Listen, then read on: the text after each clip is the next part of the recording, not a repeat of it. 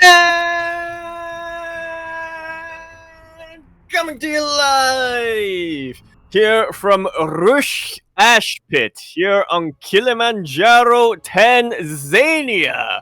We are at the peak of the mountain today because, of course, we are here today with OSC's King of the Hill Weekly number 111.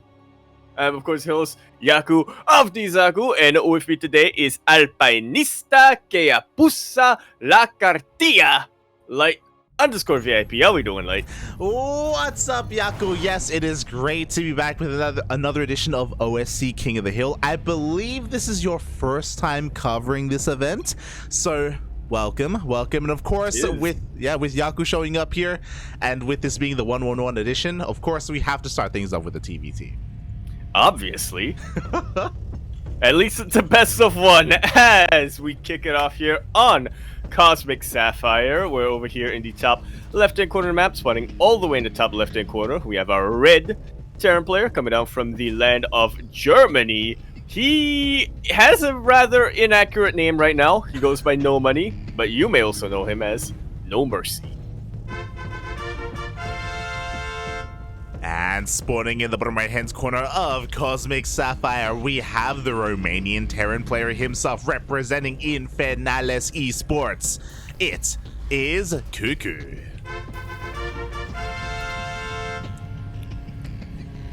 A hot new pickup for Infernales. Oh yeah, Infernales has been growing quite a lot as a, I guess now, new European team. They've got a pretty big roster.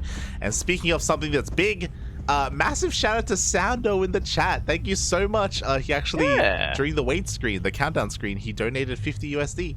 Thank you, puppy. Thank you. Much appreciated. That's going to go straight to paying our player's salary as, that's our main thing right now. That's going straight to Miguelito. That's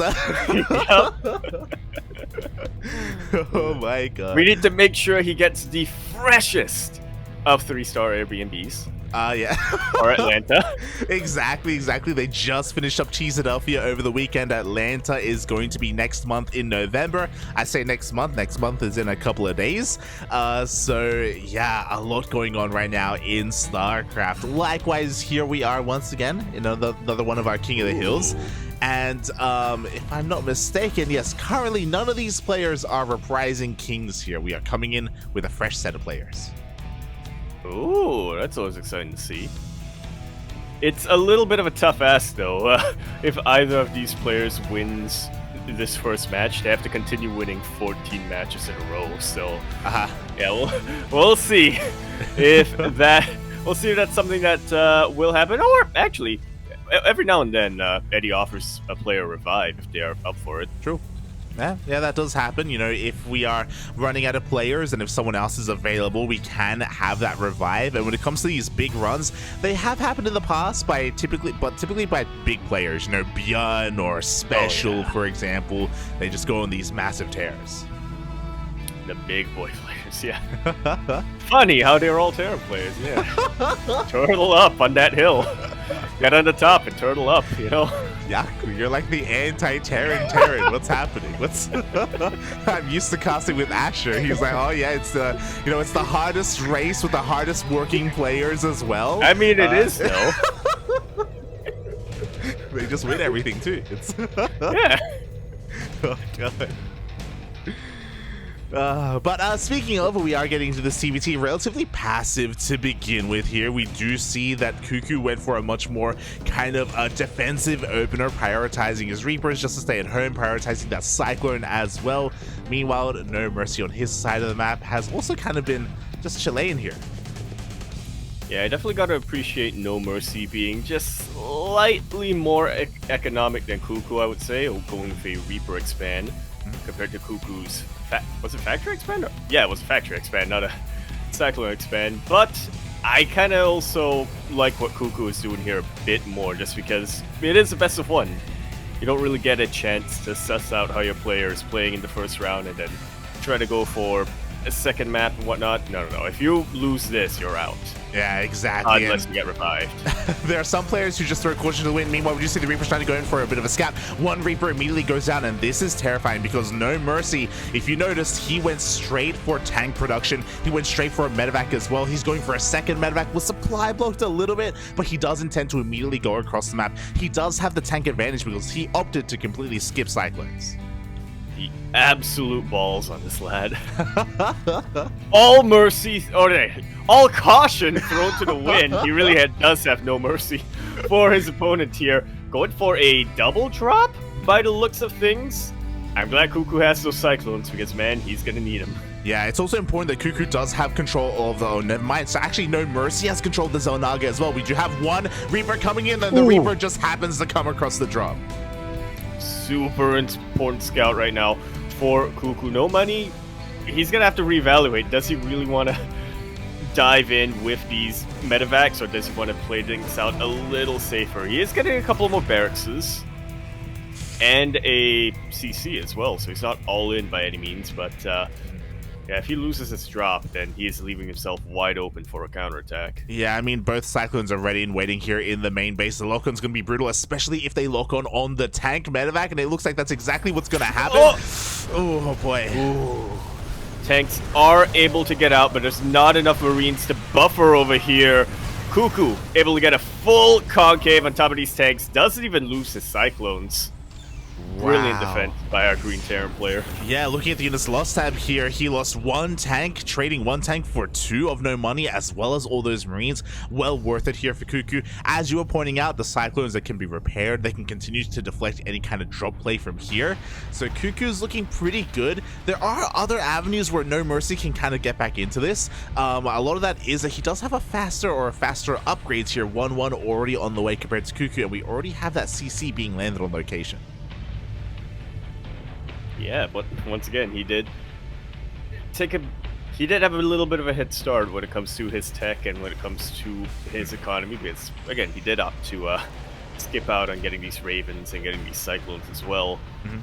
I do feel like CuKu has a bit more of a sophisticated army. Oh yeah, because of that. 100%, mate. I mean, it doesn't matter how many tanks you have. If we have Ravens with plenty of energy, you essentially have no tanks, depending on how things are positioned. Likewise, because of the prioritization of these medevacs, like, there's no Viking production either to try and dissuade these Ravens. So, yeah, NoMercy completely just gave up air control. Yeah, if this is a non-mirror matchup, I'd say NoMercy, you know, he can still turtle up. You know, if he gets 3 bases, he can focus on just macroing up from here. But, yeah, that's not really how it works in a mirror matchup, and especially a TVT, is it? Yeah, it's especially a TVT that we're watching here, where both players are taking completely different routes to not even the start of the game, but even here, NoMercy hasn't made a single unit from his starport ever since these medevacs, so the Viking count is going to get even larger and larger here for CuKu. You could argue that it may not even be worth making Vikings anymore if you're NoMercy. It may be worth trying to tech up in a bit of a different way, or trying to go for a different kind of style here to try and catch up. Yeah, but as long as we're staying with Marine Tank versus Marine Tank, NoMercy's gonna have to get some kind of anti-air. You are right that he's gonna be losing out and perpetually behind when it comes to Viking count, but I'm looking at his tank count.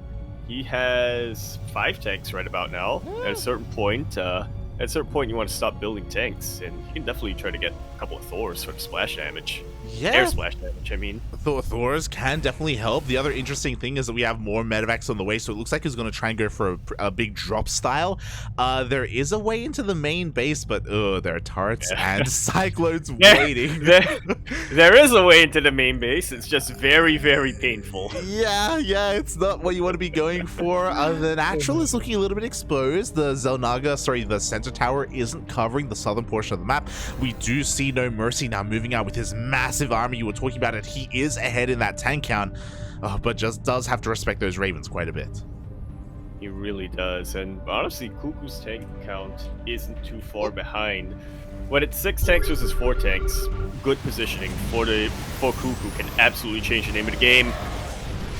And good anti-armor missiles and disables and auto turrets as well just about everything here can negate that deficit that CuKu has. Yeah, it's giving CuKu plenty of time to reposition the rest of his army to respond here to NoMercy. Right now, he has to wait out this anti-armor missile. Unfortunately, there's not enough energy for any more disables here, and the Marines are moving forward. Oh, yeah, nice snipes on top of those Ravens. Oh, those are some really good pickoffs on the Vikings. Thankfully, NoMercy was able to siege up his extra tanks in time, because otherwise, he really was at a risk of losing his entire army. He really was. I mean, he was able to reset that Raven count. These Vikings are kind of dead supply because there was nothing for them to kill, but we can see that thankfully NoMercy recognizes that he can't make his way through. He's going to back off. He was spotted here by this Deeper earlier. Finally, he's going to clean it up, and behind this, he is taking a 4th base. So was it worth it here for NoMercy? Well, I do think that CuKu traded a little bit better, but like you said, that 4th base is everything right now for NoMercy, and the fact that he was able to snipe the Ravens. NoMercy's still in this. Yeah, the Raven snipe was honestly huge. The fact that he can just flex his economic advantage even more. Looking at the units tab, he is still ahead in that tank count, by the way. Like, that early tank production really did help him out here. And now he's trying to shark his way forward. He's trying to find another way in. CuKu's doing a great job at rotating, but he needs to get this 4th up. Yeah, he will be landing it just about now, though. So, yeah, all in all, not too far behind compared to NoMercy's economy. I like this from CuKu. He's recognized that his opponent is completely skipping out on Vikings, so he is making nothing out of that starport other than medevacs and liberators. Yeah, exactly. Like, liberators will be key here right now because there is no answer to them. Marines do shoot up, but they do have to move into tank range if they want that to happen. Meanwhile, a bit of a pre-siege here, and it looks like, oh, okay, he doesn't have vision. Oh, no. Yeah, that's such an unfortunate position for the tanks to be in. Thankfully, NoMercy was able to save them just in time, but they really can't survive much longer. Yeah, 1 shot away from going down. He's rotating over towards the southern portion instead. Oh my god, a little bit late to siege. Late to siege, all of the tanks are bunched up, but there are a lot of tanks though here for NoMercy, and they are within range of the tanks of CuKu as well as the planetary fortress. Who needs Vikings when you have scans for days?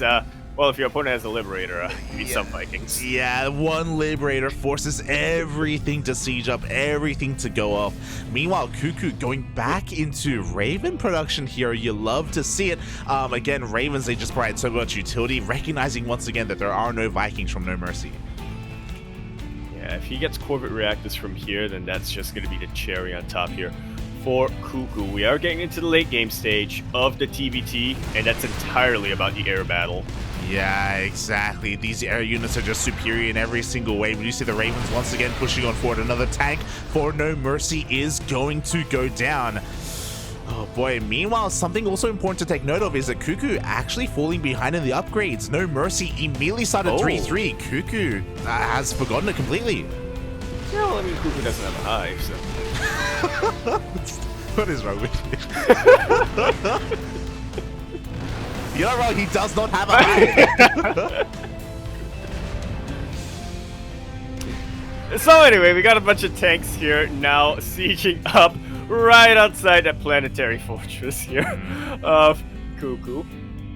Yeah, exactly. And would you see NoMercy once again actually able to take down the sensor tower here as well? So CuKu's going to have a harder time keeping up with those rotations. Meanwhile, we have +2 ship weapons finishing up for NoMercy as well. So CuKu falling further and further behind with the upgrades. Yeah, and these rotations by NoMercy are just a little bit too much for CuKu to deal with right now. It's technically ahead when it comes to supply, but he's still supply blocked for the moment, and a lot of his supply is fairly static, I would say. Oh, yeah, actually all the Marines go behind the army of CuKu. He's going for a massive counterattack instead. You love to see it. With how ultra-aggressive NoMercy has been throughout this entire game, CuKu knows that there can't be any defenses back home. Yeah. Literally nothing here. There were no tanks. The sensor tower wasn't even taken control of here by NoMercy either. He turns around, everything comes back home, and he just lost 2 orbitals. The tanks! For the tanks! They're completely exposed. Unfortunate pathing here. The biggest advantage that NoMercy had in this game has just been completely negated and there's nothing stopping CuKu from going for a full-out counterattack from here. Wow, things are looking so good for NoMercy. He was just running rings all around CuKu for a while there, taking down the space, and then he is the one who gets outpositioned in multiple ways. He loses his bases, he loses his tanks. Looking at the units tab, he is down to 4 tanks compared to the 8 of CuKu. Oof, that really could have been 12 to 8 right now. Unfortunate here for NoMercy. It was honestly, despite all of those Marines sneaking up behind him, it was still looking fine. He may have lost a base, but he killed a base for CuKu. Then he lost all of his tanks, and now you gotta really say that the ball's in CuKu's court. It really are, especially because he has recognized his lack of upgrades. 3-3 has now started. He got his high puppy. He's ready to go. He's going to be able to catch up shortly. He's still lacking when it comes to ship weapons, as ship weapons level 3 is on the way here for no money. But what use is this upgrade if you don't have any tanks? I mean... Well, he doesn't have Hellbats either, so... Massive Doom Drop being set up right now for NoMercy, but there are already missile turrets set up for CuKu, taking a little bit of unfortunate damage here on these medevacs. They were low to begin with. And you never want to be diving into a main where you know that there are going to be missile turrets with injured medevacs. Yeah, exactly. Right now, CuKu's trying to figure out, do I want to split up my army and go into the main base or stay here at the 30? Has finally recognized the army, gets a massive anti-armor missile off. Who needs upgrades when you can just negate the upgrades of your opponent, am I right? True. Meanwhile, he was able to sneak across the map with a triple drop into the main base, even through the sensor tower, but CuKu wasn't able to recognize this in time. He turns around with his entire army. And no missile turrets here for NoMercy, unfortunately. Vehicle weapons will be denied right now for NoMercy. And CuKu, I mean, he's on top of most of the production. Yeah, he's on top of the production. He takes down another orbital. He may lose this triple drop, but it was well worth it already. Taking down the engine base, taking down the army, completely outpositioning the army of NoMercy, and in comes CuKu. With his Marines, with his tanks, with his full energy Ravens as well. NoMercy's stuck in this location for now. Mate, those were some money anti-armor missiles. Every single Marine Dorito dusted. He cannot engage. He's going to go for a massive counterattack. He's going for a pseudo base trade. He does leave his tanks at home to protect his natural, but he does expose the rest of his bases, and CuKu could even just go into the main. Yeah, interesting choice here for CuKu. He saw all of his Marines going across the map, but he decided that his planetary fortresses and his tanks at home were going to be enough. A Viking for NoMercy. Oh my! You love to see it. The misclick is real. He got a random Viking. He takes down the third base. He can deal with the lid. He can. He goes all the way to the main base. Massive drop here to get on top of these tanks. The boys are being pulled. Here comes the production, and it looks like CuKu has enough to hold on to the main. Yeah, NoMercy has lost all of his Marines, all of his tanks, all of his everything. GG is called, and CuKu is now the current king of the hill. Just knocks him out of the... I wasn't sure what the protocol would be since it's yeah, but I guess we can do it. Yeah. What the protocol for best of ones are.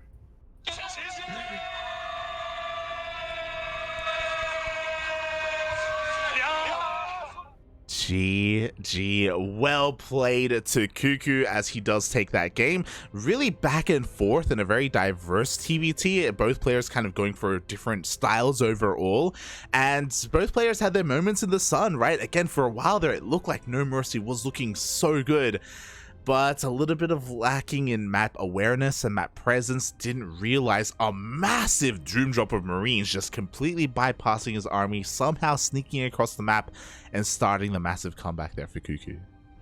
Yeah, I'm not even sure if that could be considered a Doom Drop. They literally just walked across the map while NoMercy's army was right up in CuKu's space. Honestly, yeah. I appreciate the aggressive play coming out from NoMercy, but yeah, there does unfortunately come a time where you tunnel vision a little bit too much. You end up with a lot of blind spots in your own defense.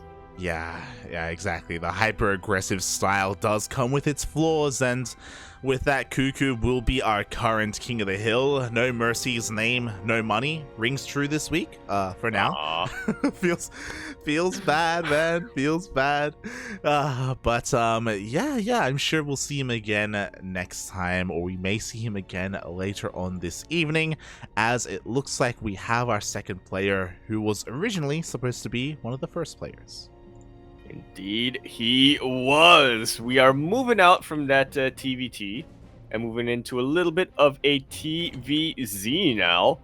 It is, of course, going to be a favorite here on the CranKy Ducklings channel. Demi is going up to contest CuKu for that throne. Oh, exactly. The ZVT is upon us.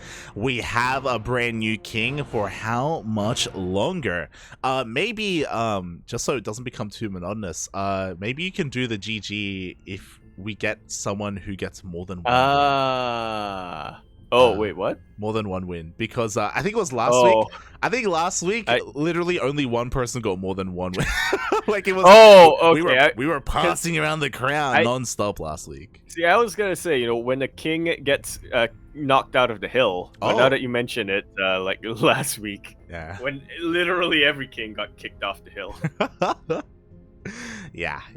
That sometimes it happens. It was very competitive last week, where it was basically a game of hot potato. Everyone was just throwing the crown at each other. No one wanted it. Maybe when a king who has multiple matches gets dethroned, just yeeted off the mountain. Yeah, there you go. The sound of the GG. GG! As he gets knocked off the cliff. Oh, God. I want an edit of the Lion King scene with that now. Oh, God. We'll figure it out. We'll figure it out here as the players just conducting their vetoes. You can see there a couple of the players are actually in the chat. Demi, just chilling there in the Twitch chat. SC2 soon as well. He may be looking to jump in later. Yeah. Soon, a teammate of NoMercy. Mm-hmm. And we're looking to maybe get a little bit of revenge, unless Demi gets it first. Yeah, we'll see. We'll see kind of how this all will go. Again, we have plenty of matches ahead of us. We're still at the start, at the beginning of the night. To kind of catch everyone up, exclamation mark B in the chat if you guys want to have a look at the Wikipedia page. We will have 15 best of ones in total. Yeah. That's like having 5 best of 3s. Math. There you go. That is math. Or 3 best of 5s. But they go all games. Yeah.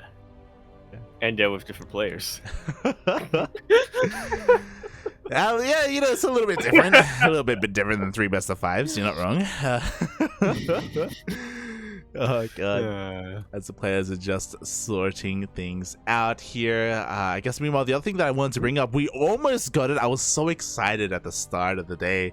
There are a couple of older maps in the map pool as well. I do think it's a little bit different here. Yeah, that was the thing that I forgot was what Eddie liked doing is, of course, we have the current map pool, but he also has a kind of a rotation of classic maps for... I think it's each weekly. It's either each weekly or it's with each season, with each OSC season. And like you said, we almost got him. This time we have Eternal Empire, Everdream, and Nightshade. Yeah. Dude, how did that make it through? Oh wait, I was thinking of Darkness Sanctuary. Never mind. Yeah, we actually saw a lot of Nightshade last week. We got to see Everdream only once. We were very disappointed about that. We wanted to see a little bit more of it. So I take it we haven't had Eternal.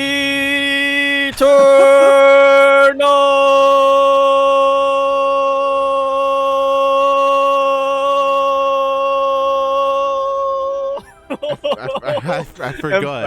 I forgot that Steel did that. Yeah. Oh no. We have had that. Actually, I think Demi picked that map last week. Yeah, I remember both Nightshade and and Eternal Empire were favorites amongst the Zerg players, which kind of makes sense, you know, when it comes to the new map pool compared to some of the older maps. They can be a little bit better for certain races. But bearing in mind, so the way that this format works is that the challenger, the contender for the throne, picks the map, but the current king does get one map veto to strip away from them. Ooh. Interesting format. It's not straight up losers. It's not straight up losers pick, because you know the contender hasn't lost yet. Yeah, it's a similar thought process though, right? It's like kind of like losers pick, except the current winner or the current king, you know, gets one veto, so that does help the balance a little bit, just to make sure, you know, they don't get anything too crazy. And it looks like our map has been chosen. Indeed it has. We're not going into a new map just yet. We are instead continuing our streak. It's Cosmic Sapphire, which I remember a lot from a eSpot. Oh no. Yeah, it was Cosmic Sapphire and Data C non-stop for 5 hours. It was beautiful. It was beautiful. Yep. Trend continued into the night, by the way, as you were asleep. I saw, yeah. That's enough. But we are going to be continuing this hill. Not sure what that means. Here on Cosmic Sapphire, we're in the bottom right-hand corner map, spotting all the way in the bottom right-hand corner. We, of course, have our red Zerg player coming out from the land of India. He is the Shock himself, patrolling the Zergmuta Triangle, representing Alpha X. He is Demi. And spawning in the top left-hand corner of Cosmic Sapphire, we have the Romanian Terran player himself representing in Fernales Esports. It is CuKu.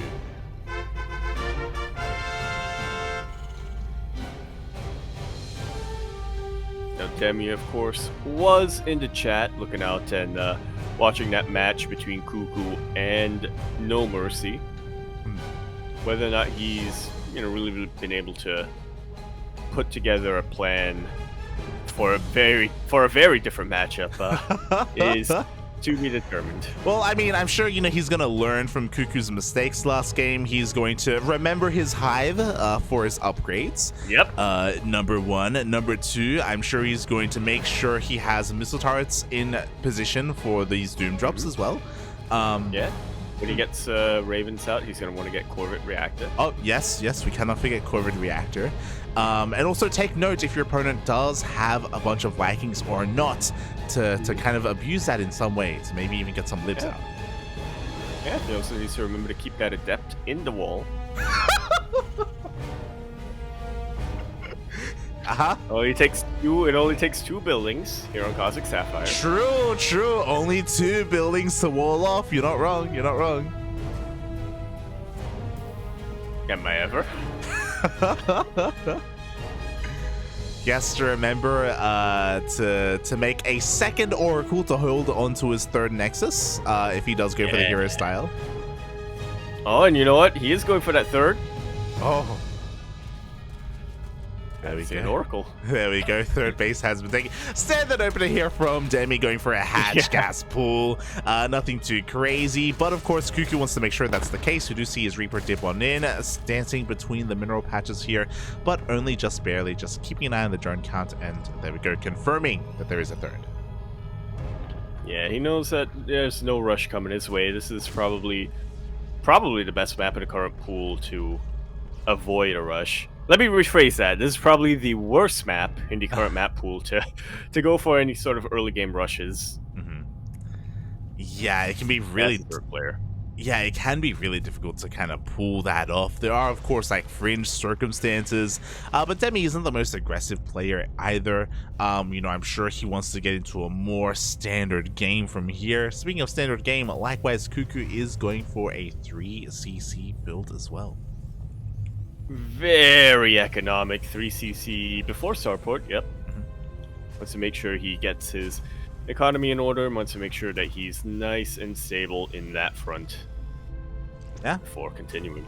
Exactly, and we'll see if he goes for an add-on switch as well for 3cc Banshee. Again, another very common, very economic-based opener here in the current TVZ meta. No, he opts not to. He actually goes for a Viking instead.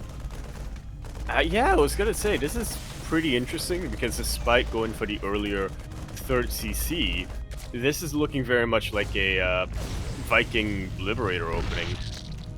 And that's exactly what it is. Yeah, interesting here. So a couple of things. He is going to have faster stim. Obviously, he's going to have less harassment options because he won't have a Banshee or a BC to work with.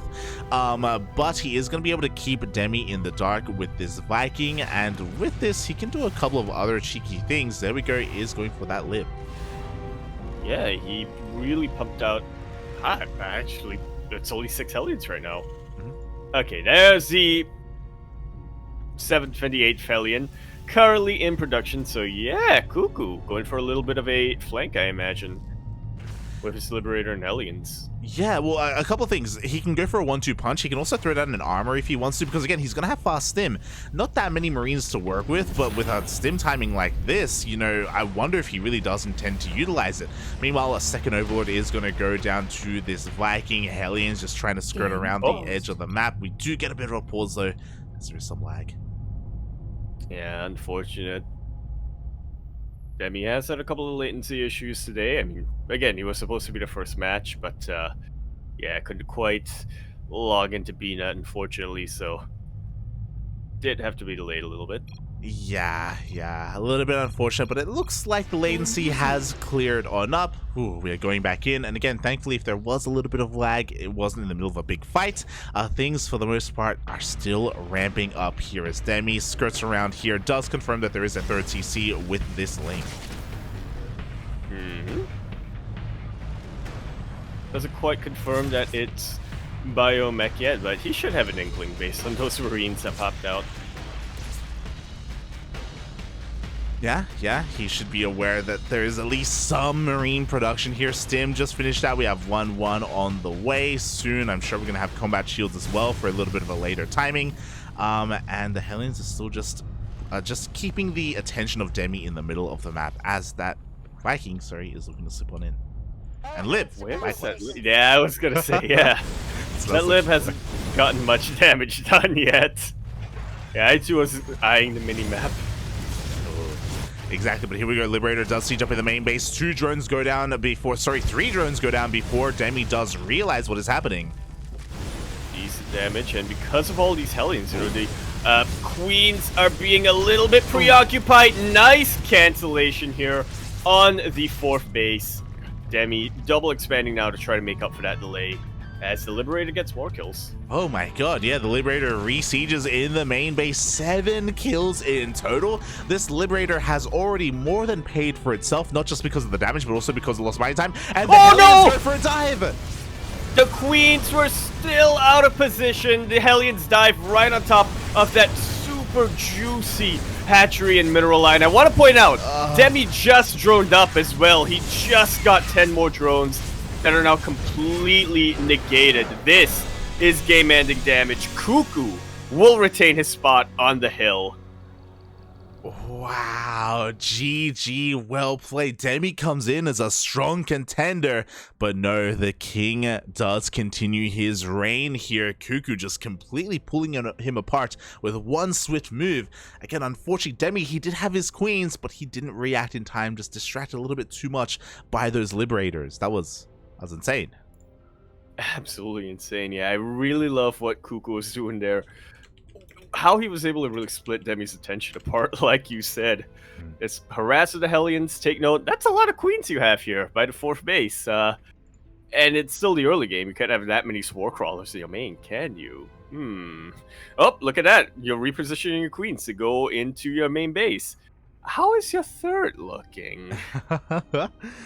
Oh man, this is a game that, as a Terran player, I wish I could pull off an opening like this. Yeah, I mean, it's insane, also a little bit bittersweet, because it's one of those things where, like, that move was never intended to kill. You know, CuKu was working on 1-1, he was saturating his third, he was working on a bio timing at around the 7-minute mark, but he just saw an opening, and that's how cutthroat this matchup can be sometimes. And it's not like Demi didn't have the tools to defend. He had plenty of queens, right? They were just out of position, as you were saying, just because of all that harassment. Yeah, well, it's kind of bittersweet, but at the same time, you know, if you're in a position to take an opportunity to end the game, it doesn't matter what you're planning to do, you know, to go into the mid or late game, you end the game early. You end it, mate. And he wasn't even done. He still had like 4 Hellions and a Reaper alive as Demi tapped out. He was headed towards the natural. He was going to get even more damage. It was crazy. It really was. I didn't even realize he switched into Widowmine production. I didn't even realize, yeah, he was planning to just go full on with Marines and Medevacs. Yeah. And definitely an unfortunate start there for Demi, who, again, will also be walking out, unless he gets revived later tonight, will be walking away without winning a map. Yeah, Demi, I mean, sorry, CuKu looking strong here. Like, that was just very, very solid play coming out from him. But he has to keep it up, because we are going to be having another contender rise up for the second time this evening. We are going to be having another TVT. NoMercy got the revive now. Not quite, no revives yet, but as we can see, as we are getting into the lobby, it looks like from Storm Gaming, Nicoract is challenging CuKu. Let's go. Nicoract, like you were mentioning, another Terran player. But a bit like Demi, also a player who has signed up a lot for our previous tournament that we had, the Sparkling Tuna Cup. Yeah, we're quite familiar with him. He's honestly one of the great up-and-coming players in the land of Europe. You could say the same for CuKu, to be honest, as well. Except, of course, I will say that this blue Terran player here is maybe a little bit more established. Well, let's see how that goes for him in this matchup, as we load in once again to Cosmic Sapphire. We're over here in the top left-hand corner map, spotting all the way to the top left-hand corner. We have our blue Terran player coming out from the land of Russia, not Belarus. He is, of course, going to be representing Storm Gaming PSG. But not that PSG, he is Nicoract. And spawning in the bottom right-hand corner of Cosmic Sapphire, the current king of the hill with 2 wins under his belt, representing Infernales Esports. It is CuKu.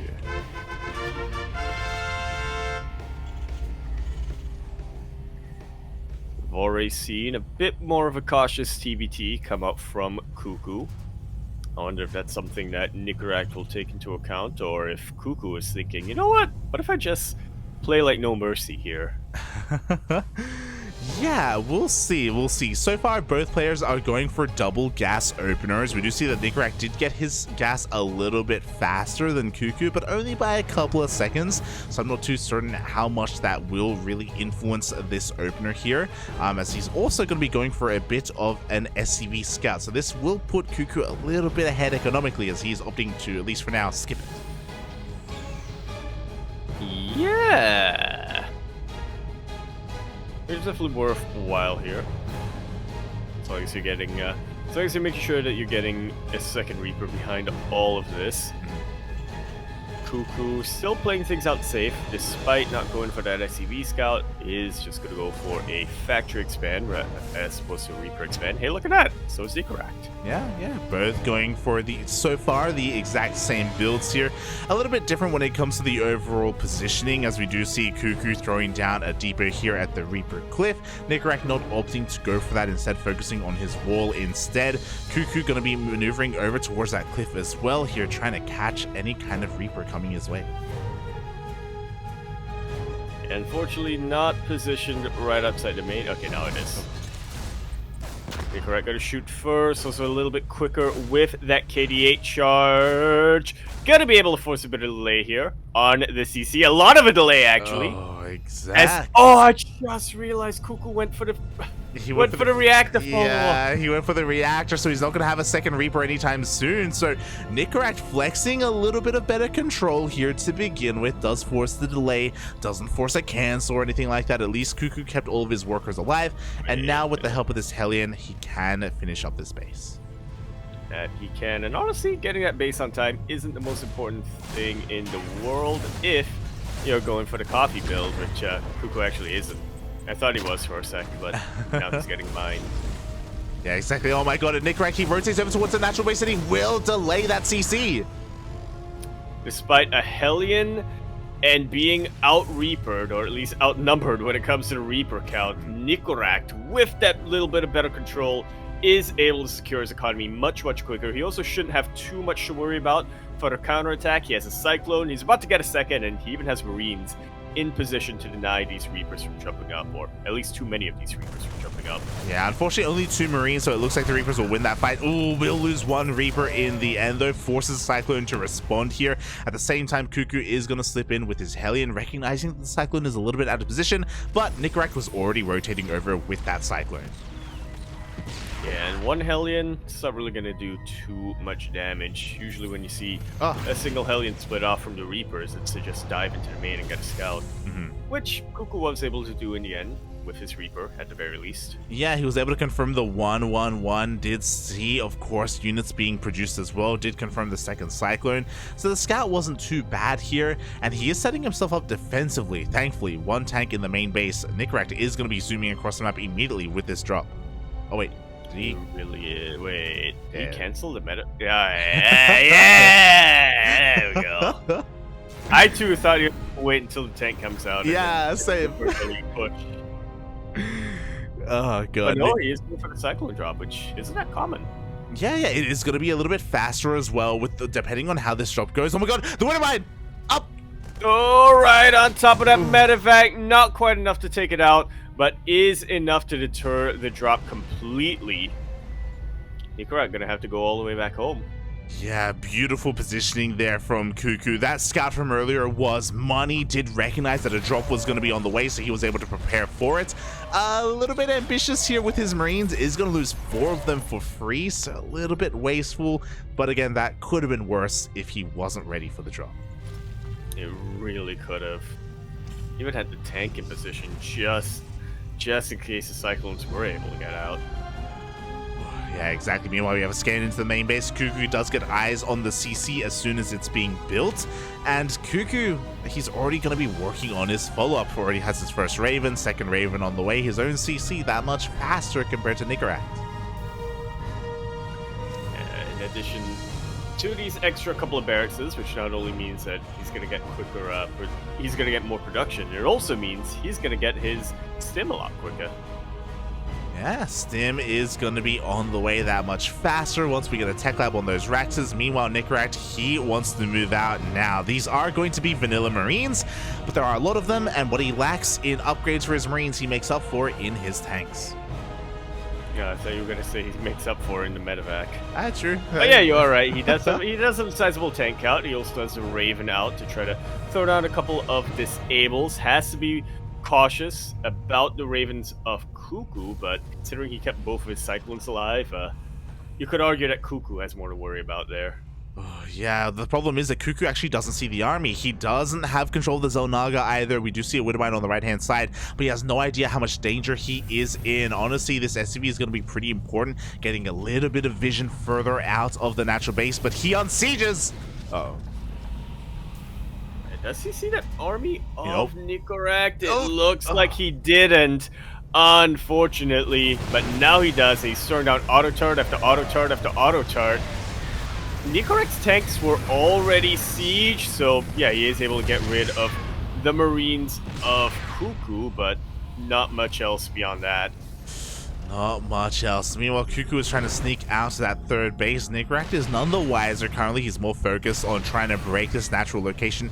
Depot is going to be going down. Vikings are rolling on in as well. We do have Vikings on the way for CuKu, but they're not ready yet.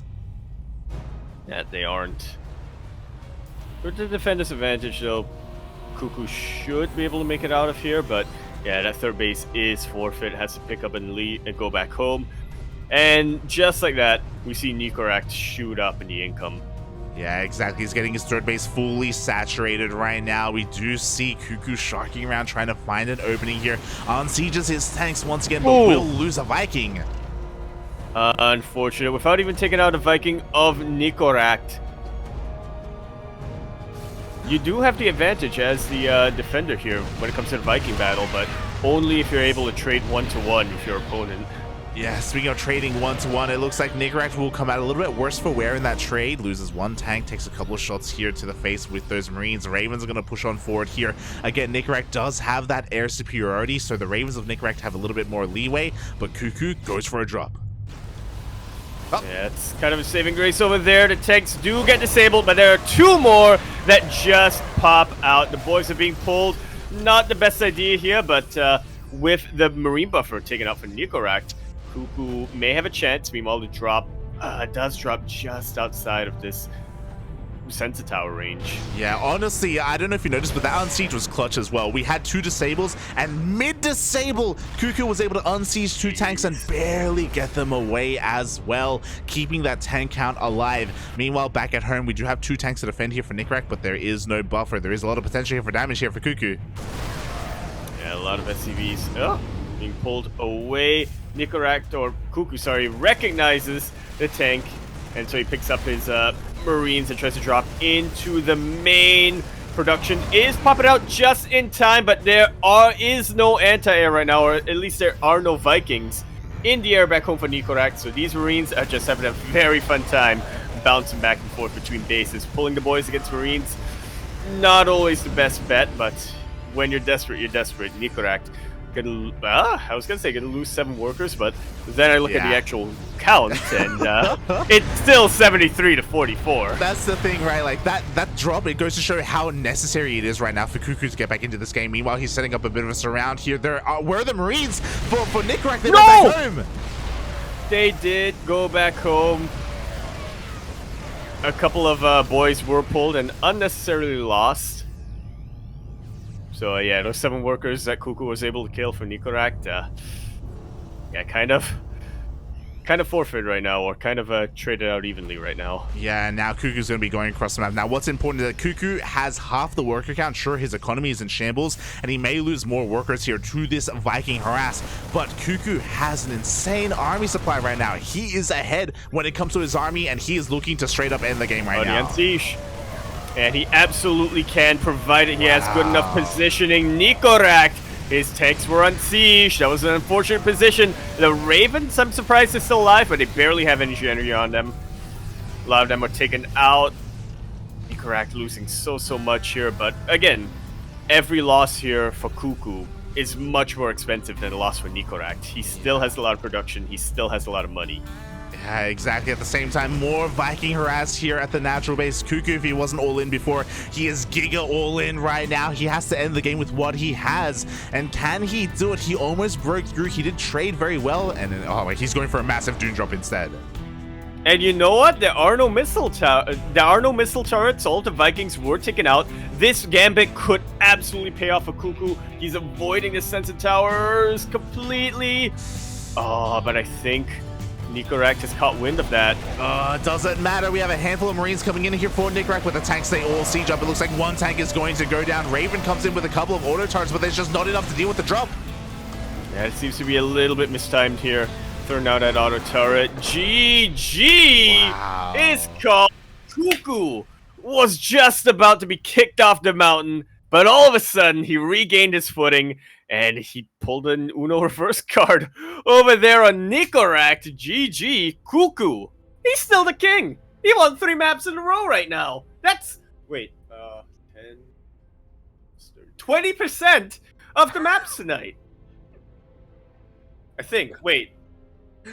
That's an 100% win rate right now as GG gets called. Congratulations to CuKu. He was dead in the water, mate. Even as the game was ending, he was behind an overall army supply. Like, his economy was basically non-existent, but that is also how important that main base is. That production for Terran is as well. As soon as CuKu gained control of that, Nicoract knew that there was no way for him to come back.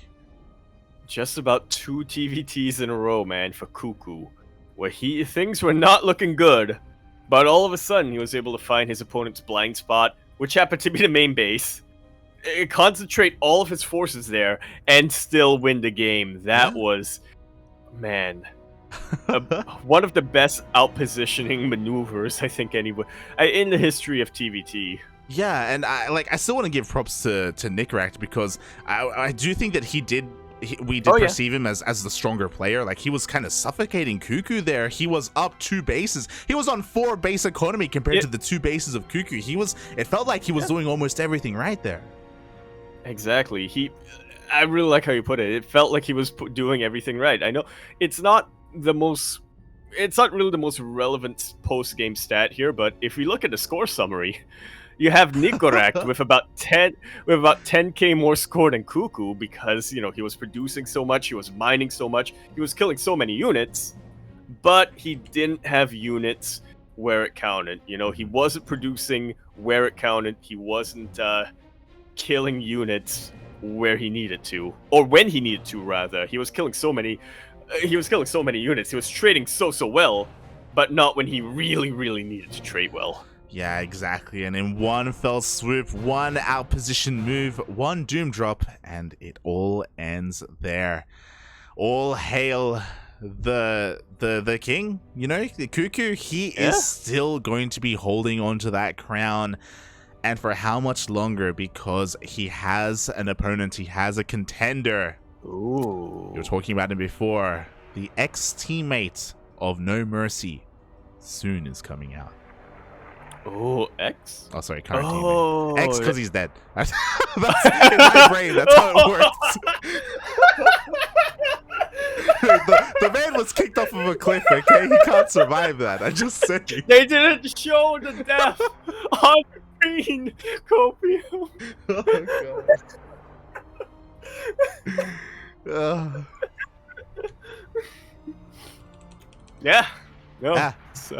F's in the chat. F's in the chat for NoMercy. But soon is here for revenge, mate. He's here to avenge his death. Yes. You killed my brother. Prepare to die. And we are even going to be playing on one of the older maps. You love to see it. This is the... Oh, no, it's not. Okay. For some reason, I thought this was the Team Liquid map contest version, but it's not. It's the LE. The LE threw me off. We don't get those anymore. Not anymore. Take a sip here. Real quick. Fitting name, by the way, for the map. As we load into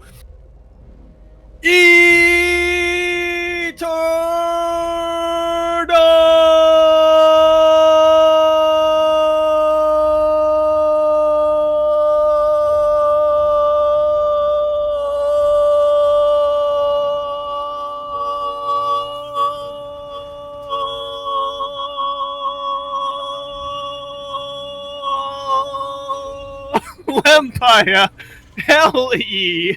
We're over here in the bottom left-hand corner of the map, starting all the way in the bottom left-hand corner. A red Terran player coming down from the land of Germany, representing Senfax and also representing NoMercy. He is soon coming for you.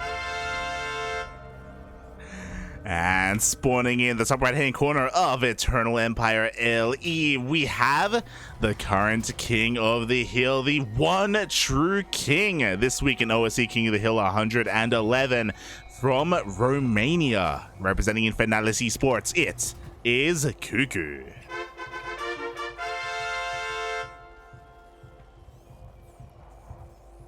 I don't know if doing Eternal is worse than doing a Ryan intro for the throat. Oh, the Eternal's bad. The Eternal's pretty bad, yeah. It's not bad at first, but then you get to the point where, your diaphragm gives out and you're speaking entirely you're Eternaling entirely from the throat. Yes. It's all in the throat. And, I'm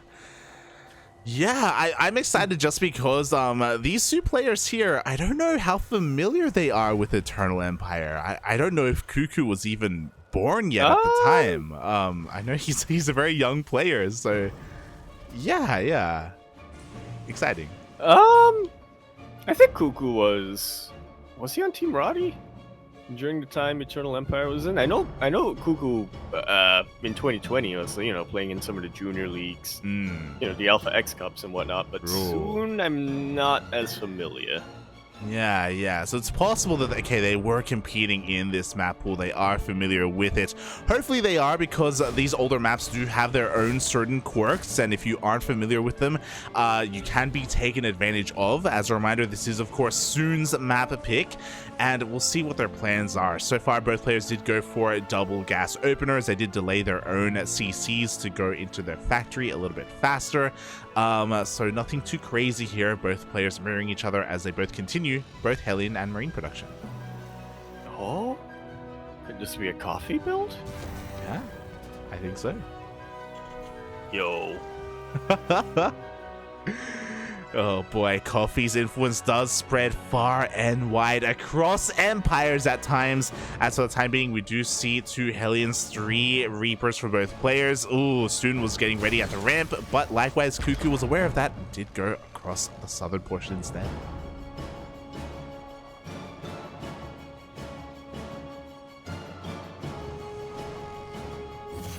Yaku? It's all good. Yeah. But yeah, at the moment, nothing too crazy. The natural bases are getting up and running. We saw both armies kind of poke and prod at each other, but merely a poke. No units were lost, and we see both players transitioning from here. A more standard one from Soon. We do see Raven production commencing, but CuKu is mixing things up with a drop. He is taking up the traits of his opponents that he's defeated. Yeah, He's trying to use Nicoract's build against somebody different here. Well, not exactly Nicoract's build, but similar tactic. Yeah, it's interesting. Moving out with only a single Cyclone. Because of this, bearing in mind he only has one Cyclone, he starts tank production immediately after this. So he has less damage, or less potential for damage, but he's going to be able to slip on in, and there isn't anything really here, but oh, there is one Cyclone. There's one Cyclone, and it locks on straight into that medevac. No! The Cyclone is still locked on! Thankfully, CuKu will be able to keep his units alive. It looked very, very dicey there for a sec. I'm surprised CuKu didn't go across the map with his Reapers and Hellions at the same time. Yeah, it looks like the Reapers and the Hellions were just here covering the ramp area. It looks like another Hellion just went down as well. As you were saying, I was really worried when CuKu didn't break that lock-on on his medevac, but looks like the punish wasn't real. He does get away with both the Cyclone and the medevac. Yeah. Will be able to repair whatever he needs to, and from here, we're gonna get a bit of a longer game. Yeah, exactly. Once again, pretty interesting here from CuKu. He actually only makes a single Raven, and then he goes for the reactor on the starport. So he's just pumping out as many Vikings as possible. Because of this, he will be behind, like, when it comes to the overall Raven count, but I guess he can make up for that if he's able to outposition his opponent. And it's definitely possible here on Eternal Empire, especially as the defender. You got plenty of high ground, plenty of, or I should say not that many entrances into your base, but plenty of choke points. Yeah, plenty of choke points, plenty of ramps here to take advantage of. Meanwhile, no! I don't know if you noticed, but soon, as we have a scan, which is pretty important, does throw down 2 more factories. Yep. When I said we were in it for a long one, we didn't know how long this could be.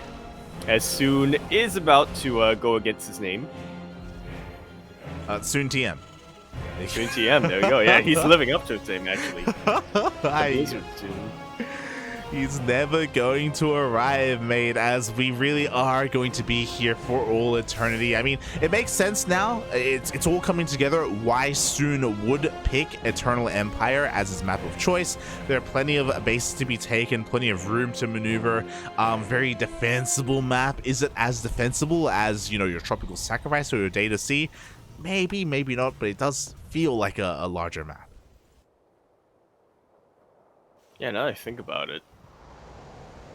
We need to compare Eternal Empire to some of these other maps, like you were saying.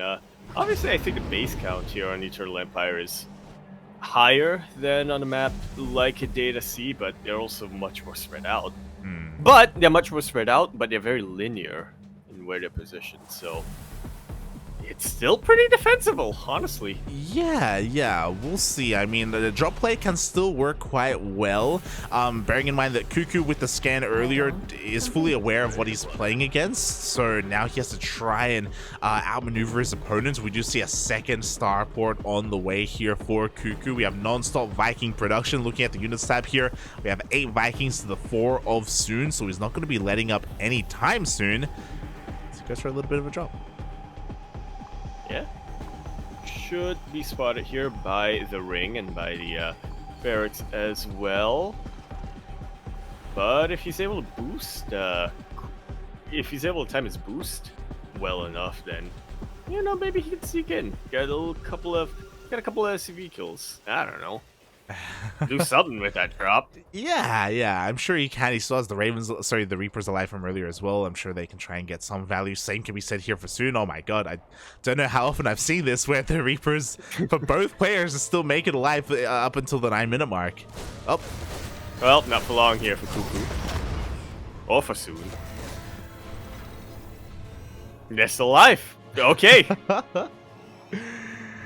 They're still alive. Meanwhile, the drop's still active here towards the bottom of the map. We do see already Liberator production starting here for CuKu. Makes sense. Like, he has a vast amount of Vikings. Liberators will be a great way to break up these tank lines and these tank positions.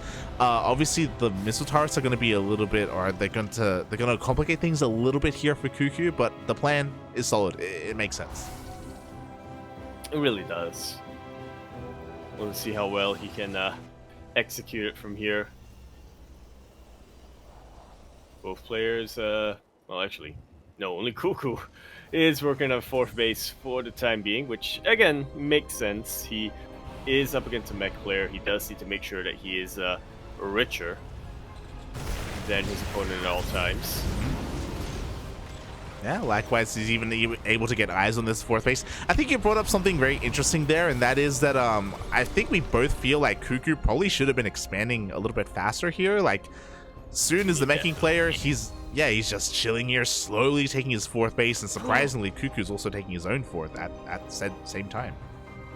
It really is. I mean, you know, CuKu, he should recognize by now at the very least, you know, with all these tanks and with all these Vikings, Soon is completely giving up the map control. There we go. 5th base has been thrown down, but it's possible for him to double expand if he really wanted to. Well, yeah, okay, yeah. I guess not if he's gonna tech up at the same time, but still. yeah. I feel like CuKu definitely could have taken advantage of this a little bit sooner. Because of that, our meching player, like, he's pretty far ahead. I mean, look at the worker count, look at the army as well. This is a terrifying prospect. He's gonna be max soon and pushing out. But the engagement is gonna be interesting because, as you were talking about tech-wise, we have the fusion core, we have lib range. That's come pretty soon.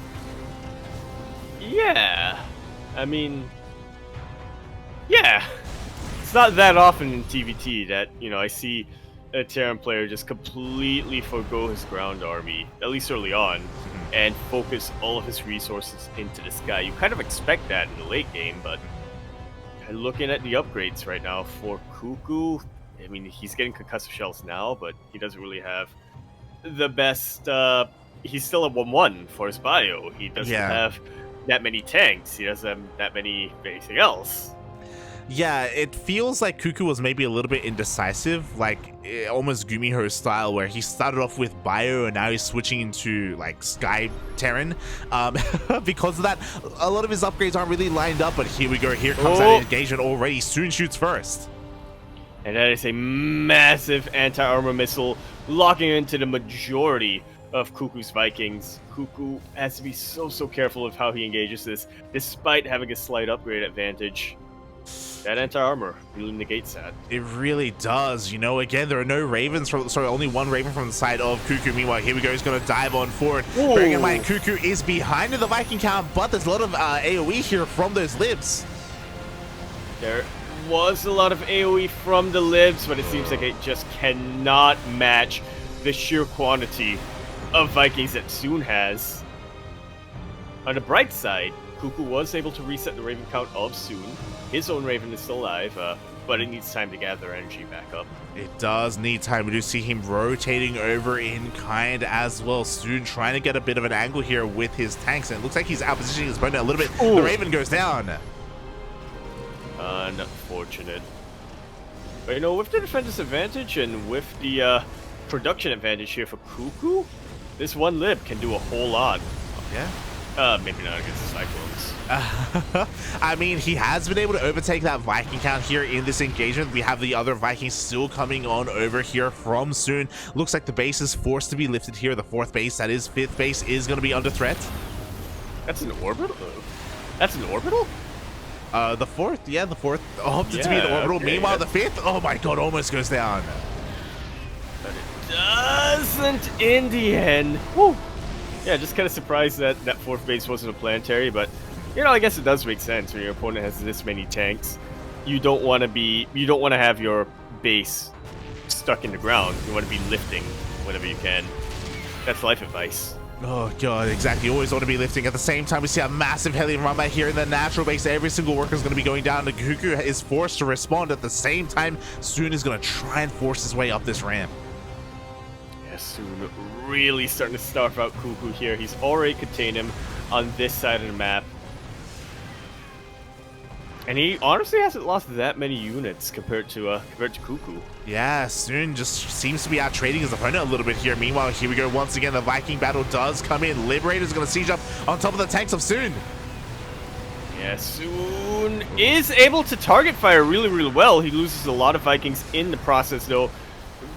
It shouldn't take much for CuKu to just remake a couple of Liberators and get that advantage once again. If he wanted to, he could even drop on top of these tanks and they're all unsieged. Oh god, he had that option, opted not to go for it. He wants to preserve his Viking count. He has 22 Vikings compared to the 13 of Soon. CuKu will take that fight, but he's still struggling economically here. He's still trying to get his bases back up and running. There is that Mule Hammer. Once again, another Viking battle here in the middle of the map.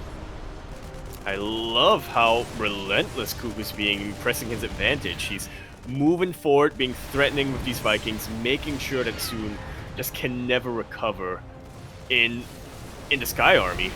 Yeah, exactly. He's just bullying the skies at the same time. Soon is still going to be able to hold on here with his tanks, but as soon as all these Vikings go down, CuKu can land on top of those tanks, as you were saying earlier, but finally, Thors are coming out. Yeah, and this is going to make all of the difference here for Soon. It is going to equalize the air damage. Now with 2 Thors out, soon to be 3, the boys are now being pulled, which is a questionable move, but I guess Soon... No, what am I saying? I was going to say Soon has enough of a bank, but he really doesn't. Yeah, the bank is not there. The mech army is that much more expensive here. Liberators are finally sieging up. CuKu has control of the skies, and now he's taking control of the ground. Wow. How did CuKu turn this all around? Turn this all around suddenly? He was getting choked out. He was almost unconscious, but now he's completely turned the tables. He's the one containing Soon. Well, containing, quote unquote. Yeah, I mean, still on 4 bases. I mean, now CuKu is the one with the 5th. Now CuKu is the one with the worker with the economic advantage here. 3-3 on the way for his ship weapons. It's all about the Vikings. It's all about the Liberators. And he even goes for all these scans trying to see, are you really just on these few bases? Like, Soon, it took him too long to get a 5th up. It's like, how are you sustaining this mech army? You must be broke. Well, you don't have to rub it in, CuKu. But, he is broke at the moment. You can win this. Oh, yeah, even more tanks are going down. CuKu gaining more ground, is going to be able to rotate over towards the southern portion of that map. We do see Soon trying to sneak out of base. At the same time, he's trying to outposition his opponent here with these Thors. Yeah, and if he's able to catch CuKu on siege, then maybe he can make it work. I love that, you know, CuKu is, still utilizing his Liberators even for anti-air. They don't do too much damage, but if you can get a little bit of AoE, that can make all the difference. Yeah, you really can. Oh my god. Meanwhile, Soon really struggling here with his army. I mean, the Thor control has been pretty good, and a couple of Thor volleys did go off on CuKu's army, so we do see these Vikings very softened up because of that. It's only going to take a couple more volleys to really obliterate that army. CuKu still has to be careful. Really does. I was wondering why he doesn't have any Marauders, why he's not producing Marauders, and then I noticed the gas count here for CuKu. He is making so many Vikings, so many Liberators. He's even remaking the tanks that he just can't afford them at the moment, which, I don't know. They are pretty good anti-Thor units, but are they really what you want to prioritize right now? Yeah, it's just mech versus mech right now. And oh, CuKu, a little bit of miscontrol there with his tanks. Let's take a couple of shots to the face, but now he's trying to sneak his way up this ramp. There are 0 tanks here to defend for Soon. Up! But there are Vikings immediately landed here. Unfortunately for CuKu, he did not have the Liberators in position to deal with them, but now he does. That was insane, by the way. The upgrade, what's it? Is it the anti-server? The servers? Servos? Yeah, smart servers. Like it took it like in less than a second. The Vikings, they just dropped me. That was crazy. They really did. It's an insane upgrade. The Thors are moving into liberation zones and being taken the heck out. Vikings being landed right now to try to keep them alive, but that means they can't protect the tanks from these Liberators. Damned if you do, damned if they don't. They get up in the air, they get killed by Vikings. They land on the ground. Well, actually, now there are no, now there are no Liberators to deal with them. So exactly, that was some really nice moves from Soon. He just picks up, he snipes all the Liberators, then he lands immediately, like really flexing that upgrade, really making up for his lack of supply. He's still struggling, still down in army, but he's making the most of what he's got. Yeah, that's smart servers, man.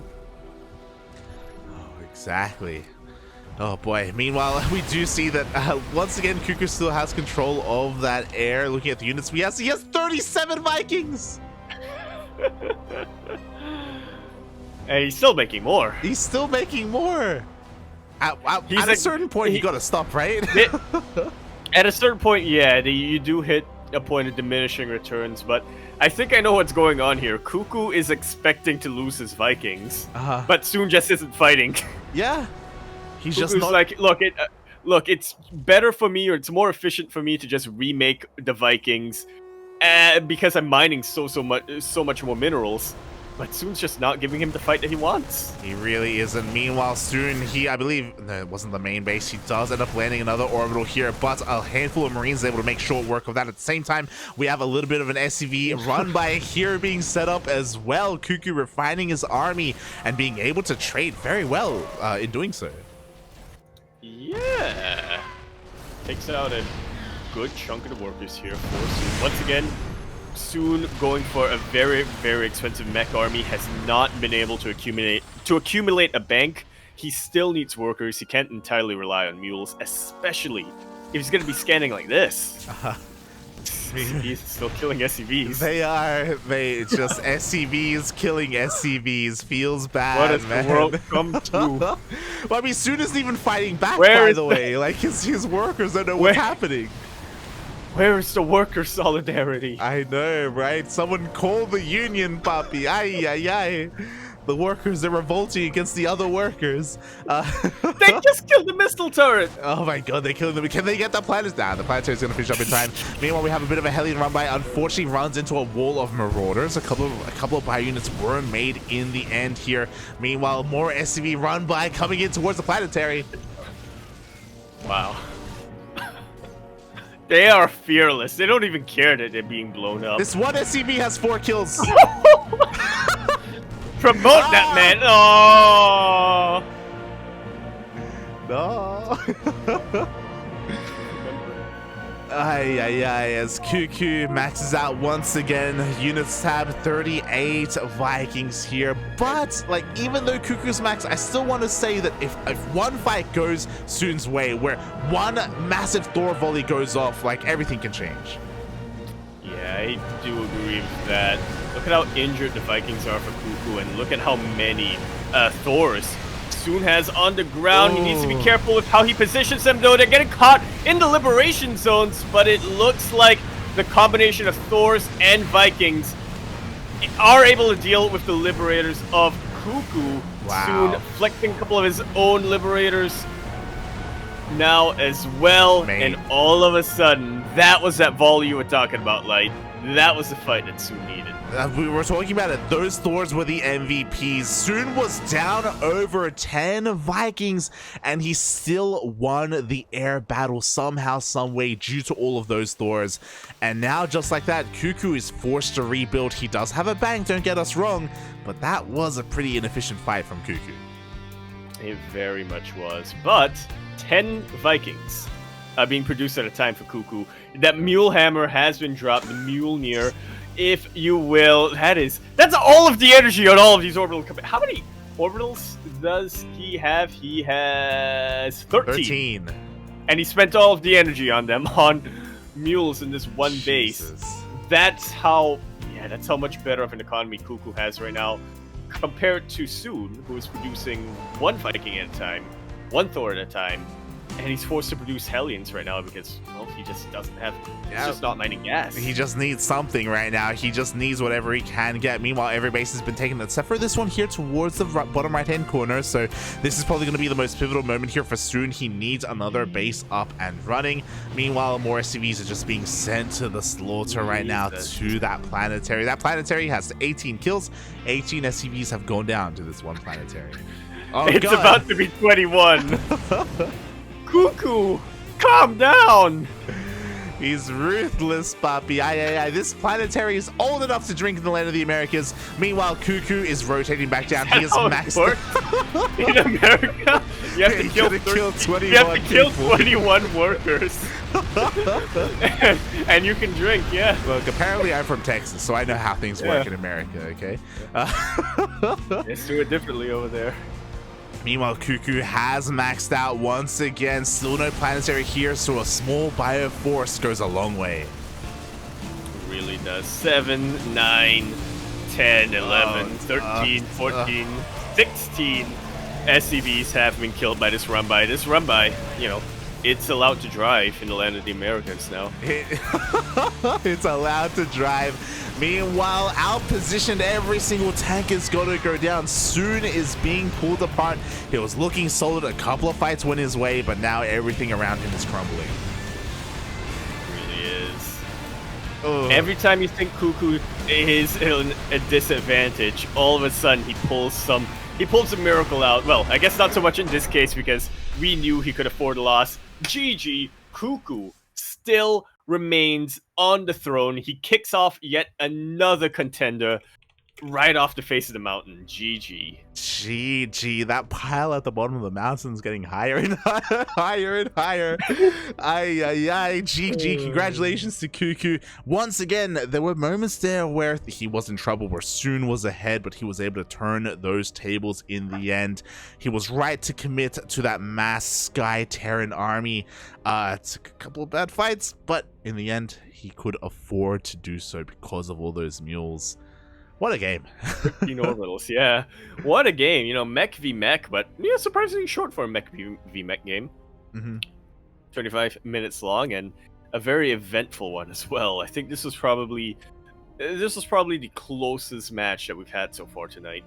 Oh yeah. Nicoract versus CuKu was kind of close, but also at the same time wasn't. Let me put it this way, Nicoract versus CuKu wasn't close. Nicoract was always at the advantage. But then CuKu found one blind spot that he could exploit. This game, however, was a lot more back and forth. It really was. Very back and forth. Could have gone either way at many moments here. But all hail the king, the current king of the hill, because CuKu cannot be dethroned. He is just unrelenting. He doesn't want to give up his crown. Yeah. Oh boy. Wow. If he wins this next map, he will have wait, what's 100 divided by 3? He will have won 5 maps. He will have won 5 matches. That's on a third of the matches so far that we have planned tonight. He's still sitting at a 100% win rate. He still has won 100% of the matches so far. Can anyone stop this man? Clearly, Terrans haven't. Zergs haven't either. But what about a Protoss? Oh. Yes, we all know. 'Tis unwinnable. PvT is unwinnable, so things are looking good for CuKu, but we'll see. We still don't have confirmation, but we have spotted a wild ForJumy rocking up and locking on. Yeah, jumping in to the chat channel, the in-game chat channel. Berserkin. Oh, exactly. He is looking for his win. Again, massive shout out to Soon because he came very close here in bringing down the king. But the king's reign doesn't end. He will be eternal. As we have confirmation, ForJumy is up next. Let's go. Speaking of eternal, I don't know if you caught that, but at around the start... Oh! Okay, this is an interesting match. At the start of the previous match, I got up from a chair and left for a sec. My mom texted me and said, I forgot my keys. Can you help me open the door? So that entire time when I was doing the eternal intro, she was right outside my window. Listening. He's doing this. He's done it. He's finally lost his mind. He's out here screaming eternal while I'm freezing to death outside the This Is How I Die. It has been colder these past couple of days. It's been raining a lot these past couple of days. Shaking my head, puppy. Shaking my head. Meanwhile, I want to give a massive shout out as well to Chileno Singaporean in the chat for subscribing for 21 months. Likewise, Chileno Singaporean, just like that planetary, can also drink in America. Let's go. As we load into Nightshade LE, the name of a Nightwish song. We're of course in the bottom right hand corner map, spawning all the way in the bottom right hand corner. We of course have our blue Protoss player coming down from the land of Germany as well. He is going to be representing Berserker Esports and sporting that Team Liquid clan decal, or not clan decal, sorry, base decal. He is ForJumy. Oh my god. A lot of excitement going down in the chat. Yeah, things are getting intense here, mate. Oh my god. And this player in the top left-hand corner, he is royalty. He's all in that money right now. Yeah. I still want to see him spam those dollar signs for NoMercy. Representing Infernality Sports from the land of Romania, the one true king himself, it is CuKu. What keyboard layouts are they using over there in Romania and Germany? Because, yeah, some interesting... got some interesting characters being thrown down here. Yeah, they're trying to commune with each other in that binary code. Or ForJumy just being a little bit annoying here with this probe. Again, ForJumy is the very first Protoss player to rock up tonight to try and vie for that kingship. Can he pull it off? Can he somehow stop this madman? The madman who just doesn't stop winning and doesn't stop making money. Apparently, but yeah, we'll see what ForJumy can really throw off here. We already know CuKu's TBT, absolutely solid, no threats there. TBZ looking pretty good, but at the same time, I feel like he wasn't really, we weren't really able to get much of a game from that.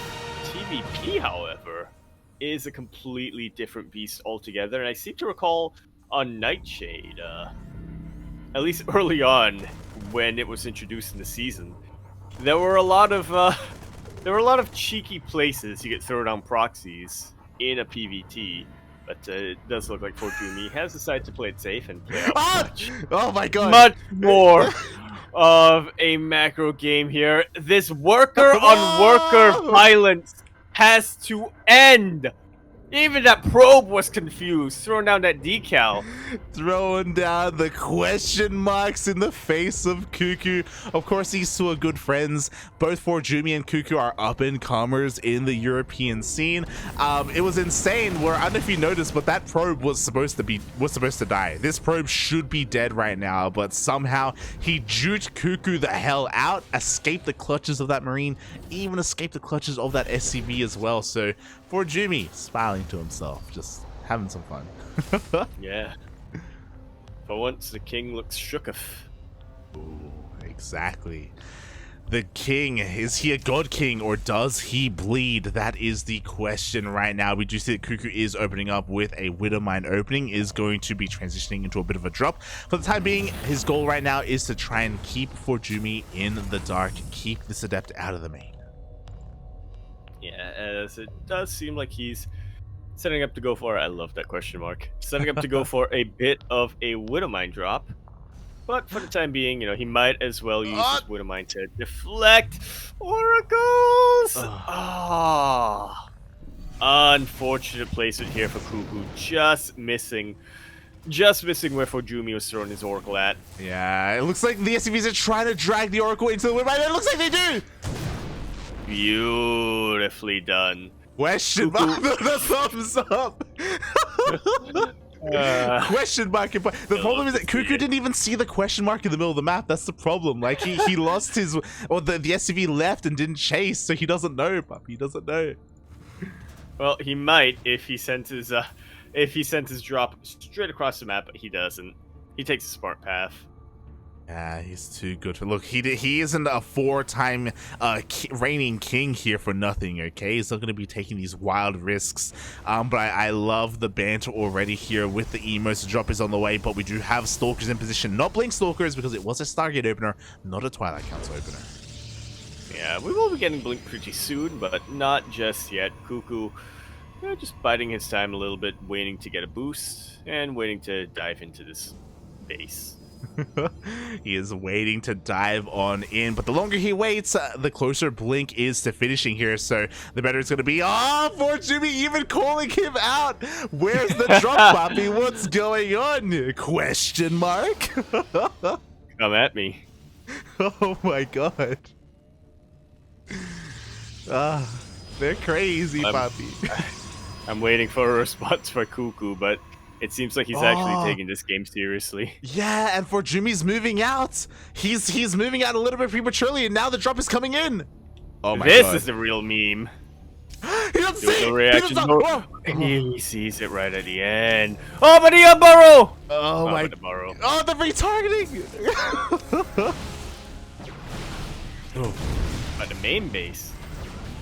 Yeah. Gets a couple of kills. Not too bad. Not too bad. Five workers for one Widowmine. Ooh, it looks like the drop does get cleaned up in the end. But again, for 2 Widowmines, 5 probes is not bad at all. Yeah, and I believe CuKu was able to scout the Forge as well, so he knows what ForJumy is going for much more of a ground-based army. I don't think he... Yeah, I think he was able to also scout that there wasn't a robo facility either, so... Yeah, he knows it's going to be a bit more swarm-focused from ForJumy.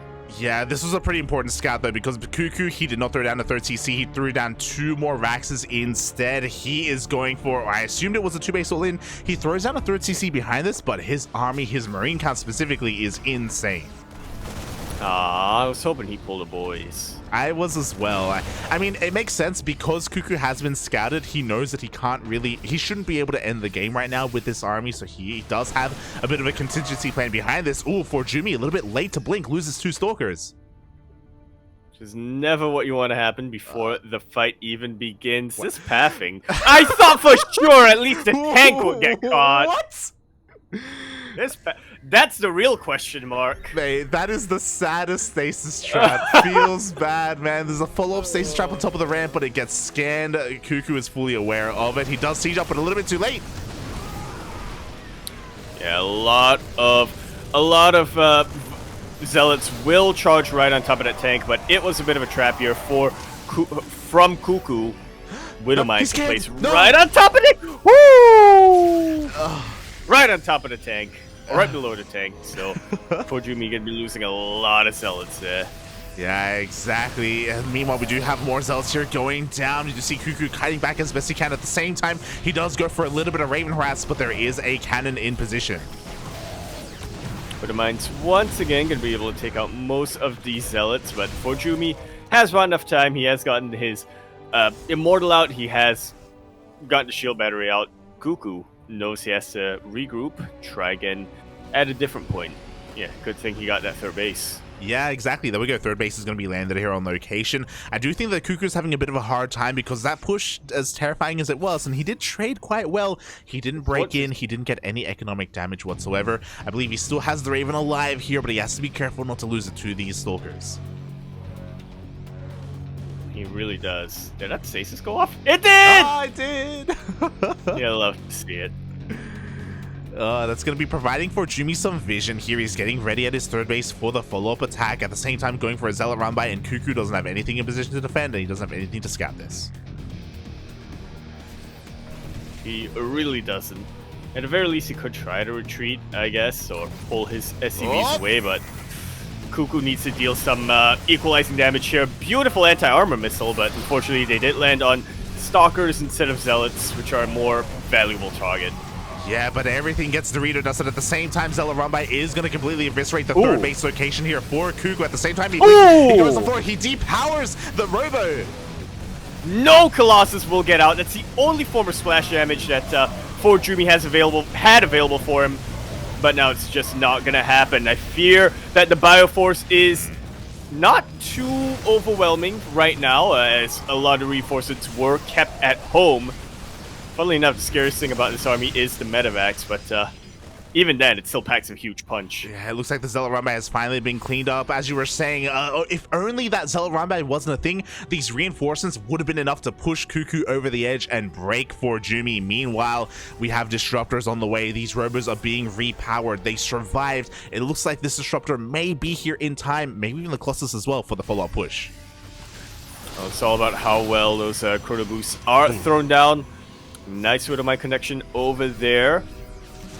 And CuKu, you know, he still has a much bigger army, a much larger army supply than ForJumy does. It's all about these Disruptors! One whiffed Nova, and that's the only Disruptor that ForJumy has right now. I fear that he was a little bit trigger happy with that, and is going to lose this game because of that. Oh Colossus my God. has no buffer. No buffer. Give him the thumbs up. G gets called. As CuKu, once again, can anyone stop this man? He takes down ForJumy, and he once again remains the king of the hill. The bodies are piling up, man. They're going to be as big as the hill soon. He's going to have to... They really are. Oh my God. He's going to have 2 hills. Wow, I mean, I love the banter between the players here. ForJumy was a strong contender, don't get us wrong, but a couple of things were a little bit unfortunate there. You know, the Widowmine drops did get a lot of value. The timings of these pushes, or it was unfortunate that that one stasis trap in the middle of the map to begin with didn't catch anything. It didn't slow CuKu down, and with that first push, he dealt so much damage. Delaying and depowering those Robos was massive as well. I think... There was a lot that CuKu was doing right in that game, but I think depowering that Robo right then and there clinched it for him. Yeah. You know, the Zealot run by from ForJumy was good. It delayed so many reinforcements going across the map for CuKu, but depowering that Robo facility also meant that ForJumy wasn't able to get his own reinforcements out. And at the same time, and you know, on paper, CuKu's army was just that much better than, you know, a stimmed bio army is always, when you have enough in good enough numbers, is always going to beat a gateway army, isn't it? Yeah, it does typically happen that way. And I mean, we got to give him props when it comes to his control as well. You know, his anti-armor missiles were on point. His Widowmine connections were very important as well on those zealots. The way that he was able to maneuver around that, keeping all of his medevacs alive. Just CuKu just looking on fire tonight. Again, like, some of these games have been pretty close, but can anyone stop this man? Yeah, I would like to remind our viewers, and myself as well, we have just played 5 out of the 15 matches that are planned tonight. CuKu has won every single one of them so far. Every single one, mate. That's a solid third we're having of the tournament already. Yeah, we have 15 players, and CuKu, he is not letting anyone make any money. He's giving it all to me. Oh, look, it was a sign. He played against NoMercy at the start, or no money at the start. Mm-hmm.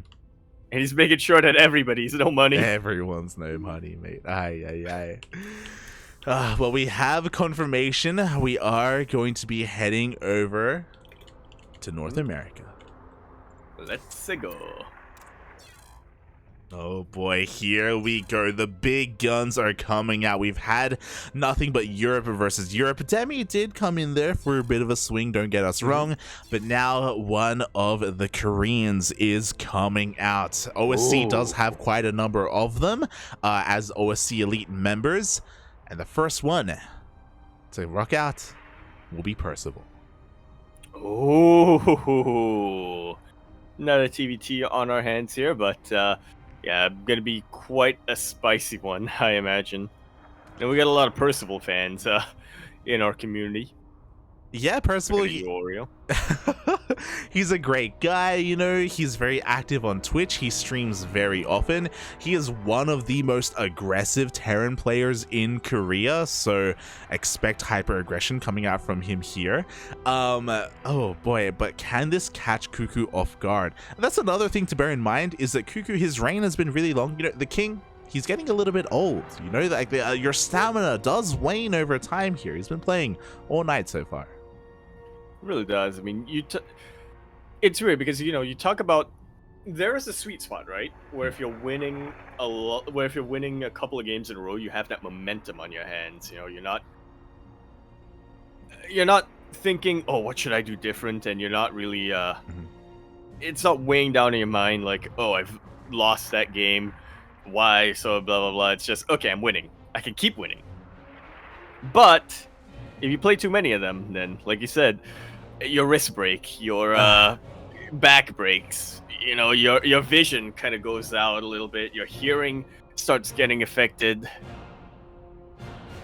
you're weak in the knees, you're shaking a little bit. Yeah, it gets too cold. You're not able to deal with the cold. Exactly. As well, you wake up in the morning and it takes like half an hour to actually get out of bed. You know, everything hurts, right? It's hard finding any joy in life anymore. You're resorting to like going to work with a puppet. You're losing your hair. Oh boy. Your coworkers are like, they don't want to say that they're worried, but they keep giving you looks like, you keep making all these, your coworkers keep making all these jokes that you just don't understand anymore, you know, like everything that was new is now old. The kids in your neighborhood, you know, they're doing these dances that are weird. Yeah, they're not making any sense in their speech. They're not making vines anymore. They're on these ticking talks, and you don't know what's going on. Why do they need clocks? It's like, I thought we all had digital watches or phones. Yeah. Shout out to Steel, by the way. It's his birthday, like next week. Shout out to Steel. Yeah, he's chugging along. You know, he's doing what he can. Much love. As we don't get a classic map here, as you know, our map has been decided. It's not going to be a classic one. It is going to be one from the current pool. Inside and Out is what Percival has chosen. Yeah, it is a fresh map. Don't get us wrong. We haven't actually played on Inside and Out yet, so it is cool that we're still getting. That's some true. Of these Yeah, and we didn't get to see it over the weekend either. We didn't. No. Yo, Cosmic Sapphire and Data Sea. Let's go. Let's go. I can't wait to get like maybe some stargazers going, or some waterfall, or moon dance. No, maybe no, we saw Eternal Empire. What's the other one? Just had Nightshade? Just had Nightshade. I'm not checking. I can remember. I'm not checking. Everdream. There you go. There we go. Oh, it's a Dreamcatcher. Dreamcatcher, that's a map. Oh my god. It's oh man. It's been a while. It's a very polarizing map, but it's one that I have fond memories of because, you know, back when the staff of CranKy Ducklings used to compete in team leagues, it was the map that I always got left with. You know, when Milk would pick a map, when Phoenix Tears would pick a map, when you would pick a map, and then all of a sudden I was left with Dreamcatcher. So I learned to enjoy it. I forced myself to learn to enjoy it. It's one of those that like. And I do enjoy it. It is a cool map, honestly. A little bit of Stockholm syndrome, maybe a little bit, but look, it is a pretty cool map, though. Like, unironically, it's a nice map, right? Yeah. Or is it? I don't know if it's Stockholm syndrome speaking, but it'd be nice to get that. It looks like chat's Eddie, caught up, by the way.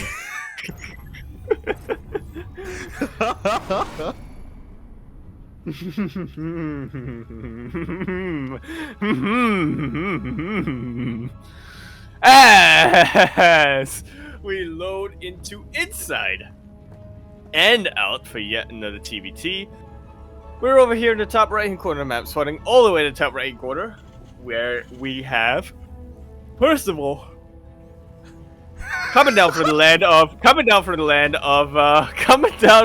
South Korea, representing himself as he is currently teamless. He is Percival. Percival. Yeah. And spawning in the bottom left-hand corner of Inside and Out, we have the Romanian Terran player himself representing Infernales Esports. It is CuKu. Yeah, my brain skipped a bit of a beat there. It's so good, man. It happens when you get old, you know, it happens. It does, yeah. Oh my god. But yes, we are back here in the TVTs. We've had plenty of them tonight, but we've had a very large variety with how our players have been playing them out. We saw some mech style, we saw some more drop intensive, more in your face aggressive kind of avenues there from oh my god, from Nicoract, for example. But yeah, we'll see what Percival brings to the table. Yeah, from what I remember from Percival, you know, he's not quite a Han Mono, he's not quite a Quanta, but he is one of those Korean Terran players who's known for just throwing all caution to the wind and having his own style and his own very unique builds. Definitely. Man, I've seen this man pull the boys. He is not afraid. He is willing to embrace that aspect. So we'll see how aggressive he is going to be here. So far, pretty standard openers did open up double gas, just like CuKu. Once again, we are seeing factories before CCs. Yeah, and also reactors after Reapers. Who's going to do the coffee build? Who is going to do it? Meanwhile, Percival does shoot first, so CuKu has to respect that. He will be forced back for the time being. CuKu, likewise, did not go for an SCV scout, so he's going to be preserving a little bit of extra minerals to begin with, just a little bit here, as we are going to have continued Hellion and Reaper production from both of our players. Coffee v Coffee? Oh. That would definitely be the dream, but both players are expanding, so yeah, they're not going to be too crazy here. They're expanding before getting to Starport, I should clarify. They are. It's a 1-1 into their CC, but CuKu's going to be mixing some things up here. He's actually going to be going not for a second Hellion, but for a Widowmine. Interesting. Yeah, well, he is rallying it outside of his ramp, so I think this makes sense. He wants to take a bit more of a defensive position here, expecting Percival to move into him, and then if he's able to clean up, go for a little bit of a counter harass. Yeah, honestly, I think this is really smart. Again, like, I think Percival has a bit of a reputation for being a very aggressive player. I love that the Widowmine is currently being hidden here by that Hellion. This is super smart. Oh, no, but that was even better for Percival. Such a good split right at the end with only one Hellion, even dragging some of that friendly fire. A lot of that friendly fire, actually, into CuKu's army. One Reaper and one Marine, and I'm sorry, man, it's not enough to deal against 3 Reapers, but maybe if you pull the boys. Maybe if you pull the boys, but maybe we are rallying more Reapers across the map right now. We have zero mining on the low ground. Percival with that one last-second decision there to drag that Widowmine was insane. And this is what we were talking about. Again, Percival, he is not afraid to just be in your face. Yeah, but I think the time for that has kind of passed. Cyclone has popped out, and Medevac has piped out as well to aid in the juggling. Percival, though, still getting a very nice lead in the early game. Nice Marines. we even had Marines rallied across the map as well. The Reapers, they turn around. I love that CuKu didn't miss a beat, by the way. As soon as the Cyclone popped out, as soon as the Medevac popped out, he went across the map. He wants to deal some equalizing damage, but because of that, he's going to be losing some more SCVs. Yeah, unfortunately. CuKu's attention as well is really being tested right now. He has to go for this drop while also defending back at home. Good luck. No! I was going to say good lock on, but yeah, it did get broken in the end. And Percival is going to be able to defend, losing only 3 SCVs. Yeah, really see that disparity. Exactly, because likewise, he also killed 3 SCVs across the map with his 2 Reapers. So Percival with a very big economic lead right now. And once again, he's moving out. He's going to try and catch the Medevac. He will be able to catch it. Oh, okay, at least he drops the Cyclone. If he was floating over the dead air, that would have been it. I think CuKu would have just GG'd out, but yeah, he's still in this game. The king is still reigning. He's just really being contested. He really is. The new young blood is looking strong right now. Can CuKu find his way back in this game? He moves out. He does have a Viking for a little bit of high ground vision and that air superiority, but 2 Ravens are going to be coming out here. We even have a lock-on the tank, getting a couple of shots off. This is Percival, man. He is not afraid, like you said, to just send his units across the map like this. He loses his Marines, but he completely resets the army count of CuKu. He resets the tank count as well. He keeps his own tanks alive. Is the important aspect. Yeah, his own tanks are alive. The Raven somehow survives that skirmish as well. CuKu has to defend right now. He does have 2 Vikings. He has 1 tank on the high ground, but only a single Marine to defend. Yeah, not really much of a buffer, but at the same time, there's not really enough units here for Percival. Just run up the map, run up the ramp, and get on top of this siege tank. I stand corrected, actually. Yeah, he pushes up the ramp. He gets on top of the tank. Anyway, the boys are being pulled. GG gets called. The king is dead. All hail the new king, Percival.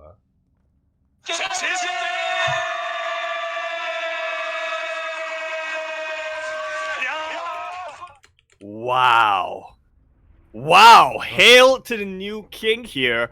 Of this current King of the Hill. You still do have plenty more matches to go, so do not worry about that. But yeah, CuKu came in tonight looking so strong, but has finally met his match here. I will say this though for CuKu, at least his fall will be cushioned by the bodies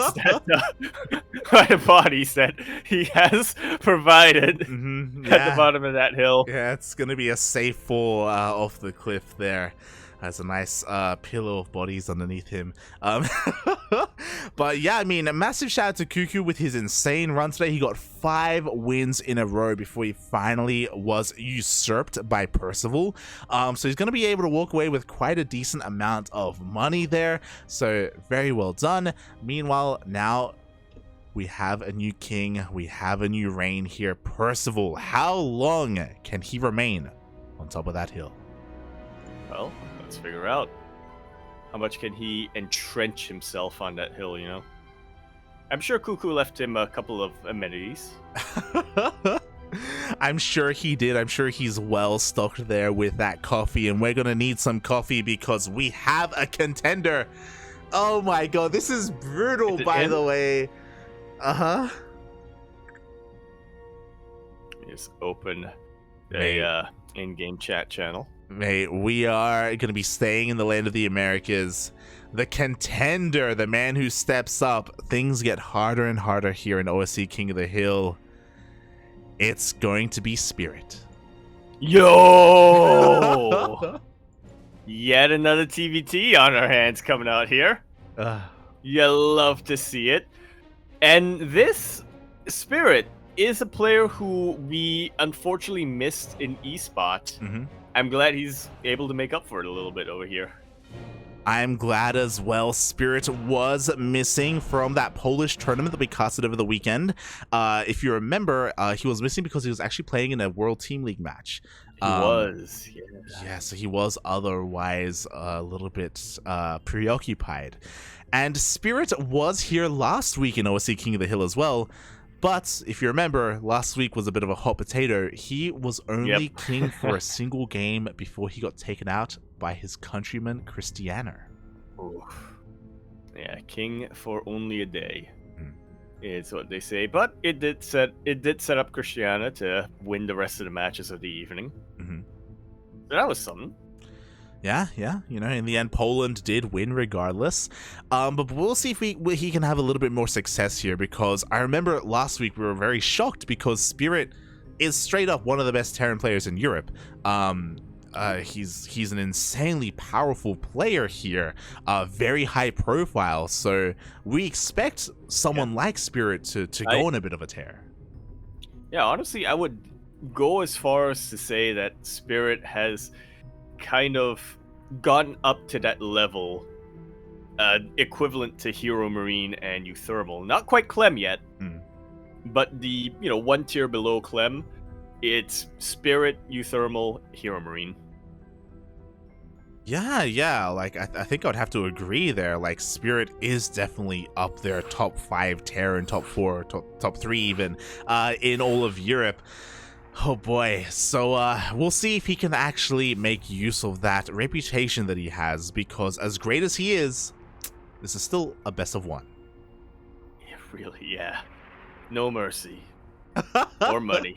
No money, but if you don't get a win, no money indeed. Aye. So again, like it's a little bit rough here for Percival. He takes down one strong opponent, an even stronger one rises from the ashes.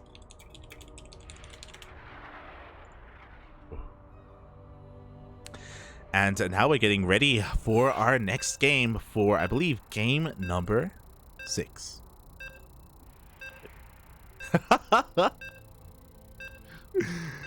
Yaku just communing with his boy. Yeah. I speak the language of the Poles. A little bit. You know some words. Yeah. We were pretty fluent over the weekend, right? Sure. Yeah. Guru didn't have any notes for us. She did not get upset. Yeah. No notes. We load into, once again, inside and also out. We're over here in the bottom left-hand corner map. Yes, bottom left-hand corner of the map, we have our blue Terran player coming out from the land of Poland. Dzień dobry. Is of course going to be representing KZ Gaming, KZG. He is Spirit. And spawning in the top right-hand corner of Inside and Out, we have the Korean Terran player himself. He is Red, the current king of the hill. It is Percival.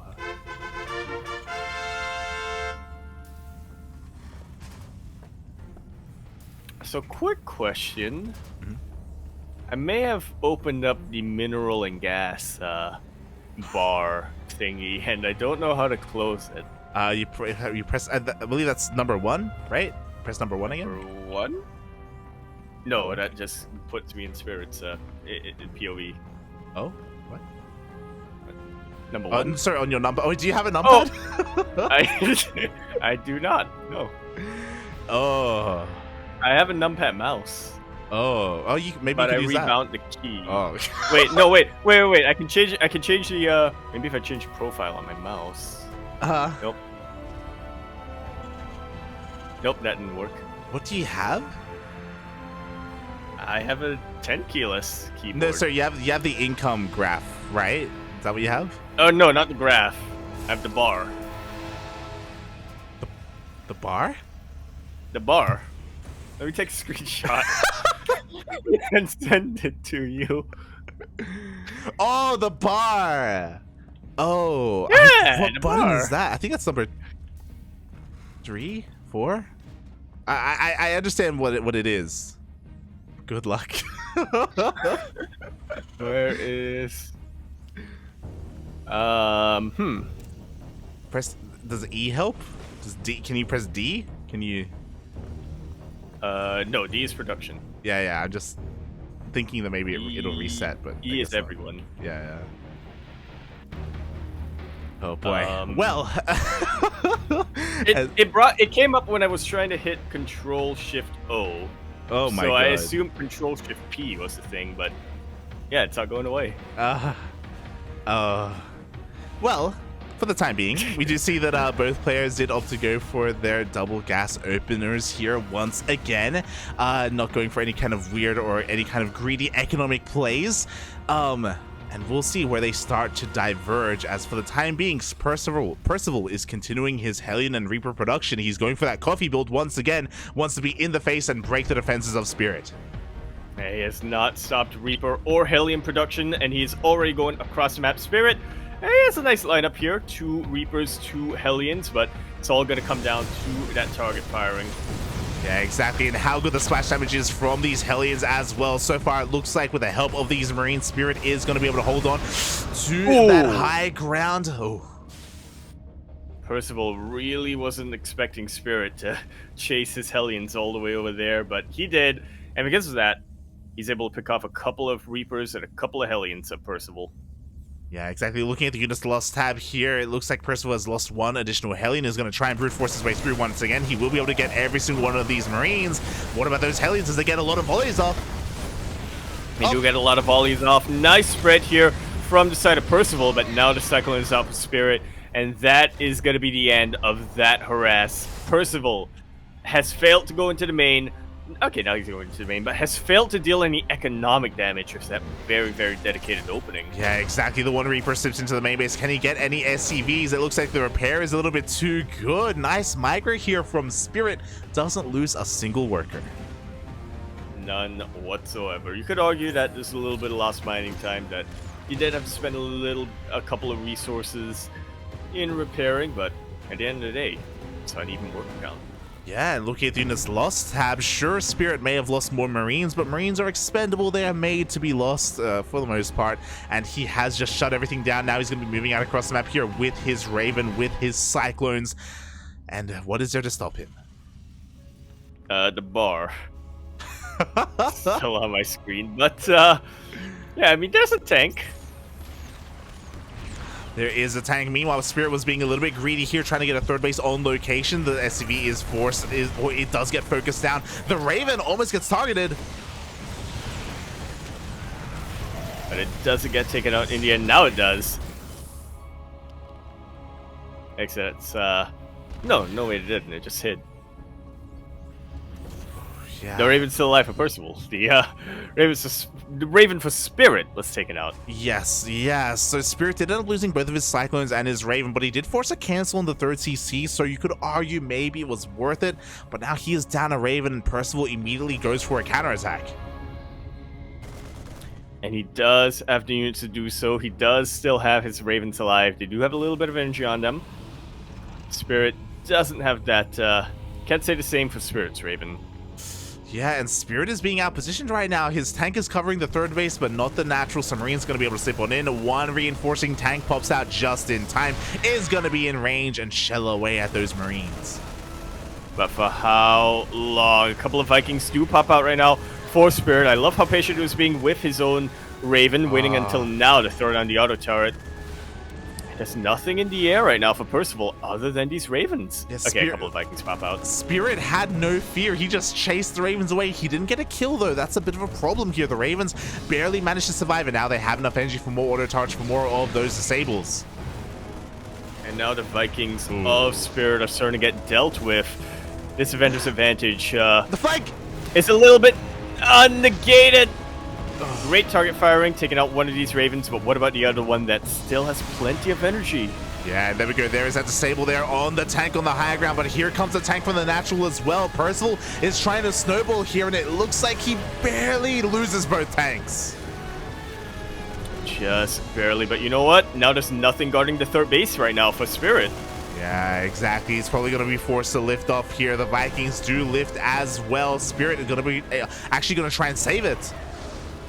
Not the most ideal, move out with those tanks. Beautiful tank positioning, by the way, for Percival, completely covering this this position. Oh, exactly. Meanwhile, a couple of reinforcing Vikings do come in for Percival. Meanwhile, the CC is burning down. It's burning down. It's forced to lift up. It will be repaired, but the Vikings were in the air to secure that kill. Spirit loses that third, heavily supply blocked, and is down contained onto only 2 bases. He does have a respectable tank count, but he has no way of moving out of this base. Yes, Spirit was really not expecting the hyper-aggression from Percival. I'm sure he was hoping that he would back off at some point, but no, Percival once again has been rallying everything across the map. His own third base is on location, fully saturated right now, and things are getting from bad to worse here. Spirit has to find a way to break out. That's what I like about Percival, man. He never gives up an advantage. He always presses the advantage. Yeah, he's even trying to camp the production right now. Ooh, he gets one Viking. Ooh. Oh, nicely done. I don't know if you noticed that, but nice moves there from Spirit. He actually cancels the second Viking to make sure it doesn't pop out. Goes for Medivacs instead. He gets a little bit of a refund over there. Yeah, exactly. I think he has recognized that he can't really catch up in that Viking count. Actually, maybe he's just going to relying on what Vikings he does have here. Looks like he's barely going to lose this fight, but trades out fairly well. Ooh. Yeah, he is able to take out a couple of Vikings here for Percival, but not all of them.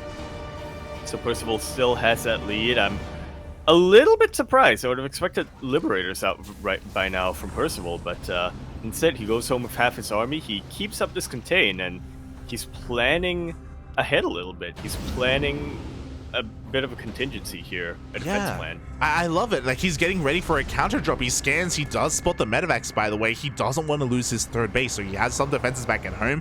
This will mean that these 4 tanks are quite vulnerable, though, as, ooh, a double drop actually comes across the drop of Spirit. That's actually a super important scout right now for Percival. He knows that instead of the drop coming his way, Spirit is setting up for more of a surround. And here it comes! But it is not going to be good enough for Spirit. Man. The Marines were taken out before the tanks of Spirit were able to siege up. But is Percival too far behind? Oh my god, it looks like Spirit should barely break this position, but this was a costly trade. Another Medivac goes down. Oh my god, the tanks rolled down, and it looks like they barely managed to survive here. Vikings land. He wants those tanks. Oh my god, can he get them? Not quite yet, but maybe now with the reinforcements coming down, they are so badly injured. He will get those tanks, and he will get everything else on the ground as well. GG is called, and Percival will cement his place here on the top of the mountain. Spirit will be thrown to the rest of the bodies. Wow, GG, well played. Spirit again being a little bit careless, losing his third CC, just kind of slipped his mind a little bit there, took a little bit too much damage, and with the death of that CC, that was the beginning of the end for Percival. For Spirit. Percival was just solidifying his position, just getting further ahead economically. He had a 4th CC back across the map, and he didn't pull a Nicoract. He didn't let it slip away. He was getting ready, even for a counter drop, even though it didn't come, he was getting ready for it. He was ahead, and he was looking to get further and further ahead. There were plenty of really good moves from Spirit. I especially love the defense early on against the Reapers and the Hellions. I really liked that I really liked how he was setting up for a surround later down the line, but like you said, he was on 2 bases for way too long at that point. no matter how good his positioning, no matter how good his control, it just couldn't match the sheer income and production that Percival had available to him. Yeah, exactly. It was just a little bit too much in the end. It was also the right call for Percival to... You were talking about the crucial scout, right? You were talking about when, oh my god. But Yaku was talking about how the drop was scouted. It was intercepted there, and that did notify Percival, hold on, you're not going for a drop across the map, I can bring my reinforcements over. And that's when the second wave really kicked in and he was able to break Spirit in the end. He knew that he didn't have to keep any supply back at home, so very, very nice decision making and also map awareness there from Percival as he does hold on to his crown, and as I end up losing my co-caster. Oh no! Oh, he's back! No, where did he go? It's all good, only for a moment. Welcome back, Yaku. Welcome back. Yeah. Hold up. I'm catching up with chat here. Oh. Chileno Singaporean just add soy sauce and ketchup to fried rice. Soy sauce I can understand, but ketchup? Oh, this is not Uncle Roger approved. This is not the Philippines, okay? Oh god. I remember my Filipino friends would add ketchup to everything. But it's not actual ketchup though. It's Filipino ketchup, which is like so much sugar in it. Fair enough. Now I I'm getting hungry. Better or worse. Now I'm getting hungry too. Yeah. I have some biscuits on my desk, but yeah, things have been moving so quick. Oh boy, and speaking of moving on quick, we have a contender here. Oh my god, as I did replace the wrong player. There we go. Percival, he is going to have to hold on to his crown against the French Protoss player, Arrogfire. Ooh. Yo. We got our veto. I was going to say vetoes, but it's only one veto over here in the King of the Hill format. We're not going to be saying data C, which Thank God. I rejoice. You know, yeah. I think we've got enough of that over the weekend, but Arrogfire has decided to choose Cosmic Sapphire, so yeah, you win some, you lose some. And I mean, this is a pretty interesting position that we're in, because we were just talking about it before the game about how last week, you know, we expect a lot from Spirit, and he did get a win, but only one. Now this week, even now, he gets denied by Percival. I would say a little bit of an upset. As amazing as Percival is, I do think that Spirit is a bit of a higher caliber player, so a pretty insane win. And if Spirit can't stop him, then can anyone? Can any Terran? Yeah, I was gonna say, PvP, unwinnable, but at the same time, I'm not sure if this has changed. Yeah, it's been a while since I really was able to cast Arrogfire, and I don't keep up too much of the EU scene apart from, you know, players at the top. But my perception for Arrogfire back in 2021-ish was that PvT was his weakest matchup compared to his PvZ and PvP. Maybe that's changed. Hopefully that's changed, because yeah, we need somebody to dethrone Percival over here. Well, okay, maybe not just yet. He's only won 2 maps so far. I mean, that's a lot of maps, to be fair, but it's a lot of maps. It's only 15 maps. It's only 15. Tonight, so only 15. It's still a lot. Yeah, so Arrogfire, from what I remember, because he has played in a couple of Sparkling Tuna Cups, we've been able to cast him in some Team League matches as well. I remember him being a fairly aggressive, cheesy player here, so I wonder how how these styles kind of bounce off each other, you know, who's going to be able to come out on top in this knife fight. Well, unwinnable, that's all I'm going to say. So true. Which one is unwinnable? It's just unwinnable. Neither of these players are going to win, as without the Boris, I can see very clearly here, we are loading into Cosmic Sapphire. We're over here in the bottom right-hand corner map, spawning all the way in that bottom right-hand corner. We, of course, have our blue Terran player, who is currently teamless, representing himself. He is Percival. And spawning in the top left-hand corner of Cosmic Sapphire, we have the French Protoss player himself representing Alpha X. Currently getting proxy. We have Arrogfire. I think he scouts it. The pilot sees the proxy. Yeah. Oh no. It's gonna get denied. I mean, we'll see how good the RNG is here for Percival as the boys are being pulled. We have 3 probes here already. Percival unlucky with his building placement and he's forced to cancel the racks. Well, thankfully he did have a contingency plan back at home, but he is putting himself so far behind now. You know, you know those stories about how, you know, kings just died in the toilet randomly? I was very worried that this would be. I was very worried. Yeah, they would shower and then they'd slip, and then all of a sudden we have a new king. This is. I was very worried that that would be how Percival's reign ends, but he is still fighting. He survived the shower. He is still coming out swinging. He didn't slip. Well, he did slip, but you know he didn't.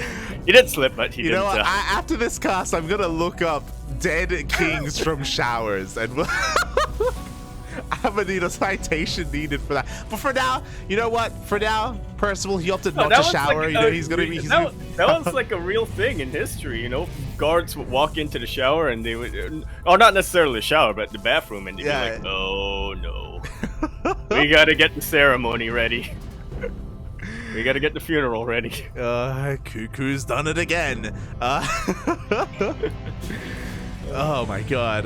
Yeah, as we are getting into this game, as we were just saying, pointing out even, Percival is a little bit behind. His overall build is delayed because of that cancelled racks. So a great start here from Arrogfire. He's going to be able to get his Nexus up. We already have that Twilight Council on the way. Percival's not going to take this line down though. Again, his control, his micro is impeccable, and he's going to be moving out with his first Reaper. Yeah, still going to be able to get a decent-ish scout thanks to that KD8 charge. You think you can wall against Reapers. You thought wrong. Yeah, exactly. The wall is a wall, but it doesn't even matter. The Reaper is back, and he gets the probe. Yeah, not too bad. He even keeps the Reaper alive. He's trying to get another one. He is dancing with death right now, and by death, I do mean this Adept. But he's going to be jumping up! Oh, he jumps up. He escapes the clutches of the Adept and the Stalker. Can he get a third probe? No, he cannot. Oh boy, but regardless, already a lot of damage being done, and a great scout. A fantastic scout. Really good control. He does get a third probe, funnily enough. Oh my god. That's on a bit of a different side of the map. It was a scouting probe, yeah. You say scouting probe, man. It was a killing deeper probe, man. Killing probe, yeah. The workers are rising up. They're rising. They're killing each other. They're doing property damage. It's like, Jesus. This is not good. This is not good for the Kings, yeah. Oh my god, mate. Well, we had some work of violence. It's not good for anyone, mate. It's yeah. As the Adept gets across the map, does shade into the main base. Another great scout here. The wall was not a wall. He does spot the second racks, and as he gets behind the mineral line, he also spots the third racks. My ping just shot up. Is this lagging out the game? Oh, currently we are okay. We have we have not had any stuttering whatsoever, but we will keep an eye on things. Yeah. Hopefully it doesn't occur in any major parts of this game. Very nice retreat here on the probes. Arrogfire doesn't lose any of them to that Widowmine drop. Yeah, Widowmine drop doesn't deal any damage here. Arrogfire is going to be able to hold on to his workers, is going to be able to transition a little bit. We have 2 more gateways on the way. 4 gates in total. Bear that in mind. So he's looking to be very aggressive here with his Blink Stalkers and with this War Prism. Yep, just about what we expected here from Arrogfire. Well, not really. I expected aggression, but again, I didn't remember too much coming up from him. Yeah, some form of aggression regardless, as we have continued Stalker production here. Meanwhile, back at home, because of the fumbling start, we do have 1 tank covering the low ground. Percival is also being a little bit greedy. He hasn't thrown down any bunkers. Yeah, just really trying to cut quarters here to make up for that little bit of a blunder in the proxy in the early game. On siege! He does unsiege at a very unfortunate time. The Banshee will be taken out very unceremoniously. But there's enough bio here and enough tanks to really chase away these Stalkers, at least for the time being.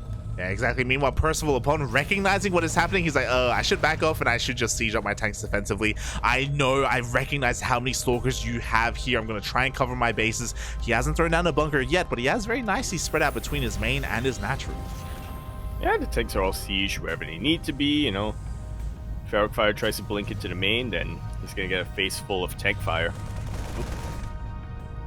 Same can be said for those Marines as well. Meanwhile, behind this, Arrogfire is expanding, so he's not going all in off of these 4 gates. We just see a Forge as well as Charge on the way, so the transition is real. Meanwhile, in the middle of this defense, Percival is going to be going for a bit of a counterattack. Up. Yeah, he did get Cloak. He did get out another Banshee. He's trying to go for that. The tank does get taken out here for Percival, but there's plenty of bio still to deal with these Stalkers. Not for long, though. Very nice control. Yeah, bear in mind, these are vanilla Marines. The Marines are all going down, mate. They are not standing long whatsoever. Meanwhile, we have a recall back at home. Thankfully, the Banshee forces Arrogfire to respond.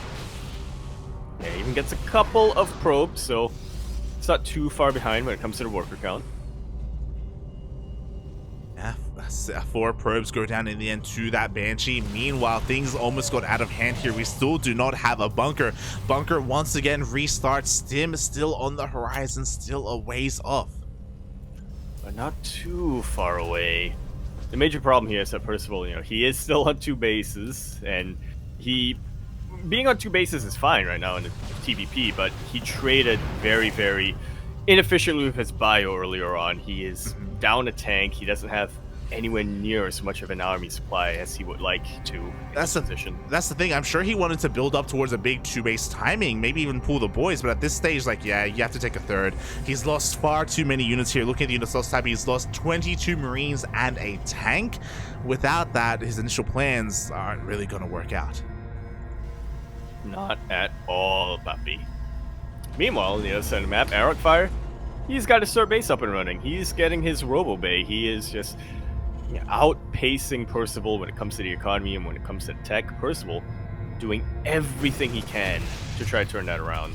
Yeah, he's going to be going for another Widowmine drop here towards the left-hand corner of the map. At the same time, he scans, taking down that Observer, so Arrogfire isn't going to have an eye on the army rotations. Meanwhile, Stim finally done, as well as +1, so suddenly this bio army is that much more threatening. Arrogfire cannot dive on top of these tanks. Just like that, Percival is able to break out of the contain. Oh no, at a bit of an awkward time.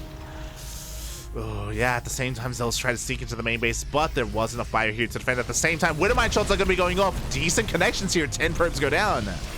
Very good connections, yeah. Is way more than I'm sure Percival expected he would be able to get. There's no detection either. Only now is the cannon being thrown down, so it's actually pretty possible that these mines get another volley off. Exactly, we do have an Observer, but it's out here in the top right-hand corner of the map. The Widowmines are resetting. Uh-oh. Yo, and there's no pull! 6 more probes go down. These mines have more than paid for themselves. Wow, and just like that, even though Arrogfire had a great start to the game, even though he was pulling apart Percival earlier, now the turns have tabled. Percival is pushing out across the map. He has 2 tanks. He's got a lot of Marauders here. Is this enough to break through a Colossus? Well, we'll see. Arrogfire is going to be retreating to a more defensible location. Very, very important. Percival is ahead in the army supply, but look at how many medevacs he has. He has 8 medevacs. He does have 8 medevacs. Another tank goes down. He does pull back to try and save what he can. At the same time, another bit of a Zealot run by here in the main base, but it does get cleaned up. War Prism doesn't get out of hand. But again, Arrogfire's army is just too strong. Percival knows it. He will back off. And I'm so glad that he's finally getting this unit. 1 Viking gets out to deal with that Warp Prism. Oh, yeah, the 2 Vikings are now out. It looks like the Prism was recalled, so it is able to survive in the end, just barely. Meanwhile, it looks like Percival is going to be able to establish this 3rd base again. I don't think he really necessarily wants to be stuck at home, but for the time being, he has to. Oh. Yeah, he really does. He can still get his upgrades in order. He can still try to tech up. He is getting his Ghost Academy now.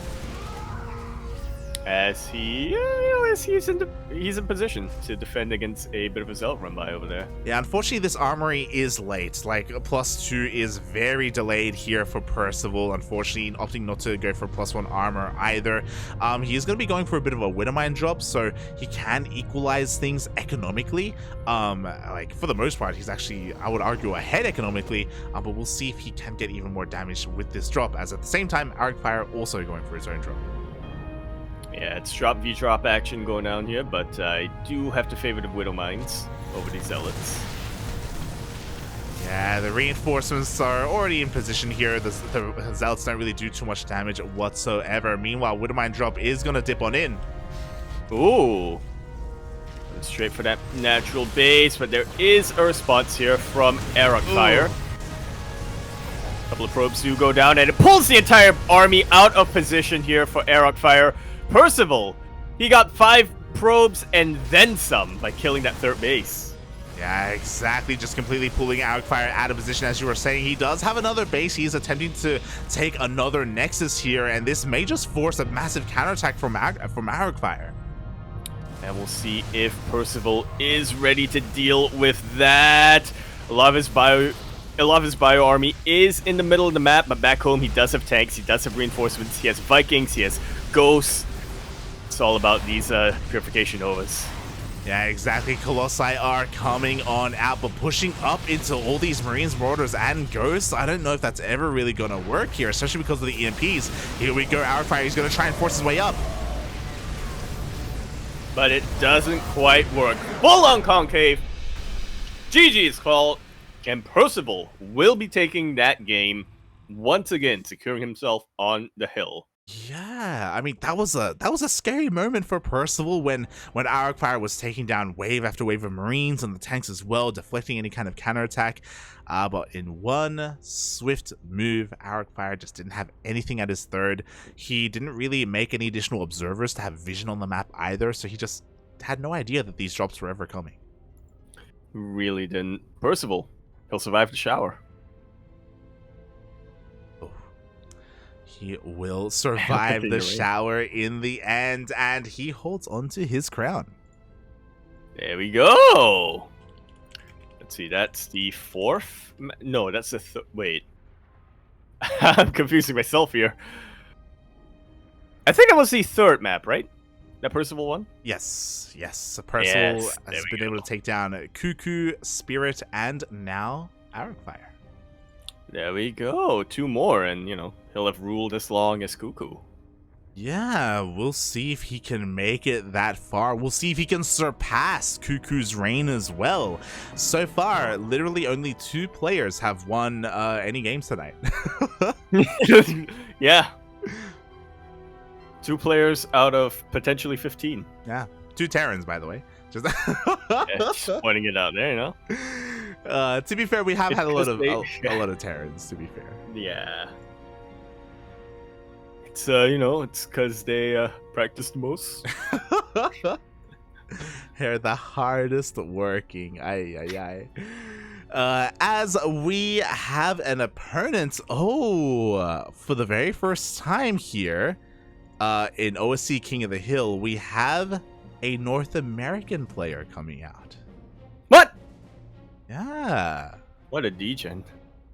Oh my god, what a degen indeed, as it is going to be Maplez. Oh, okay, that explains that. Another Protoss player coming up here to contest Percival's reign. Let's see how he fares. Yeah, again, when we talk about aggression, when we talk about cheese in North America, you don't really get any stinkier than Maplez. For a long time, he was kind of known for, you know, being the guy that's always cannon rushing and proxying.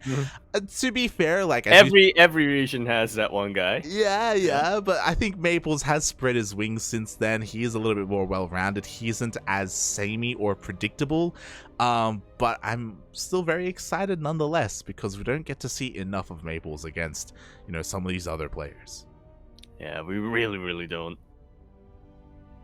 It's also just been very recently, I think, that he really was able to shoot up in the that NA roster. So Yeah, well, I'm excited to see how he fares against Percival as well. Yeah, At least, current Maples. I'm pretty sure they faced before. Yeah, I'm sure they have. They even, for a time, were on the same team together. They were on LTK for a brief period. But if I recall correctly, it was either Valencia or maybe last year winter. There was the one season of DreamHack where Maples made it to the main event of North America, or the Americas, and I believe he took down Neeb in a best of 3, like in the group stage. I remember that, yeah. I think we may have casted that together. I think I'm pretty sure we did, yeah. So it was probably Valencia. Could have been winter. That one time in winter. It could have been last. That one day of winter. Yeah, I think it was last year. But yeah, I do remember Maples actually cannon rushing Neeb to death. I remember that, yeah. Everyone was freaking out. So yeah, like Maples, like he has it in him to contend with the best of the best. Lacking a little bit when it comes to consistency, but in a best of 1, that's not necessarily what you need. Yeah, well, in a best of 1, that's not what you need. In where are we? 5, 8, in 7 best of 1s, you're gonna need some consistency. It's true. You know, if you want your reign to be as long and fruitful as possible, you know, you have to have a little bit more up your sleeve. But we'll see if he does have it, as we do have our players getting their vetoes underway, picking their maps. Shout out to Percival, as once again he gets rid of Data C for us. You'll love to see it. Yeah. Oh, very brave coming out here from Maples. Yeah, we are going to be featuring this map for the first time tonight. It is going to be, or this battle will be taking place on Waterfall. Yeah, pretty Terran favorite map by most people. At least that's what the current consensus is. On the one hand, it's normally seen as Terran favorite in TVZ. On the other hand, I'm pretty sure Maples chose this map because he has a plan for it. Right. He has a very specific build for it. Oh yeah, I'm sure he does have a specific build here. I love it. His friends and teammates are in the chat as well. Yeah. Shout out to Binsky Papi. Maples, not EZ Maples. Oh my god. Yes, his boys are here cheering for him, and we'll see if Maples can bring down his ex-teammate. Yeah. Oh, I love it. It's just like Hamlet or the Lion King. Oh, it's just like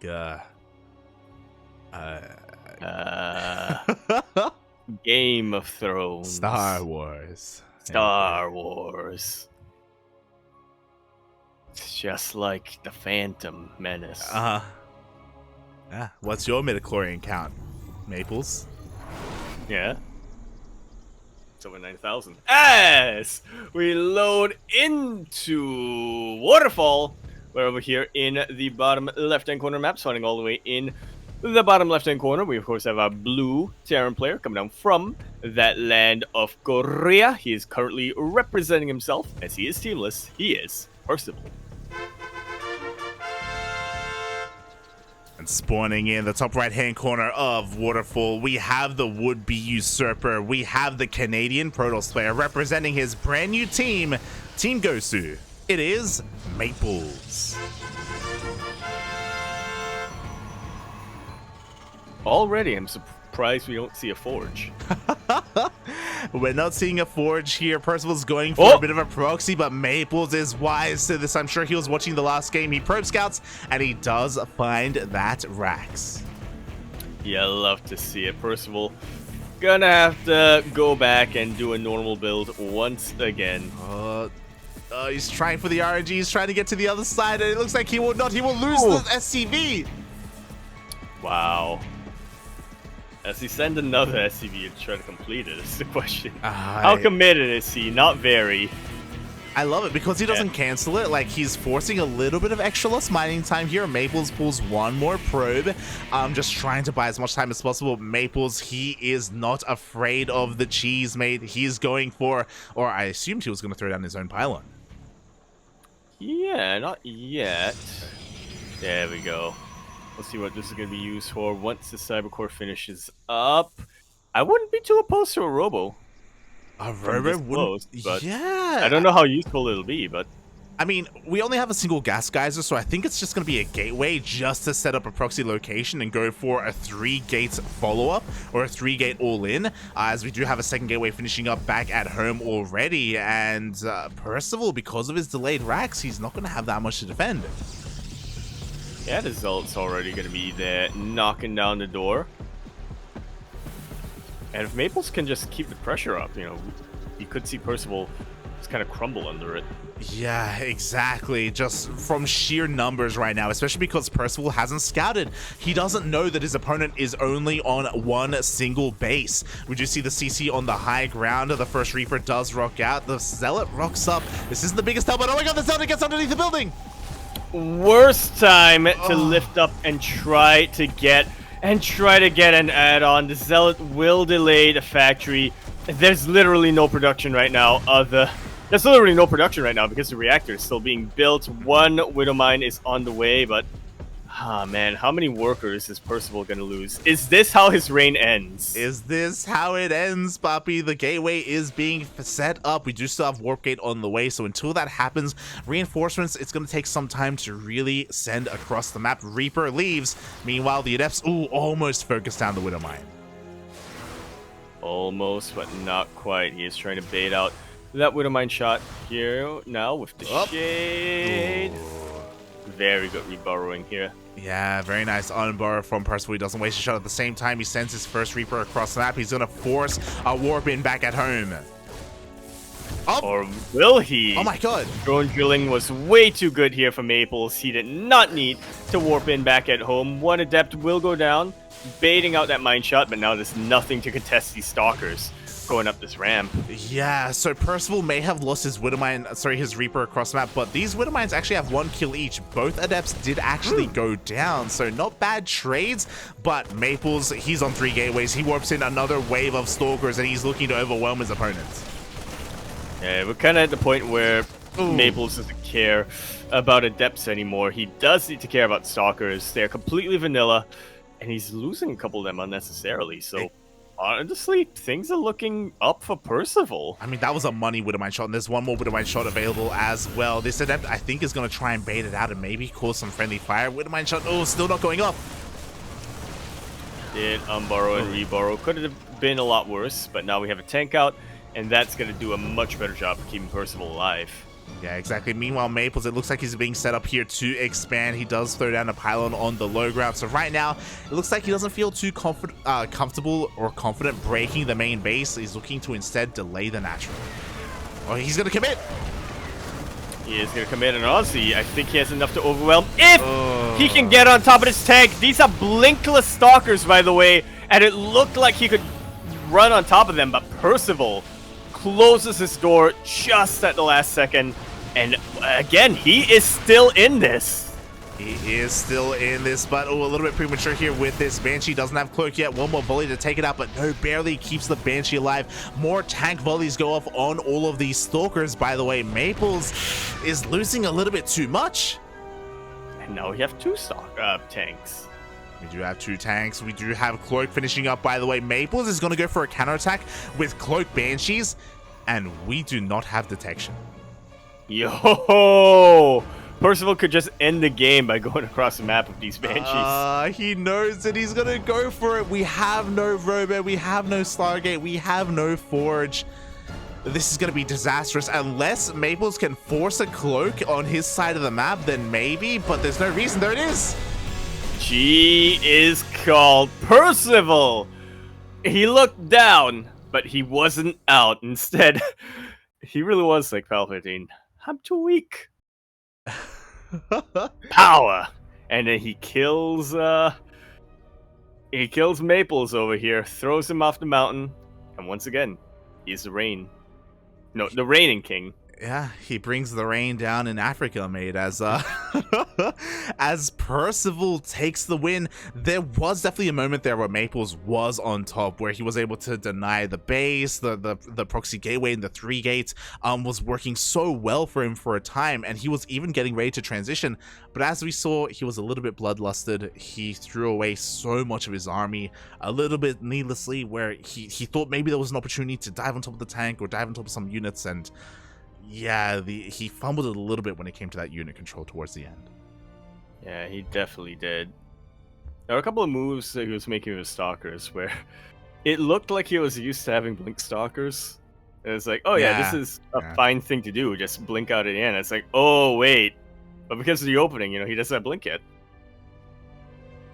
So yeah, you need to be a lot more careful. You need to definitely babysit your stalkers a lot more when you're going for a build like this. Definitely. I think he just assumed, because if you remember, I think he went with an adept first up the ramp, and I think he had the shade on top of the depot to stop the depot from raising. So he was attempting to try and walk up to that tank, but then the adept died, the wall came up, and then we saw a little bit of pathing issues there with those stalkers. Rough moment. Very rough moment, yeah. But with that, our king lives. Exactly. With that, the king's reign continues. Percival, he gets another win under his belt. He is looking to catch up and have a reign as long as CuKu here with those 4 wins. Can he keep it up as last week's king has returned? Oh. Da,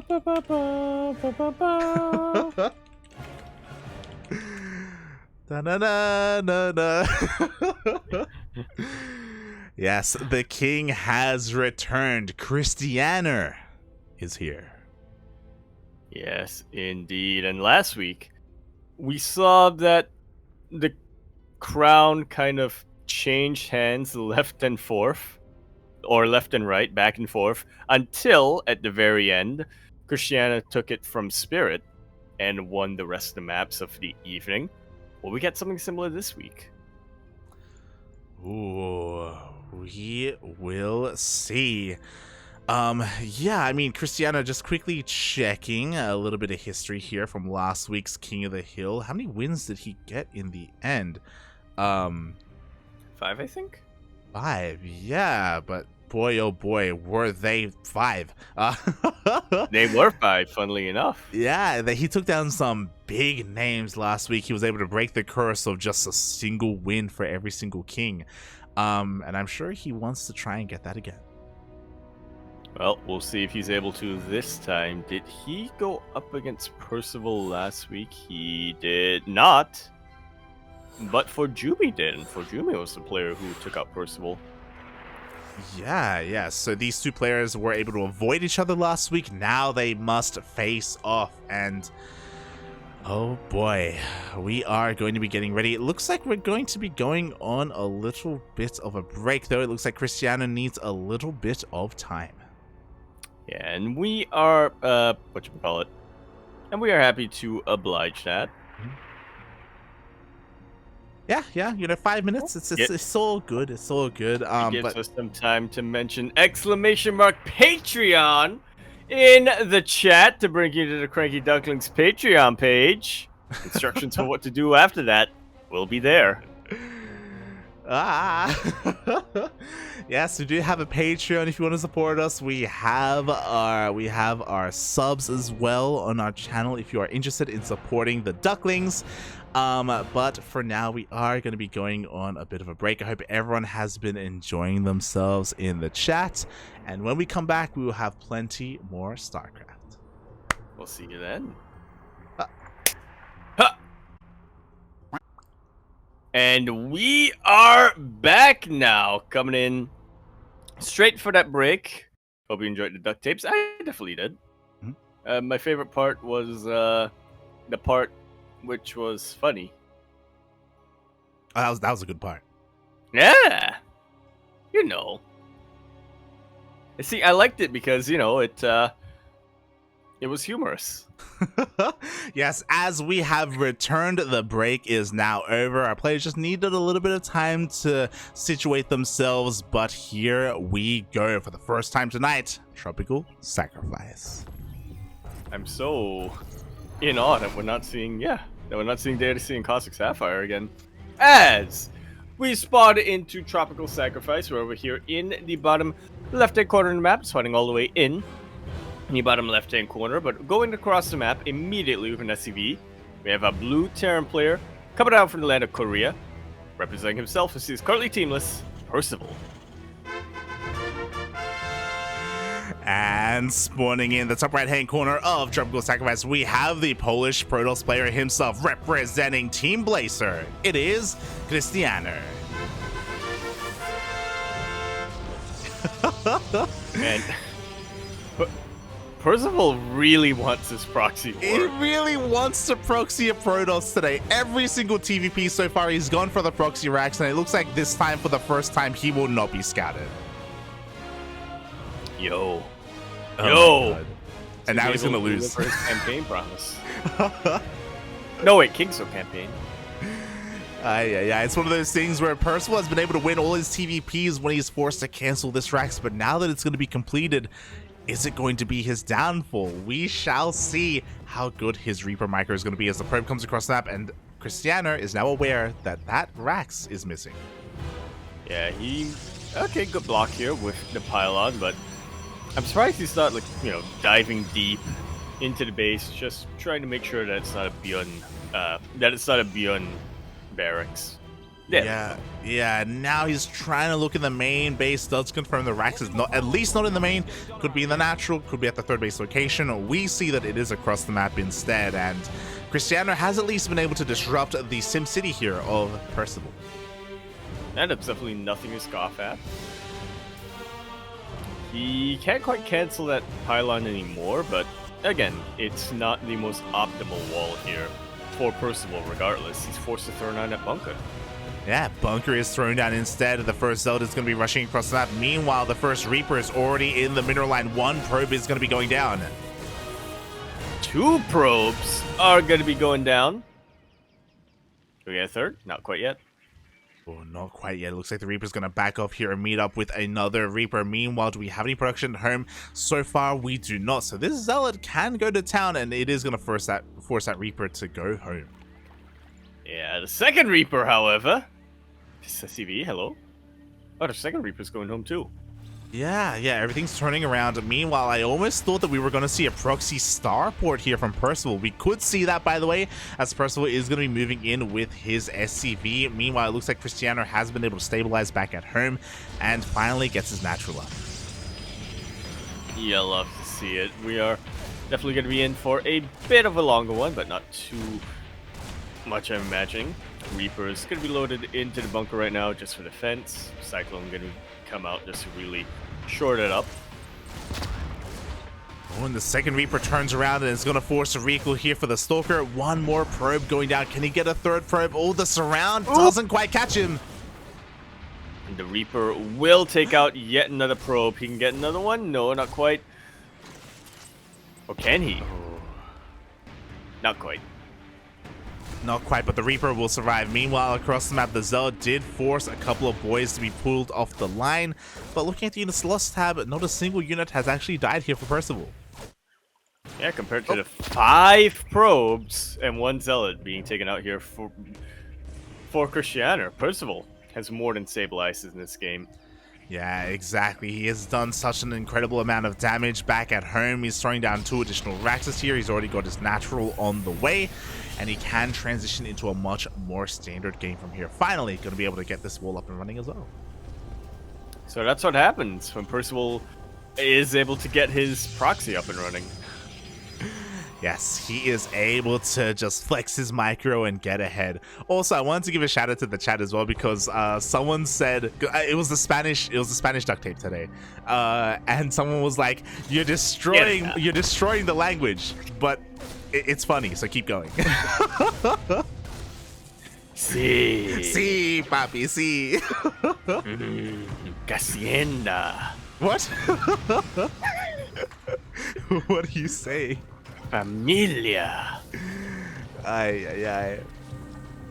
Alright, here we go. Now we're in full production mode right now. We have a couple of Banshees on the way. No cloak, bear that in mind. And I think that's a wise choice. Krystianer did follow up with a Robo, so unlike the previous Protoss player, Krystianer will have detection available in case there is cloak.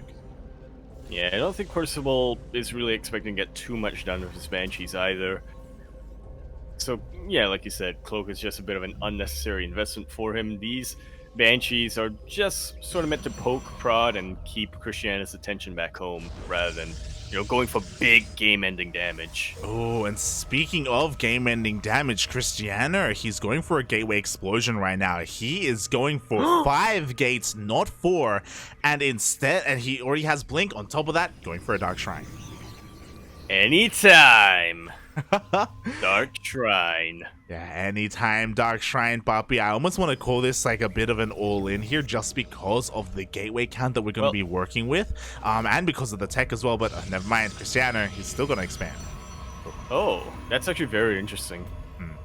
I was going to say, the lack of the third base should confirm that it is an all-in, considering just how many gateways Krystianer is going for, but apparently not. Yeah, as Percival, a little bit of miscontrol here. One tank is going to go down for free, and I feel like losing a tank like that is going to completely shut down this push that he wanted to go for. Yeah, I thought for a second that maybe he was trying to go for a surround, but I guess not.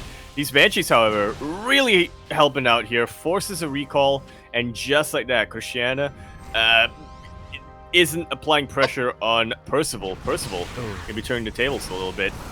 Yeah. Banshees are doing exactly what they need to do right now. I mean, I'm pretty sure Krystianer didn't think that Percival would keep pushing. He's like, what? You didn't turn around and go back home? The Dark Shrine is under threat. 2 DTs do pop out. The SCVs doing whatever they can here to add a little bit of DPS, but it looks like the DT is going to force out a scan. There's one more DT waiting outside the scan range. Is that the same Banshee? Oh, no, it's not. Well, the Dark Shrine will go down. No, the scan ran out. We need a scan, Papi. We need a scan. One more tank goes out. We have the aggressive link forward. Yeah. Oh, but you know what? The tank positioning is actually pretty good. Yeah. Banshee providing a lot of DPS, and the bunker is gonna complete. The random bunker is somehow going to finish. We have a couple of reinforcements coming in again, mate. Percival, when he commits, okay? He never pulls out. The bunker finishes. It's not even being loaded in, but earlier on, it forced a bit of a choke point there for all of those stalkers to bunch up. Yo! Meanwhile, we have a surround being set up here from Krystianer. He's going to be blinking forward here. The tank is going to be going down. But you know what? Now Percival has the high ground. Percival does have the high ground. Second bunker will not finish, but the Marines are moving on forward. They're going to be focusing on whatever SCVs they can, whatever probes they can. Bearing in mind that Percival is not all in, we do have a wave of upgrades on the way. Stim, combat shields, and +1. Yeah, I mean, no third base for Percival, but like you said, he's probably going to get it soon. Krystianer himself doesn't have a third base. Percival has done so much damage with that push. Look at that worker difference. Yeah, the worker counts are insane. Krystianer is going to be forced all in right now. Again, those 2 Banshees did so much for Percival, completely pulling Krystianer out of position. Again, Krystianer never anticipated that Percival would commit to the all-in. Meanwhile, no, who is it? I think it's me. Oh! No! He was winning! Come back to us! He was winning! Puppy!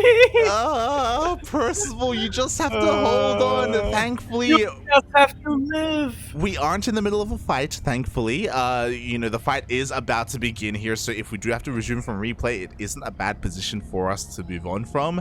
But hopefully Percival doesn't time out. Hopefully he's able to continue playing and doesn't have to forfeit or anything like that. Yeah, continue that reign. That would be even, abdicating would be even worse than dying in the toilet. Oh boy. Yeah. Well, debatable. I mean, we're going to be able to resume from replay even if Percival times out, so hopefully everything is okay here. Yeah. Very, very intense moment, though, in this game.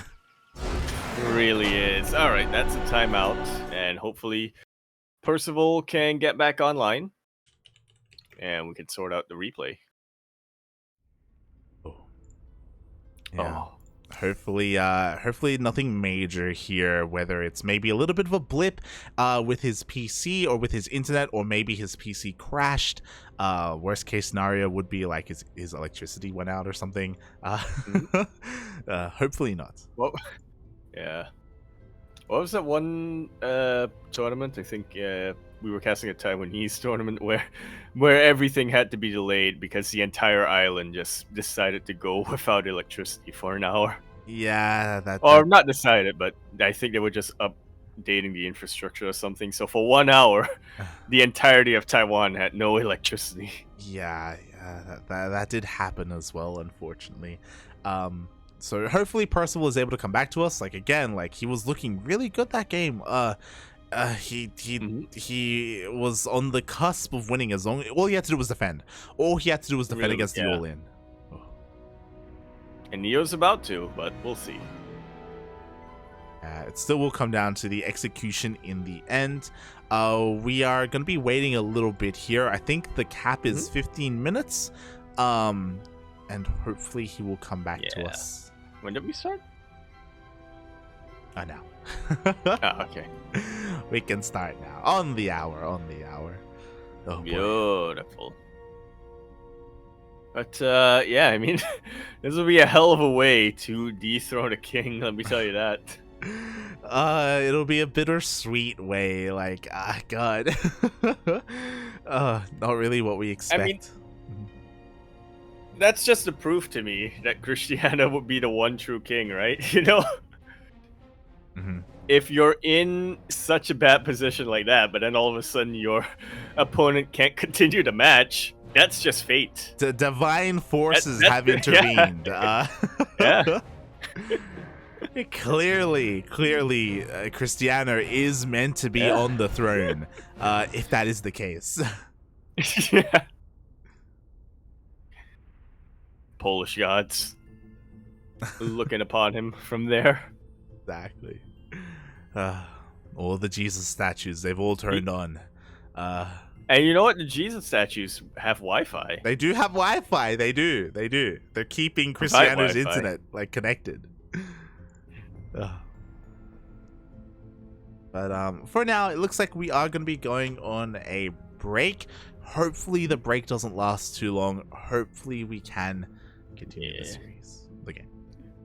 Yeah. Oh wait, like an actual break? Or? Yeah. Okay, then enjoy more butcherings of the Spanish language, chat. We will butcher it. Some people were excited for that. See you soon. Huh. Hey. Huh.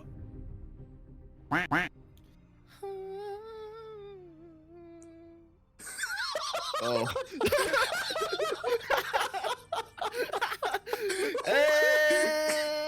And welcome to Battle for Americas. It is I, Milk and Cookies. Ha! Psych! I'm the host today, not Light. I'm here joined by Light, actually. I had no idea you were counting down. I thought we were still going through that whole, like, oh, you need permission from Ducklings? So I was just like, oh. And I heard your mic beep, and I was like, oh, crap, he undeafened and unmuted himself. What do you want? I asked you if you're ready. You're like, yes. I was ready, and then you didn't count down right away. So I was like, and then you left. I was like, oh, I guess he left. Like, we're waiting. And I was like, oh, all right then. No, they got to pick up and go. These medevacs are gonna get cleaned up. Oh. Yeah, everything's gonna be going down. The Marauder gets sent down and it's running away because it can't shoot up. Get home, buddy. Get home. Why are you running? How can he escape? Why are you running? StarCraft's like, where's that fucking Marauder? Come here. Look at his legs go. Oh no, this thing right out. Oh, unfortunate. Yeah, literally any damage right now for Patience is going to be incredible. Huh. Is Patience trying to convert the building? What is happening? You know, I don't think I've ever seen this before. Let's see what happens. No. Literally nothing.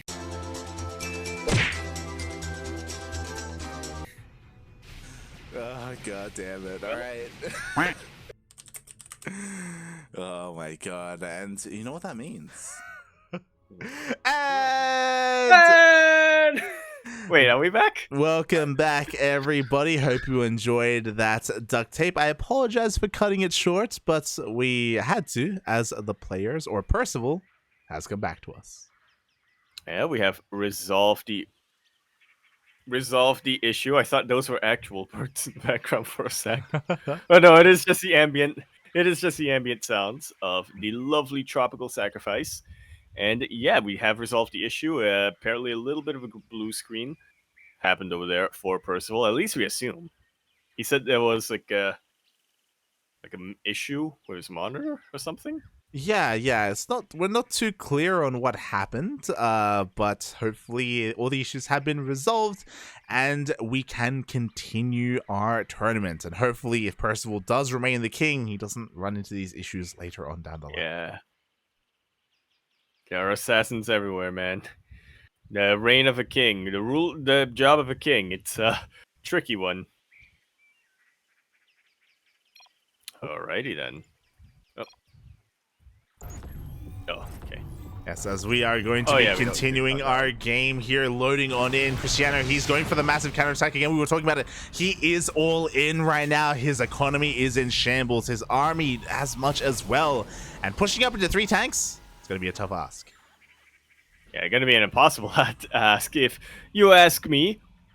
Raven, of course, here to disable that warp prism if it gets a little bit too close to unloading. We do see a couple of stalkers coming in from behind as well. So Krystianer making the most out of his army right now. He's trying to find a way in. He does have that blink. Meanwhile, Stim just finished up for Percival. We were talking about this. The upgrades are on the way. And oh, 1 stalker goes down. Yeah, I love to use the vision here with the observer, but it's 3 siege ship tanks. You're not going to be able to shoot them. You're not going to be able to pick them off from the low ground.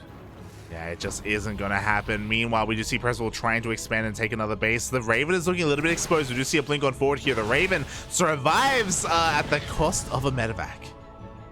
But you know what?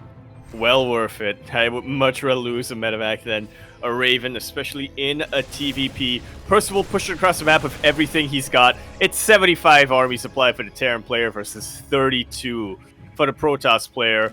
A couple of High Templar were just morphed in, but there's no Storm. And only 1 Archon. Exactly, we have 1 Archon on the way. We have a forced recall here from Krystianer. Percival, he's back with a vengeance with the second wave, this time with Stim, combat shields, and +1. He sieges up on the low ground. He's within range here of the natural base, and there is no shield battery. There is no overcharge. But you know what? There's a bunker for Percival. That's because the Marines have their own bunkers at this point, when this many of them is drawing so much of these units into tank range. GG is called, and Percival took a little bit of a vacation from the throne, but now he's back and he's ruling. Yes, GG, well played. Percival takes down Krystianer. The internet will not hold him back for long. And on top of that, Percival, that is his 5th win here tonight. Yeah, so far we have CuKu winning 5 maps and Percival winning 5 maps. I'm sensing a pattern here, Light. Will our next player continue that pattern by taking out Percival, or will Percival keep that streak going? Will he stay on the throne? Well, that only if the next contender is a Terran player. That is true, yeah. I forgot to factor that in. Oh, we'll see again. All hail Percival as he continues his reign here. He is still the king of the hill, but for how much longer? We are now 2/3 of the way through the night. 10 games have already played out. We have 5 more ahead of us. Indeed, we do. MeomaikA in the chat. Love MeomaikA in the chat here. He's like, "Oh, that's an easy way of turning the tables on your opponent." Yeah. It was a little bit dicey there. That Percival had a couple of technical issues, but again, thankfully he came back. I wonder if MeomaikA's in the chat. Is MeomaikA gonna play tonight? Yeah. He has been known to take out What is the name? Oh, man. Who is our... Wait. What? We don't have a Kingslayer, do we? The Kingslayer? Am I crazy? Zest used to be the Kingslayer. I think that was his. He used to be, yeah. Yeah, yeah. But then he became the king. He did become the king. And then he slayed himself. He did. Ay. Here we go. It looks like we have our next player. It is not going to be MeomaikA. So MeomaikA is just teasing us a little bit. Maybe he's going to be saved for later on. Instead, we have a different Zerg player. Oh! Is it the player I'm thinking of for? What are you thinking of? I'm thinking of this one player who was in the channel for a while, waiting for his moment. Yep. I'm, of course, talking about Dave Testa. Dave Testa is going to be coming on out.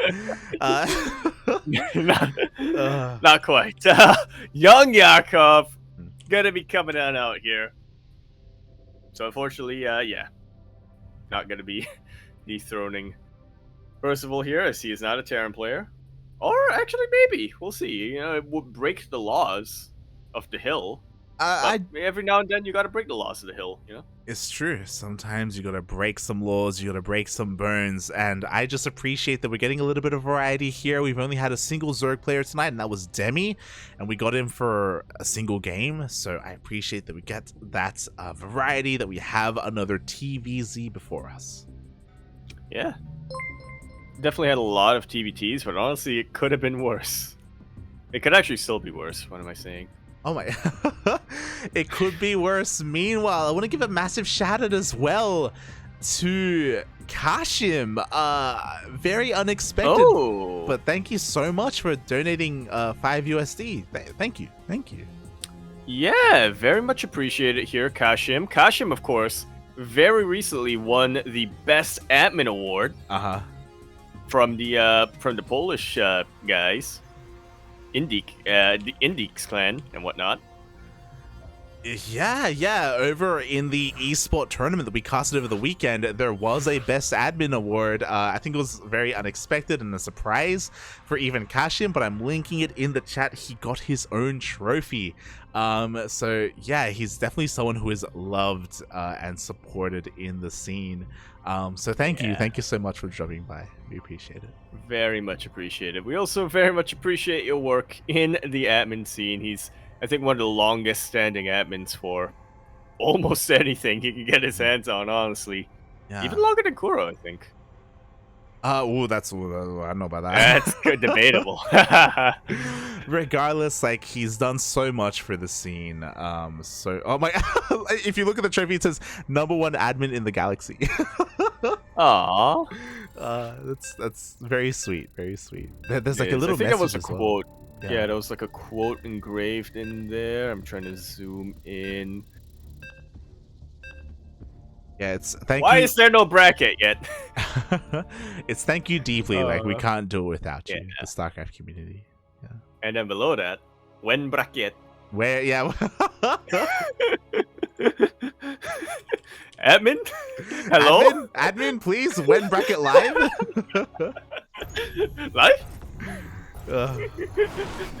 I feel your pain.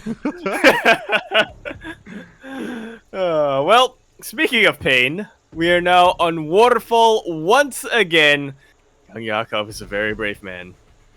We're in the top right-hand corner of the map, starting all the way in the top right-hand corner. We, of course, have our blue Terran player coming down from the land of Korea.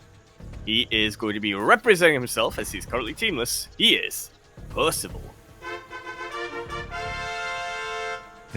And spawning in the bottom left-hand corner of Waterfall, we have the red Zerg player himself, representing CSO Esports. It is YoungYakov.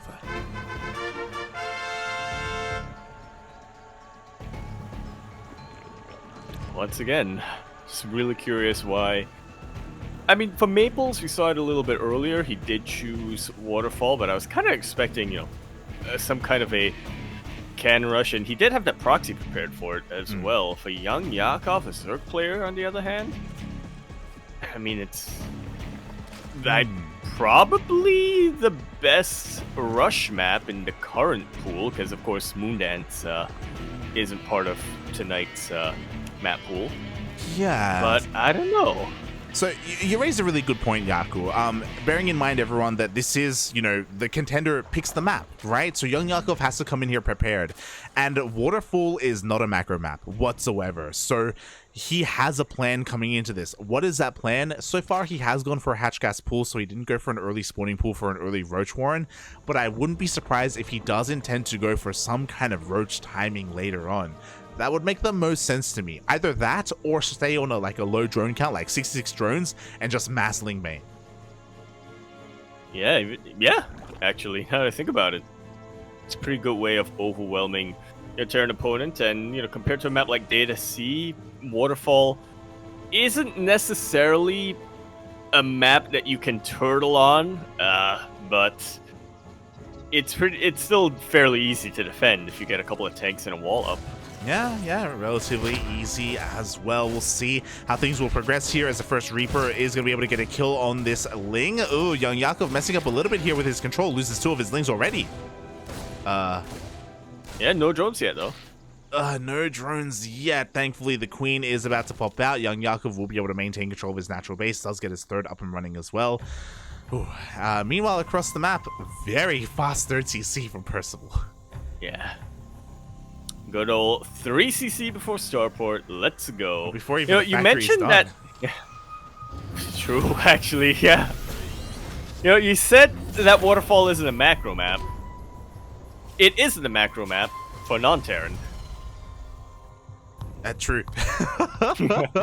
It's only not a macro map if you're Zerg or Protoss. Well, maybe with Protoss you can still get away with a little bit, but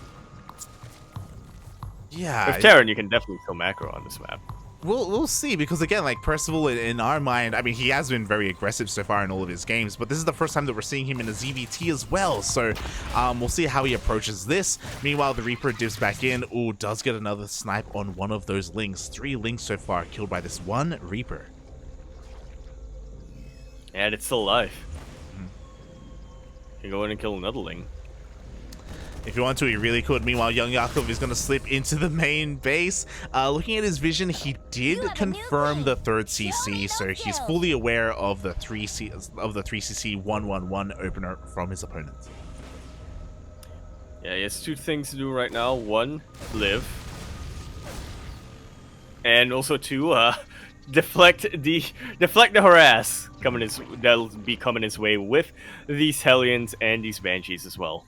Yeah, this is as macro as you can get from Percival. Like 3cc Banshee is, again, like you can't get more economic than that without just going crazy and going full Gumiho and getting like a 4th CC or something like that. Because of this, YoungYakov should be preparing. Shortly, we should be seeing some safety spores thrown down. Yeah, none quite yet though. I guess it's not the time yet for a Roach Warren, but I do appreciate that Percival went for Banshees instead of like the Liberators this game, just in case Roaches were coming his way. You know, we were talking about it, but Waterfall definitely lends itself very well to Roach timings, and if you're in the early game and you don't have tanks yet, Banshees are your best unit of defense against Roaches. Yeah, again, just very safe play coming out from Percival.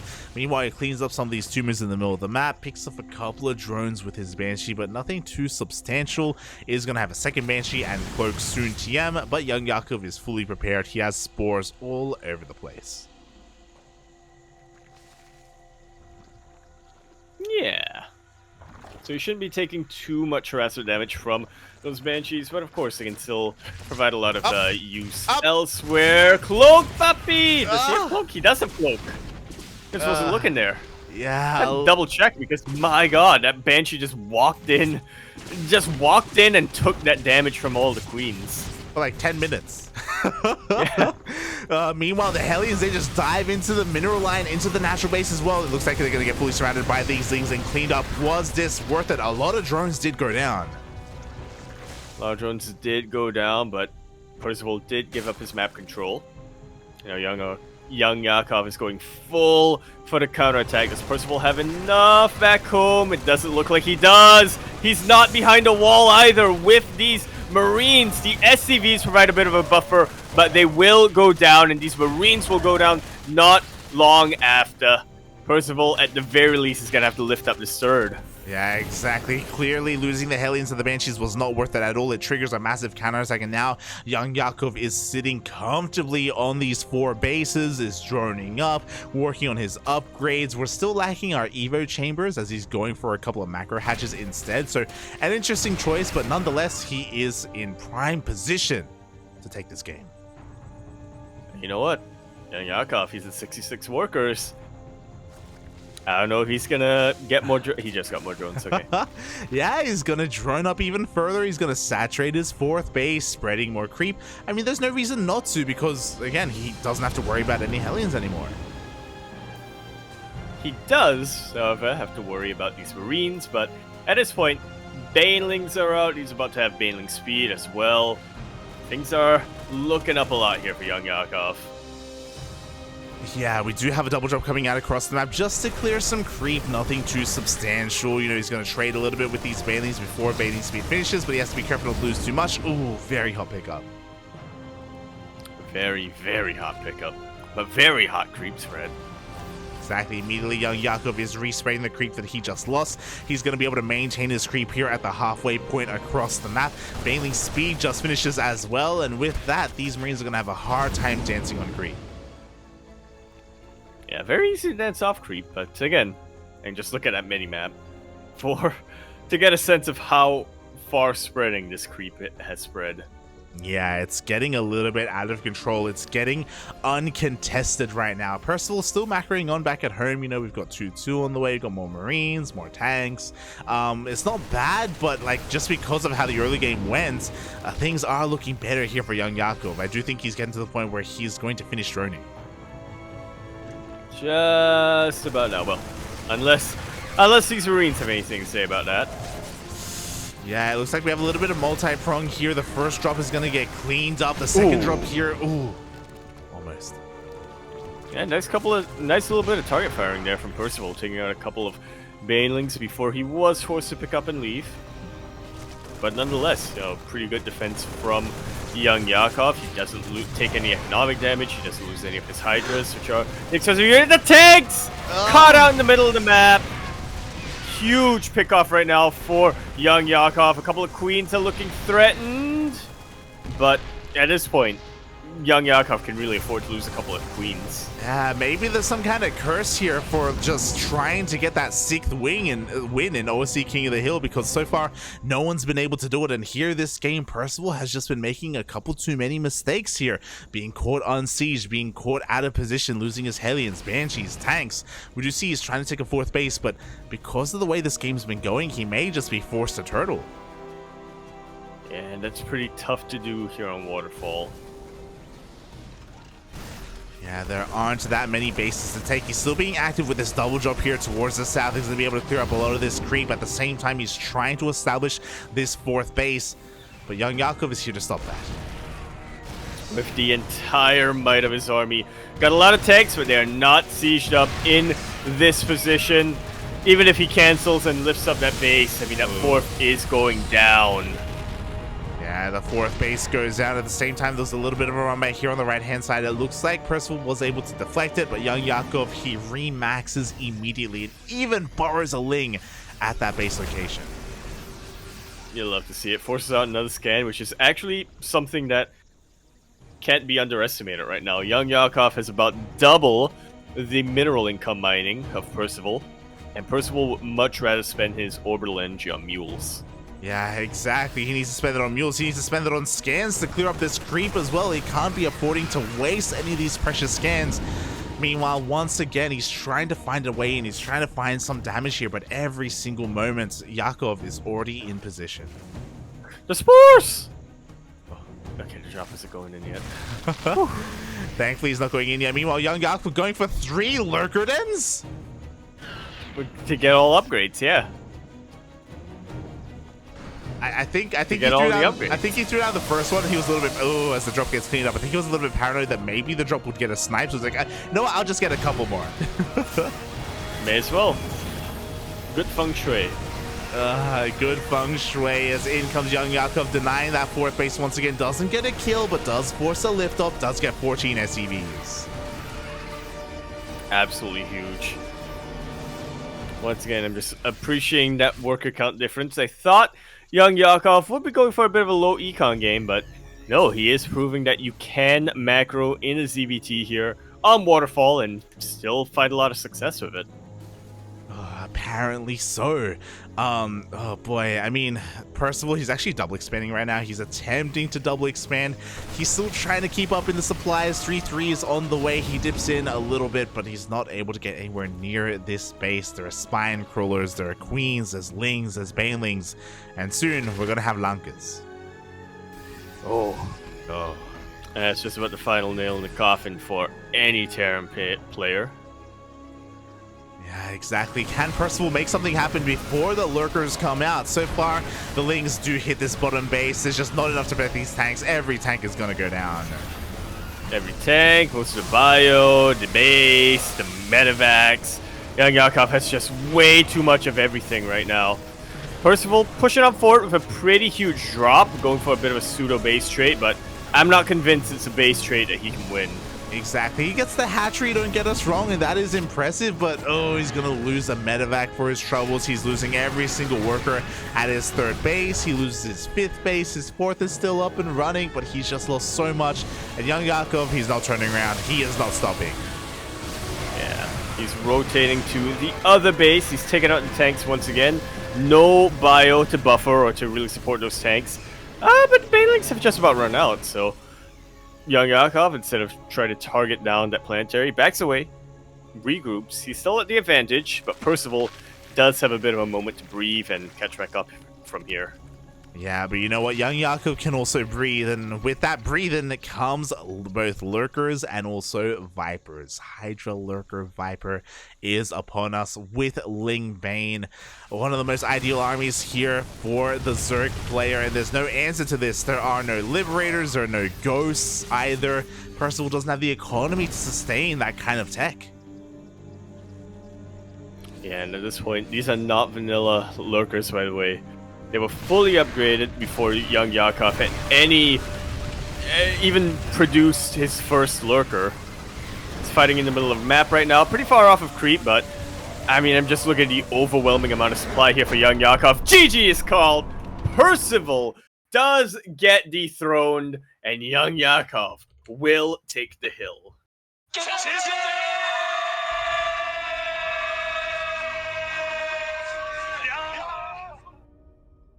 But will he hold it? Will he hold it? GG, well played. The king is dead. All hail the new king, YoungYakov. The curse persists. You can only get 10 wins, and that is it. A sixth just apparently it's not possible. Not yet. No one has been able to do it. Yeah, it's G5L, not G6L. There you go, puppy. There you go. YoungYakov, also the very first Zerg player to get a win tonight as well. It's not only Terrans. It's not just CuKu. It's not just Percival. Now, another player joins the line of kings. Now I get the smooch. Oh my god. I love that Asher shows up and then bam, Zerg wins.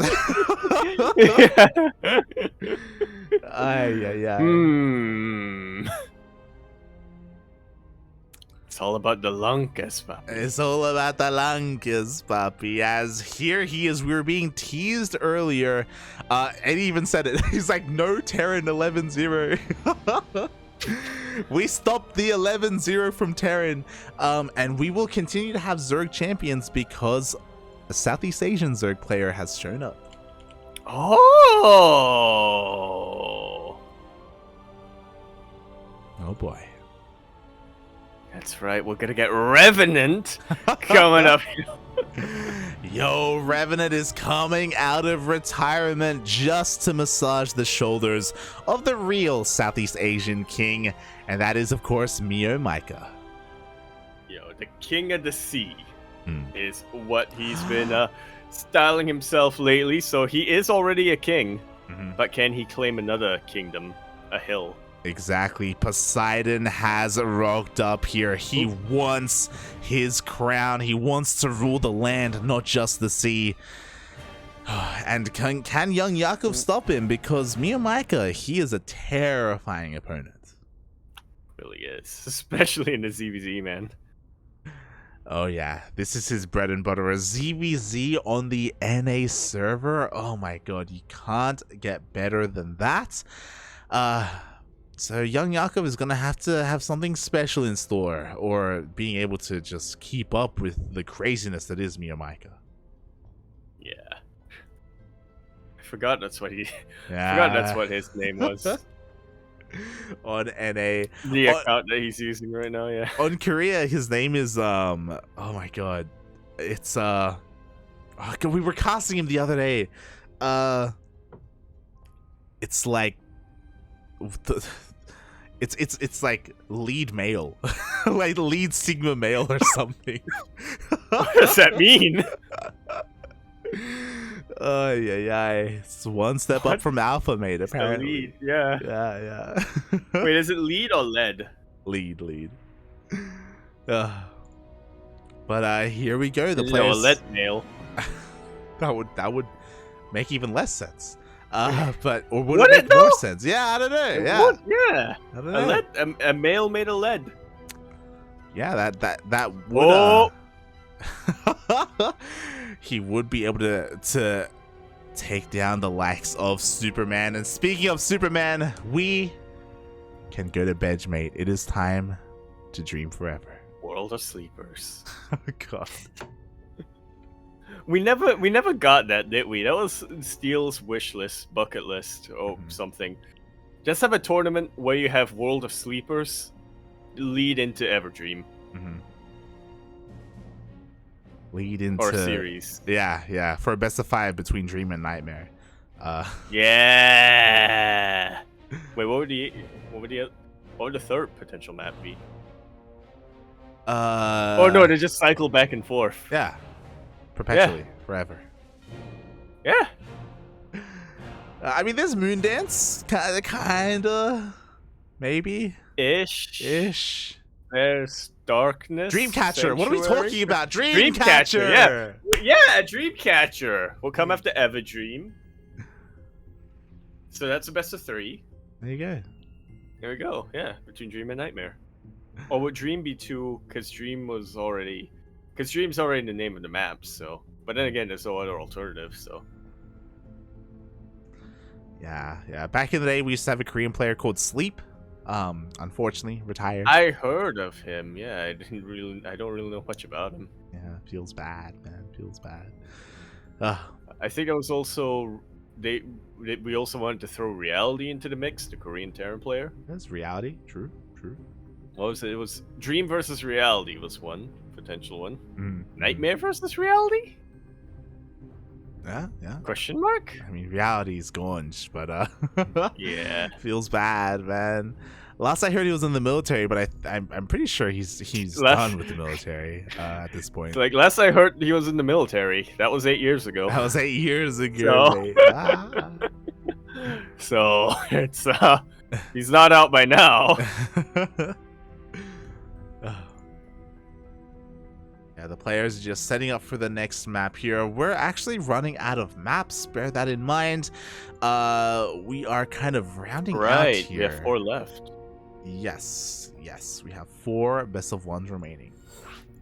That's like a best of 5, but with 1 point advantage to YoungYakov. And there you go. But you have different opponents. I don't know why I keep going back to this. I don't know why. That's how I understand formats. Did you I join- can't understand a format Uh-huh. unless I compare it to another format and contrast it to another format. Yaku, did you join the lobby and quickly change your color before being switched out? That happened. That just happened. I did. No, I switched my race. That's what it was. You were purple. You became purple. No, I'm usually purple. Okay. Yeah. But here we go, everyone. Our first ZVZ of the night. Can YoungYakov continue his reign? Can he live up to his predecessors and get 5 wins in a row just like everyone else? Or Can he was reign end? can he stack the bodies? They stack him up even higher. Can he make a new hill? Can he make a mountain? Or will the sea just swallow it all? As we spawn into Everdream. LE, because I forgot that LE was the thing that used to exist. Here at the top right-hand corner map, spawning all the way in the top right-hand corner of the map, we of course have our red Zerg player going for a pool first, 12th pool even. He's going to be representing CSO from the land of Russia. He is YoungYakov. And spawning in the bottom left-hand corner of Everdream, we have the Vietnamese Zerg player himself, the King of the Sea, representing the Juggernauts. It is MeomaikA. I was about to say, mate, you're crazy if you 12 pool Meo, because Meo goes pool first almost every ZBZ.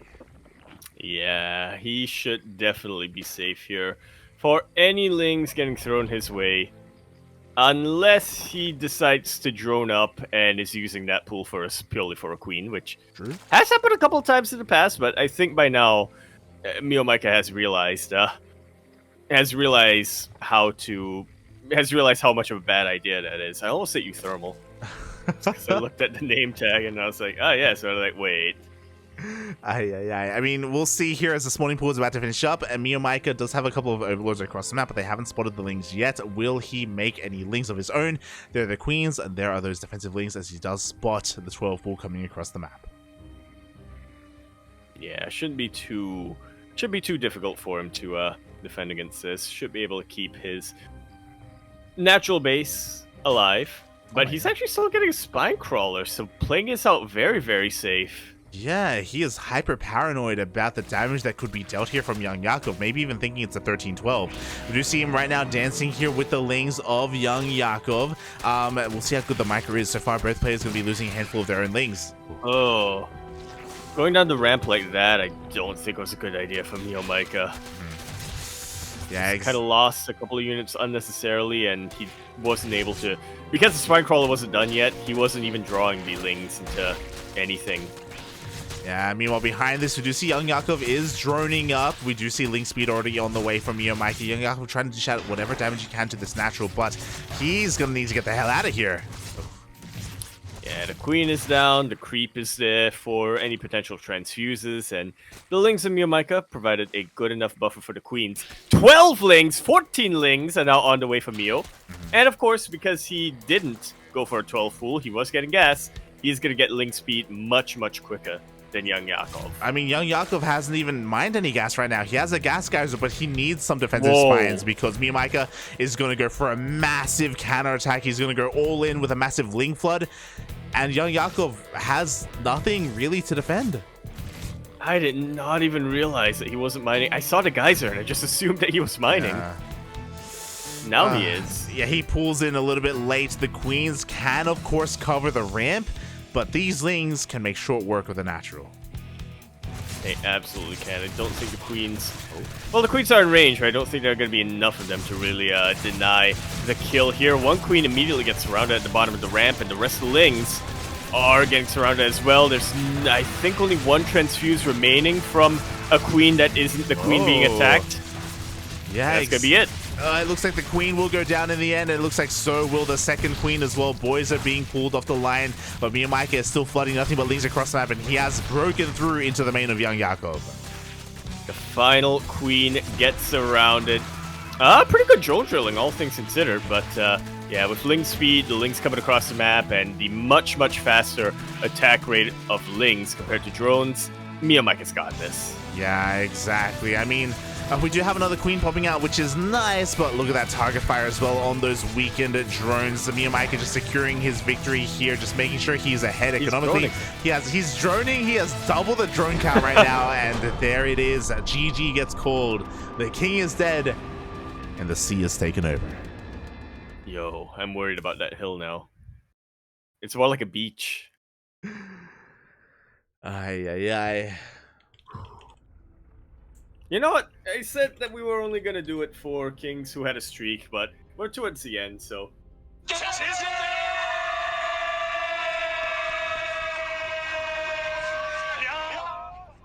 YoungYakov is now out of the tournament, but he was the only player. He was the player to dethrone Percival, so he can at least walk away with a little bit of that, going his way. Definitely. Like, hopefully he doesn't feel too bad about his performance. Unlike many players tonight, he was actually able to make money. Yeah. Feels bad, man. Feels bad. But MeomaikA was able to take him down. Again, I don't think it's a good idea to 12 pull MeomaikA period, just because he goes pull first so often, and we saw what happens when that's the case. Like, he can defend quite nicely. Didn't just go pull first, he went pull gas and then hatch, so he could counterattack with link speed if he needed to. So very nicely done. And we have a revive. Get a revive? Yeah. Yo! We have a revive. Oh my god. Good. Alright, I'm gonna give you some clues. Alright? Yes. Okay, it's a revive. Mm-hmm. 1, Yes. staying on NA. Yes. Staying on NA. Which means no Korean, because otherwise we'd go to Korea.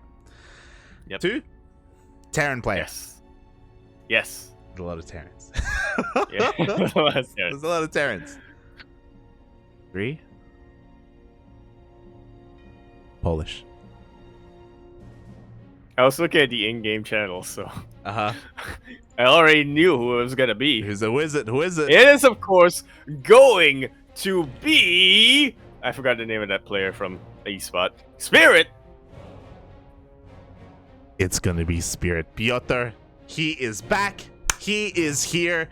He is upset and angry for not even taking a game today. He didn't even take a game. He got knocked out earlier by Percival, if you remember. And he wants to make some money. Yeah.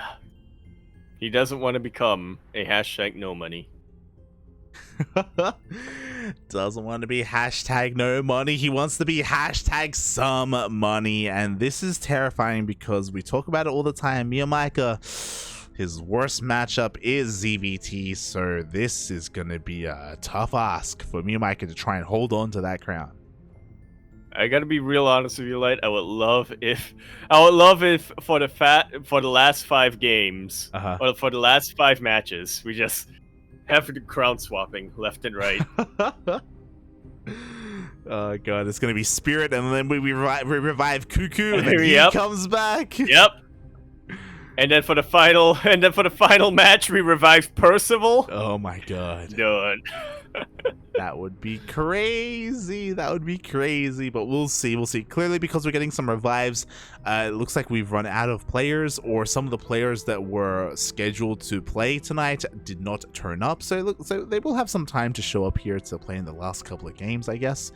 But this also means the opportunity for some returning players is there. Yeah. No money. No money. I want CuKu back, okay? That's all I want. Yeah. Started so strong. He did. It'd be great to see him return here.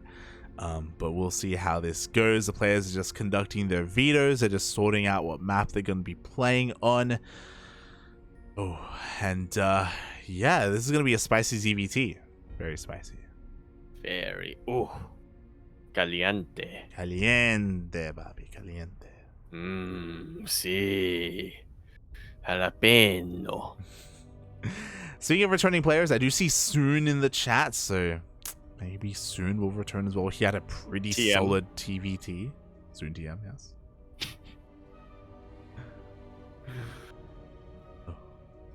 And I guess we just have the one match that was that didn't involve a Terran player tonight.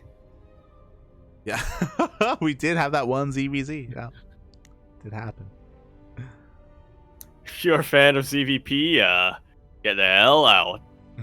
We don't do that here. Not tonight, anyway. Not tonight. Ugh. And yeah. Hopefully Spirit is here because I think he's actually away in game. Oh. Yeah. Well, so I can't blame him if he thought that that game was gonna go on a little bit longer.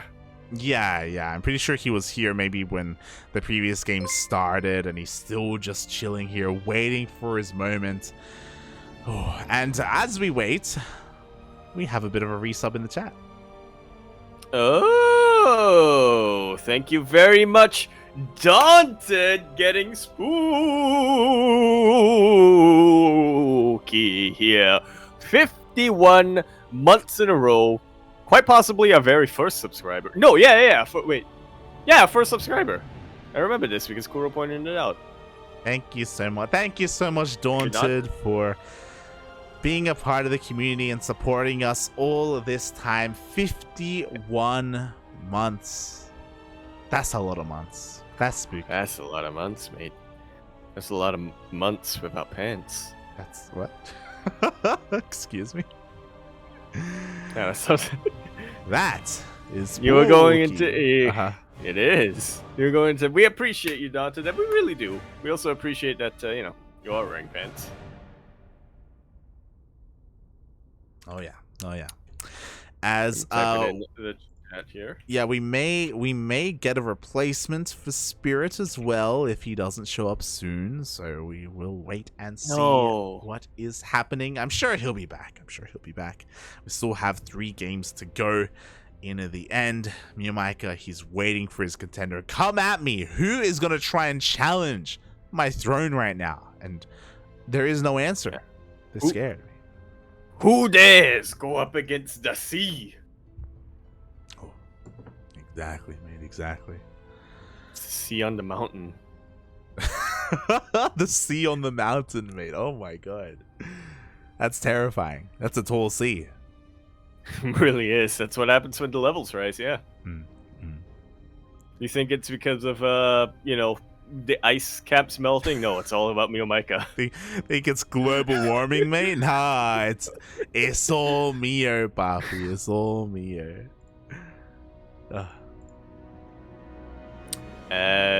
Spirit is now online. Yeah, seems to have just been a little bit of confusion earlier on. We were wondering... Yeah, he was wondering as well if there was going to be another player jumping in, but yeah. Yeah, I think the reason why we were waiting is because he didn't know who Mio was. Yeah. So, yeah. That's definitely one reason to, not have a meme name in-game. Shaking my head. But they are going to be getting ready here. In the meantime, I guess we may as well. Spirit's like, what? Yeah. Utaran. Yeah. Not to be confused with Thermal. Shaking my head. Alright, well, I was going to cut to a break, but it looks like they are back, and we are vetoing Star. We haven't had Stargazers today. Right, yeah. Moondance is one that's on tonight's pool. Yeah, we're not going to be getting Stargazer, at least not for this match. But who knows, maybe we'll get Moondance. No, wait, Moondance isn't. Maybe we'll get Data C. I hope not, but we could. Yeah, we could get Data under the sea. I mean, it is going to be Spirit's map choice, so something like Data C, maybe even Inside and Out would make sense as well. Yeah? Waterfall, something around those lines. I just saw somebody join the in-game channel, and I'm hoping he's somebody who's gonna play later. That's gonna be crazy, mate. That's actually gonna be insane. I would love that as well, but we'll wait and see. If that is going to be required. Here we go. Lobby has been made, and Spirit's map of choice, of course, the Terran map, Waterfall. There we go. Well, no, not according to Asher here. That's why I said it. Let's scroll up a little bit. It's the Asher, mate. It's the Asher. Here we go. We are. Okay, well, Spirit. Yeah, well, Spirit should be fine as long as he does it 3cc Banshee. True. It's crazy to do on a map as small as this, as aggressive as this. We shall see what his plans are. We'll see if he can withstand the Ling Hydra of Mio. That we shall. Of course, it's a build and a tactic that I think has done a really good job catching players, tearing players off guard. We'll see if Spirit is on guard, however. Not on guard, you know, with a sword fighting, which I imagine happens when the king and the contender square up on the hill. Oh yeah, with rapiers. But yeah, sabers even. There you go. My name is MeomaikA. You killed my father. As we load into Waterfall, which is fitting for the sea on the mountain. Over here in the top right-hand corner of the map, spawning all the way in the top right-hand corner, we of course have our blue Terran player coming on from the land of Poland. He is, of course, going to be representing his team, KZ Gaming. KZG. He is Spirit. And spawning in the bottom left-hand corner of Waterfall, we have the Vietnamese Zerg player himself representing the Juggernauts. It is MeomaikA, the current king of the hill. Yeah, and the sea. And the sea. Here we go. MeomaikA doing MeomaikA things, going for a pool first opener. And this is where things can get crazy because MeomaikA is more than willing to just throw down a pool just for fast queens or to actually make lings. No. Oh, yeah, it's crazy. What? No. It's all about the Hydras, papi. True, this is just a step closer to a lair. You're not wrong. Yeah. But if you think about it, queens, they're like Hydras, but slow. There you go. The queens are the superior Hydra. It's Yeah. in some ways. But for the time being, we are seeing that pool first opener, pool, hatch, and then gas. We see 4 lings on the way, and behind this, a Roach Warren. So not a Hydra then. I like this. This is what I was kind of expecting from YoungYakov when he went up against Percival. Specifically on Waterfall, because again, when Moondance is out of the equation, this is probably the best map in the current pool to do a bit of a road rush on. Everstream doesn't count. It's in tonight's pool, but it's not in the map pool. Yeah, I'm not gonna lie. I am shocked. I'm absolutely shocked as the Lings are able to bypass his Reaper that Spirit didn't go for an SCV scout. I don't know if he knows who MeomaikA is and how he plays, but the lack of SCV scout is going to mean that he finally scouts that this is a pool first opener, and he's going to suffer as a result. The Reaper is across the map. It's not at home to protect that CC. Yeah, but at the very least, it is able to scout that Roach Warren.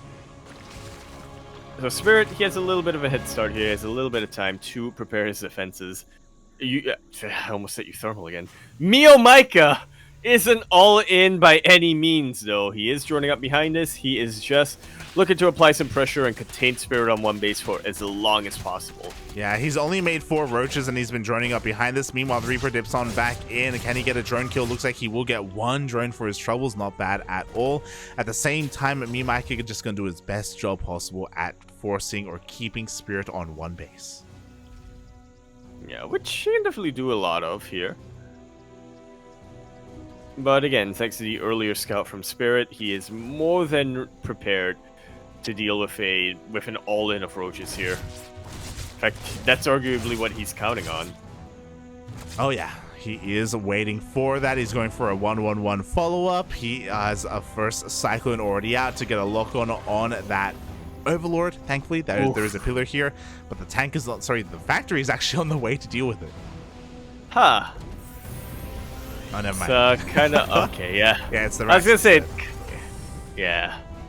I was gonna say, normally Terran players, since after getting their initial safety Marines, they delay that production for a while. It's a little bit odd to use the factory, but Ice Spirit has realized that as well. Thankfully. Mid-flight. Meanwhile, MeomaikA, for the most part, has finished droning. He finally goes for his third base. It is quite late in comparison, but we have a lot of Lings on the way. They're being banked up back at home. Roaches are pushing out across the map. MeomaikA is going for a follow-up Ling Flood. Full on, yep. I have a feeling that third base isn't going to be saturated anytime soon, which is why all of these kills on the Overlords hurt so much. This is gonna hit hard, by the way. Like, there's no tanks. Hellions are on the way now, and the Hellions will help against the Lings, don't get us wrong. Ooh, this is important. The Banshee scouts the Ravagers and can focus them down. Like so. Again, the Ravagers are really the backbone unit right now for MeomaikA. God damn, I keep getting messed up by the name tag. The backbone unit for MeomaikA, but now that he's been able to bust through the wall, all he needs to do is flood in Ling after Ling after Ling. There's still a chance right now for Spirit to hold it, but there are just so many Lings in his main. Yeah, exactly. There is one Hellion that does survive. Meanwhile, the Lings have stopped for the time being. We have more Lings coming across the map, but can Spirit get this wall back up and running? He really needs to. The Spirit can still survive even after this volley, even if the Lings get into the main base, but it's all about how many SCVs survive after that. How well is his economy going to be? How good is his economy going to be after MeomaikA's done here? MeomaikA is transitioning out. He's content with the damage he's dealt, and he's getting a lair. Yeah, he's got a lair on the way. He's got more drones in production, more queens as well to defend against the Banshees once they go for a counterattack. MeomaikA, I'm sure, was hoping that Spirit had salvaged his bunker on the high ground. Thankfully, he didn't, so because of that, MeomaikA didn't get as out of control as he otherwise could have. So, yeah, solid hold here, or a decent hold from Spirit. Honestly, economically, he's arguably ahead because he does have his third orbital. Yeah. And mules as well. MeomaikA, ooh, lacking a little bit of protection in between his bases, but now that he's going back to the lair, should be able to deal with these. He should be able to deal with these Banshees. Oh, exactly. But one queen goes down, second queen almost goes down as well. Spirit, some nice control on Micro here with his Banshees, moves out with his Cyclone, even going to be able to get an Overlord. Like so. And now the Lings are just trying to get whatever they can get done. MeomaikA is droning up hard right now, but he needs to make sure that he can keep his workers alive and mining. Yeah, exactly, because MeomaikA's economy is still struggling. Here we go. There is his famed Hydra Den on the way. As we would expect, Ling Hydra is going to be the follow-up for MeomaikA.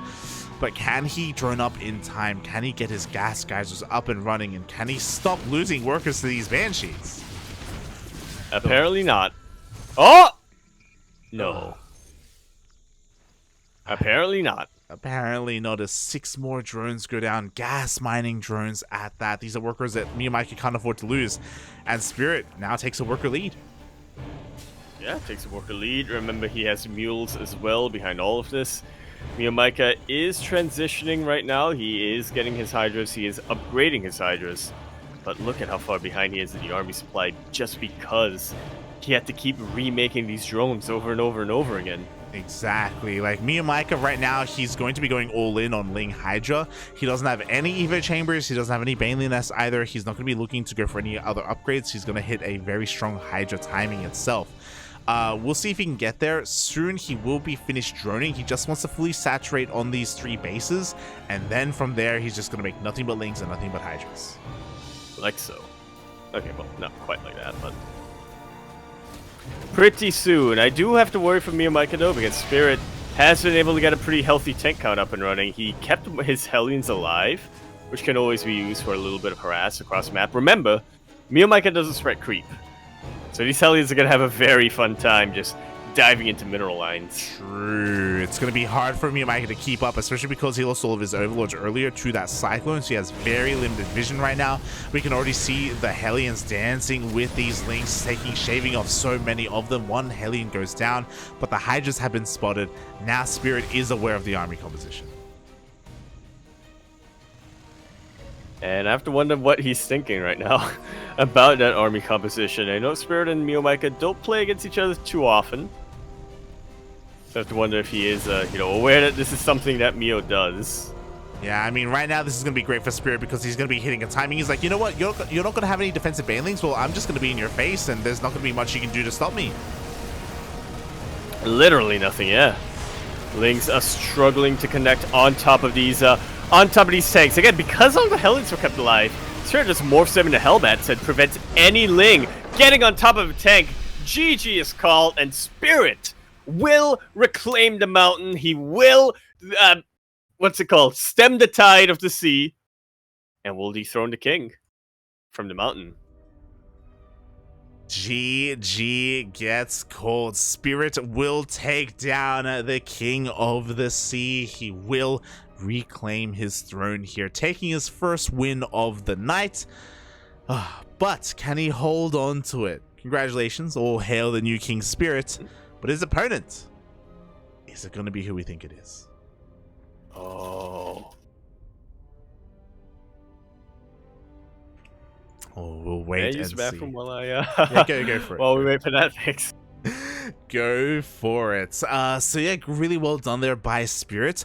MeomaikA did do some decent damage with his Ling Roach Ravager, don't get us wrong, but again, he was looking to deal even more damage. But I think more importantly, Spirit, his Banshee control was out of this world. Those two Banshees dealt so much damage, they killed so many drones, and they really slowed down MeomaikA. And when you're going for Ling Hydra, you can't afford to rebuild your drones like this. It's a very crisp timing, and you can't be wasting that time making drones. So, yeah, it was, MeomaikA had a hard time there dealing with those Banshees. He never did in the end. I'm pretty sure the Banshees survived until the very end of that game, so very nice control there by Spirit. Very nice dealing with the unorthodox style of MeomaikA. And now Spirit, he's very nicely settled here on top of his throne. Who's going to try and stop him? Who's going to try and usurp him? The player that we were talking about, both Yaku and I, we have eyes on a Canadian Protoss player. He's big, he's beautiful, he's one of the best in North America. Is he just chilling in game, or is he going to play tonight? That's what I want to know. We shall see.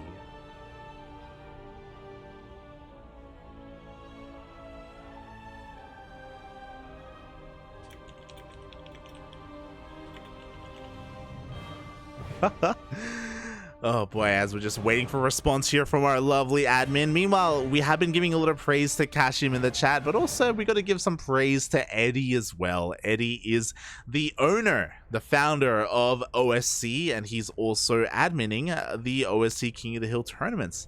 If it wasn't for Eddie, these events just wouldn't be happening, so it is great that he is here facilitating for these events and also orchestrating the path that we have before us. Eddie, he picks and chooses who gets sent out, when and where, and we have confirmation.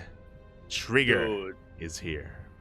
Not only is Trigger here, he's also picked the map that we were waiting for this entire night. Dude, we knew we could count on Trigger, man, to pick Stargazers as our match here. Dude, this is gonna be insane. This is gonna be wild. This is gonna be crazy as we are setting up everything here. Oh my god, thankfully we were able to all get in game as well. And let's go. One of our final maps of the night. Yeah, second last, I believe. Are we gonna get that curse of the crown switching hands, the throne switching butts, or will Spirit be able to keep things stable a little bit here? We'll see. We'll see if they can throw their hands as we are loading in to Stargazers. Okay. That we are as, of course, we load into Stargazers. We are gonna be over here in that top right-hand corner map, spawning all the way in that top right-hand corner map. We, of course, have our blue Protoss player currently playing for Team Basilisk GG. We have, from Atlanta, Canada, the Canadian Starduck, Trigger.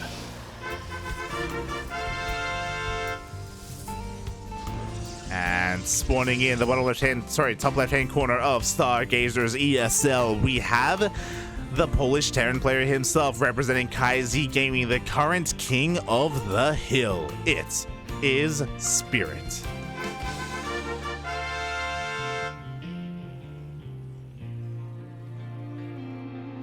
Oh boy.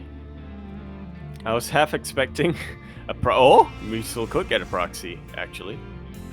You said technically it is proxied. We do see Spirit rocking out here with an eBay block.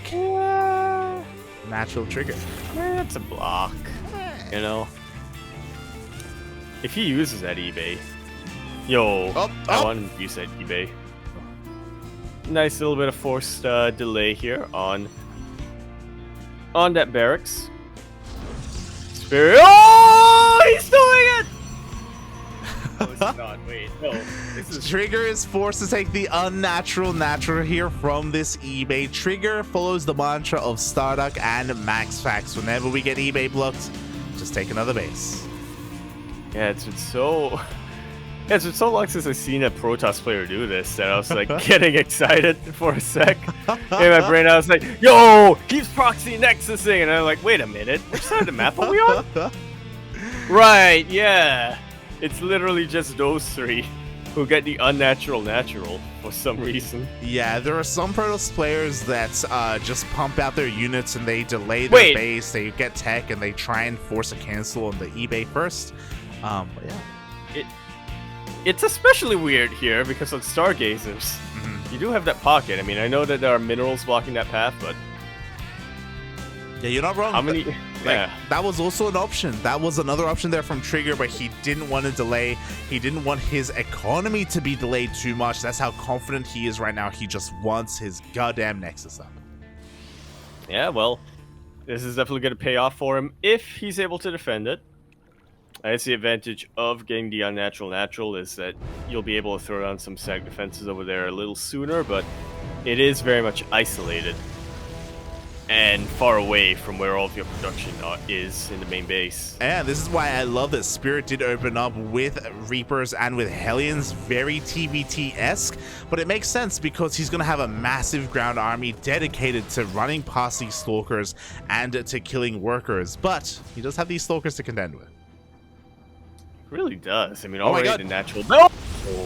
They just walk right on in. Now, thankfully for Spirit, there are only 2 Stalkers, so even so, they can't get too much damage done. They can still kill 2. Okay, just 1 Hellion for the time being. And again, that's a pretty massive delay on this natural base.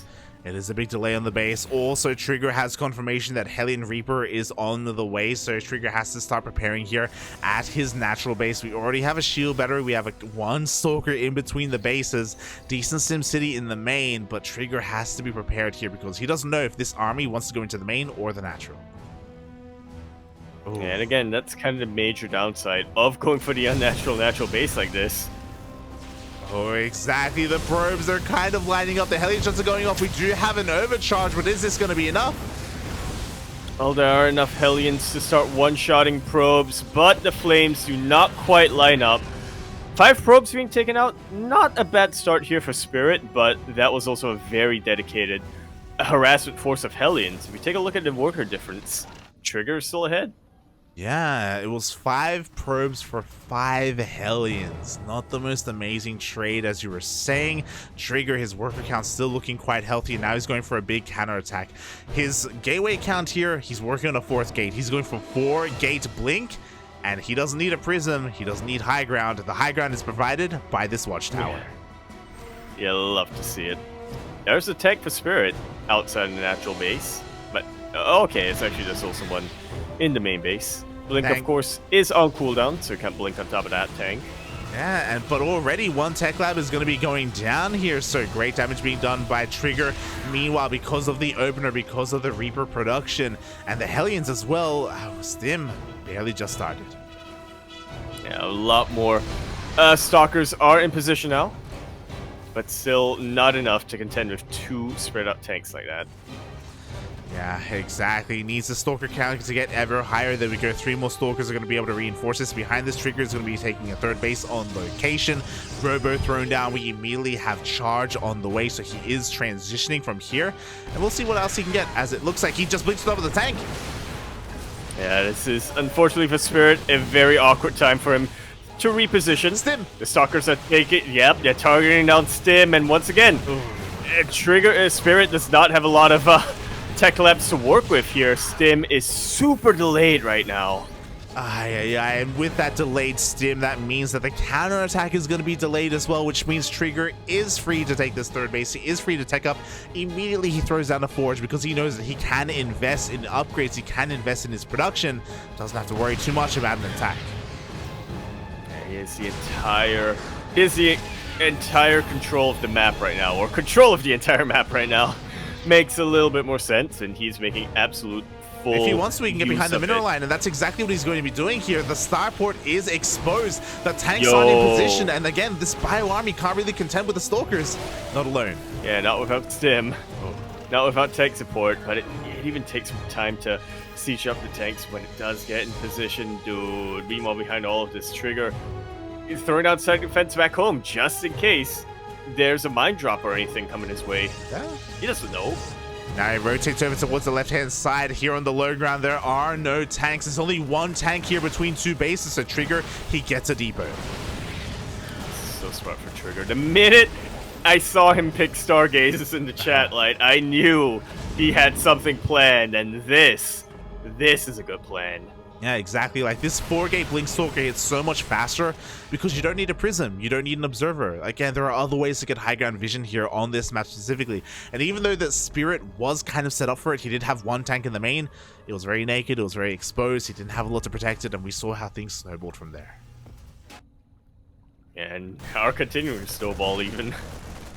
Bit of an avalanche going down. The drop does get scouted as well here for Trigger, so he can deal with that pretty easily. Stim did finish up though, and it's definitely a start here for Spirit. Yeah, we do have that 1 drop that has been scattered. Meanwhile, Trigger, upon seeing the drop, he's like, you know what, I'm just going to test the waters and see if he even have enough fire to defend. Nice stim forward here by Spirit, getting a couple more of these Stalkers on the retreat. So Trigger is starting to lose some of his army. Meanwhile, he does force a pickup here, and the drop is headed towards the main.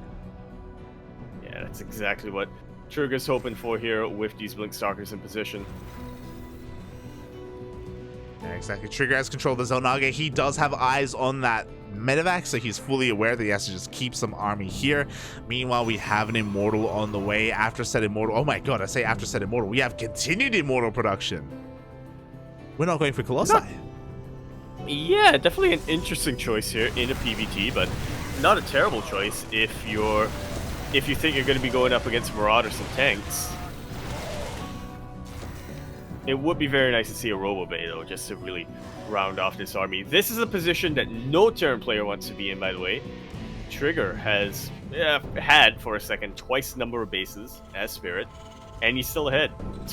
It's 4-3. This is almost like ZVP-esque or PVZ-esque from Trigger, because basically he's working off of very few gases. He only has 3 gases here in between all of these bases. So he's going for mass charge lot Immortal. Immortal obviously has the high-tech units to burst down whatever he can, and just gonna flood Zealots behind it. Yeah, there's definitely a pretty big risk and reward here for Trigger, because this is a map that has a lot of choke points that Terran player can utilize, but at the same time, like you said, if those Immortals are able to target down the tanks, then these Zealots are going to have a very fun time just charging into the bio. Yeah, and here we go. The entire army is running across the map. That 1 medevac did buy a little bit of time here, did force Trigger to respond. And Spirit is on 3 bases. Like, he's not exposing himself. He's not trying to take another base. So he is set up as defensive as possible. Yeah, even with this drop, I mean, the positioning of the tanks and the bunker, I think, are good enough that Trigger shouldn't be able to break this position, not without a lot of difficulty. Exactly, and I love this from Spirit because he knows that he is solidly, he's solid here on 3 bases. He's going to go for a triple drop here towards the bottom right-hand corner of the map instead. Trigger has full map control, so he's taking a 5th base. He's taking a gold right now, but he may be punished for it.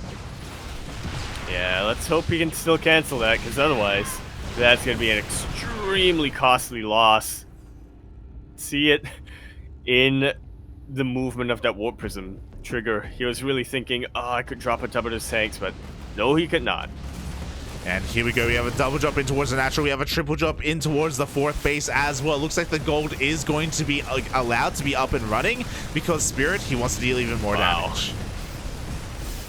Yeah, Spirit is a very gracious opponent. I guess that's how you can put that.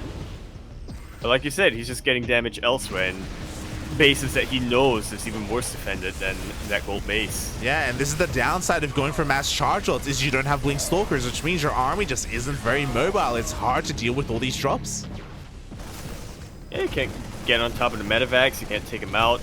Best you can hope for is to wait for the medevacs to unload and then just swipe away at the bio with your zealots. Very good pickoff here for Spirit.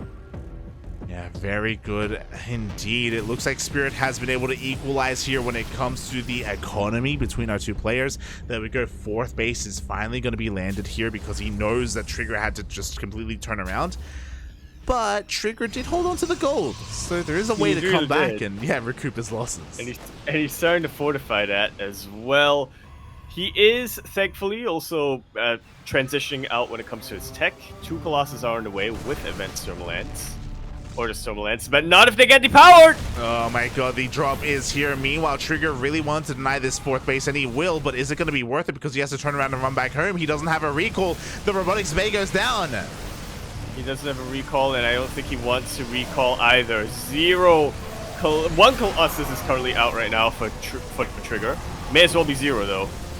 Because it is completely naked. It is getting dove on top of by the bio army and taken the hell out. Yeah, at the same time, we have another triple drop here towards that third base. We had another drop towards the gold as well. Trigger is being pulled apart right now. He's losing base after base, probe after probe. The main nexus went down. The third nexus is going to go down as well. Funnily enough, it's actually natural nexus. True. They got taken out, but yeah, Trigger, he's spending so much time, he's spending so much firepower just trying to put out these fires that Spirit is lighting. Meanwhile, on the other side of the map, Spirit, he's just nice and cool. You know, no risk of a fire breaking out. Meanwhile, the fourth base is trying to be taken. At the same time, the Mass Zealot army is going to hit it once again. So Trigger is keeping Spirit contained to 2 bases. Sorry, to 3 bases at least. But like, is it really worth it? If he holds on to the gold, maybe, but a drop is being set up to take down that gold. Yeah, well, we'll see. Trigger definitely not in position to defend the gold base. He's split apart right now. A little bit of supply everywhere on the map. It's not exactly ideal against an opponent who's looking to consolidate his own forces. Yeah, and there's no shield battery here. We do have a recall. Trigger is going to respond, and he recalls in time. Ooh! Oh. Not in time to save the Nexus, however. Close. And the recalled army isn't even enough to win this fight. He has to pull back here to his reinforcements, to his cannon. The Nexus will go down. Oh my god, can he take down the Medivacs? It looks like he will not. Yo. This is looking so good for Trigger. Following that 4-gate blink, and honestly, it could still end well for him, but Spirit has been putting up one hell of a fight. Great EMPs on top of these zealots, and it's really tough seeing Trigger, imagining Trigger break this position. We have tanks on the high ground, we have tanks on the low ground. Sure, he kills the 4th base, but at what cost? That's the thing though, right? Because Trigger, I don't think he ever really intends to break the natural. He takes down the 4th. There's another 4th though. Thankfully, Spirit did double expand. And Trigger doesn't have eyes on this, but if he ever does, he can just continue to just beat down these bases and resaturate this gold. Yeah, I wonder why he hasn't checked yet. Yeah, he just hasn't been able to rotate over. Meanwhile, we do have a couple of automines set up. The EMPs are insane. They take out the health of just about every single unit right now. They have the health of just about every single unit right now. Trigger, he's rechecking this triangular 3rd base. Meanwhile, he's going to try and dive on top of all of these tanks. It looks like he will be able to do so. Yeah, they're very exposed, surprisingly. Yeah. Oh my lord, is Trigger actually going to be able to take this? No, he's not. Here come the reinforcements from the south. A huge concave of bio. It was looking decent for him in that fight, but now he's lost his Disruptors, he's lost his Immortals, he's lost just about everything, and is struggling to remake anything. Yeah, what's important is that 3-3 actually finished in the middle of that fight as well for Spirit. Just the best moment he could have hoped for. And again, Trigger has no idea that this base is up and running. For all he knows, Spirit is broke, and Spirit would have been pretty broke if he didn't have this base. Yeah. Funny how that works, yeah.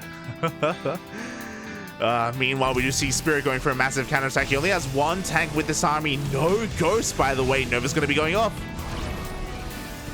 But it only connects with a single Marine.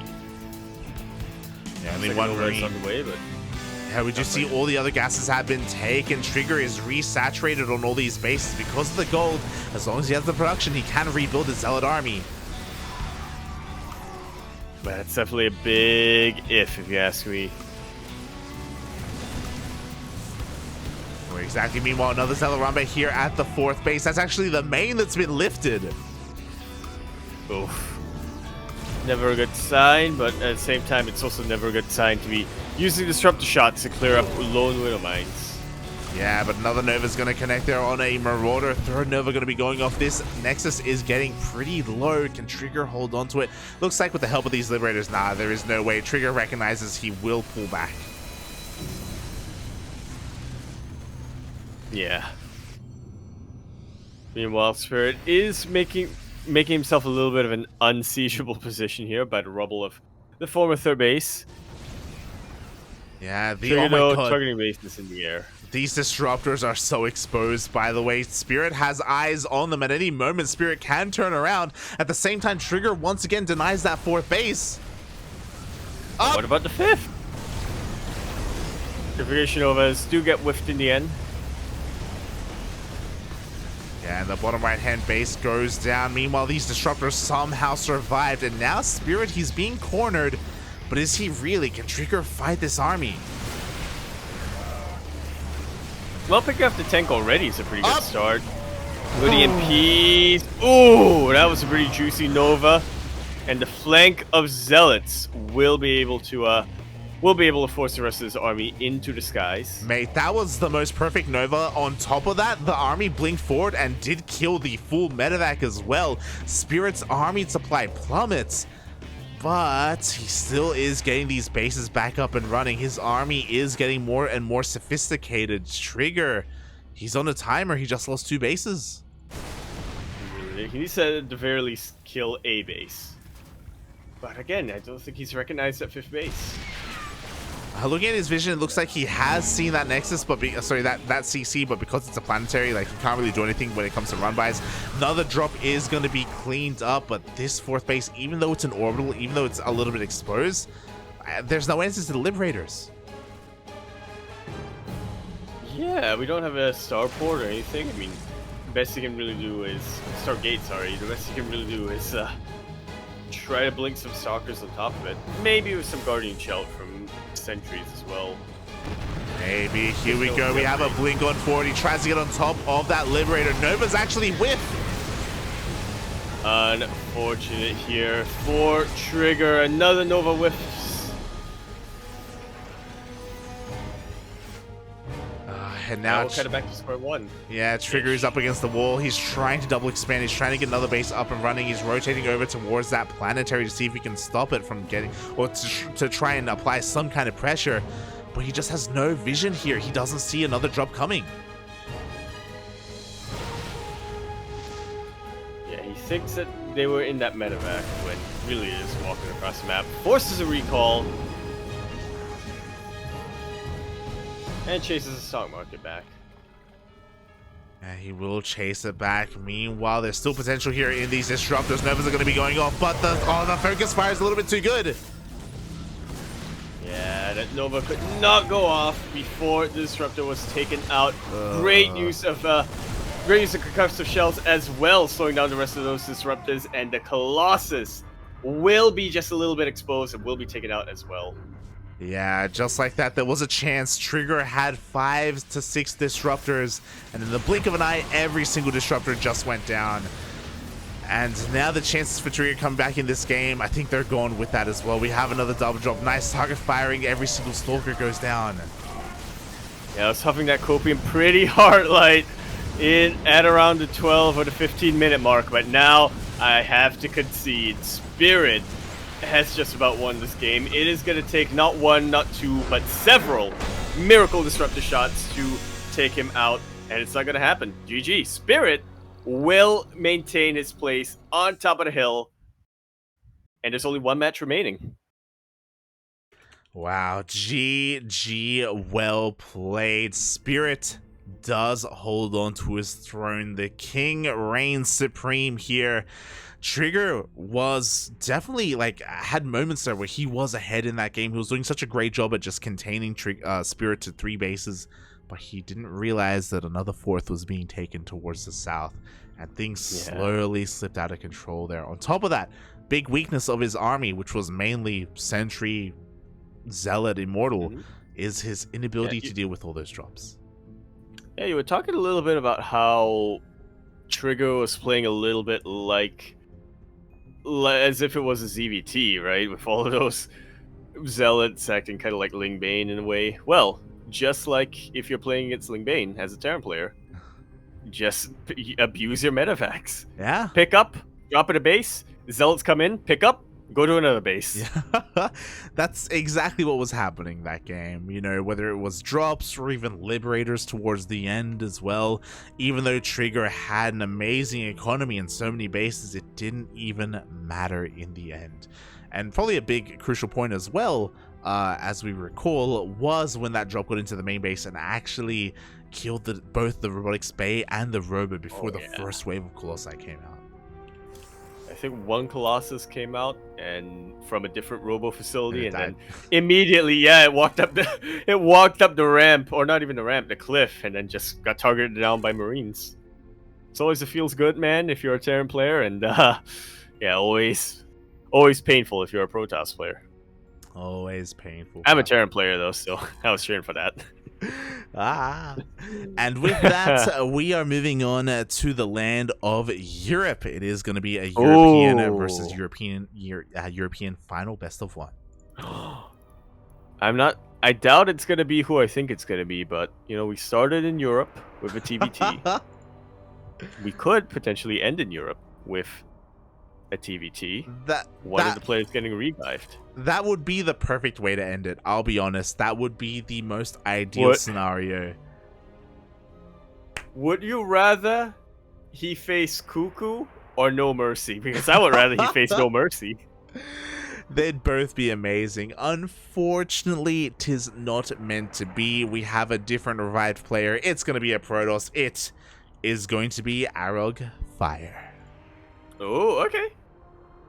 I'm cool with that. Arrogfire definitely had definitely had some good ideas. Definitely showed us a pretty good. It definitely had a pretty good showing against Percival earlier today. Just unfortunate that he couldn't clutch it out, but now he has a chance against a different Terran player. Oh yeah, exactly. Can the aggression of Arrogfire pull him forward here? Going up against one of the best Terran players in all of Europe. Spirit now has 2 wins under his belt. Can he close it off with a 3rd? Or can the underdog come out? Will we have the most unlikeliest of kings? Maybe if he played Terran, but plays Protoss, so. Not a single Protoss player was able to get a win tonight, unfortunately. Yep. They also all had to play against Terrans as well. Time to screenshot this and send it to Stardust. Unwinnable, mate. Unwinnable, papi. Unwinnable. I love Spirit's name for Arrogfire here. Aragorn! Yeah, it is Aragon. You know, he's here to return the king. Call for aid. There you go. Just like Luke. Just like Luke back in Hogwarts. Yeah. Let's go. Final series of the night. Again, everyone, exclamation mark be in the chat if you guys want to have a look at the run of all of our players. If you want to have a look at the results of the other games. We've had some pretty wild games so far tonight, honestly. I do think that CuKu versus Soon does stand out though. Oh yeah, that was a very, very back and forth TVT. It was on Turtle Empire. It had mech v mech, but not really. It was mech from Soon, and then initially bio from CuKu, but then he immediately stopped producing anything from his factories or his barracks, and just went straight into Viking lib production. It was pretty sick. Yeah, ask me. It was actually a really good TVT. Like, and it was a mech v kind of mech. It was mech versus mech bio that pseudo mech. It turned into mech versus mech. Yeah. It was crazy. I don't often say that mech v mech is exciting, but that one was. It was exciting. It was exciting. Oh boy. And yeah, hopefully we can get some more exciting games here. Our final exciting game of the night. As we are currently looking for Arrogfire. We are. You're in Hogwarts, you know. It's very possible that he went to NA instead. He assumed that like Trigger would win or something. Oh, should I check? That's okay. We can chill. Okay. Yeah. We'll let Eddie know and ping him in Discord if possible. Again, Eddie, he's got the hookup. He's got the direct line to these players. It's a cacao line. Yeah. He's got the call whenever he needs it. The signal, yeah. He'll light the fires of Arog. Yeah. He'll light the beacons will be lit, and we will call for aid. France must respond. Arrogfire, where are you? Oh god. I'm sure if he doesn't show, we will have a replacement. Yeah. I'm sure Eddie does have that available. Yeah. Again, we're reaching towards the end. Well, literally, we're at the end. So, yeah, we definitely have quite a number of players here who wouldn't mind getting a second shot of making a little bit of money here. But nope, here's Arrogfire coming in.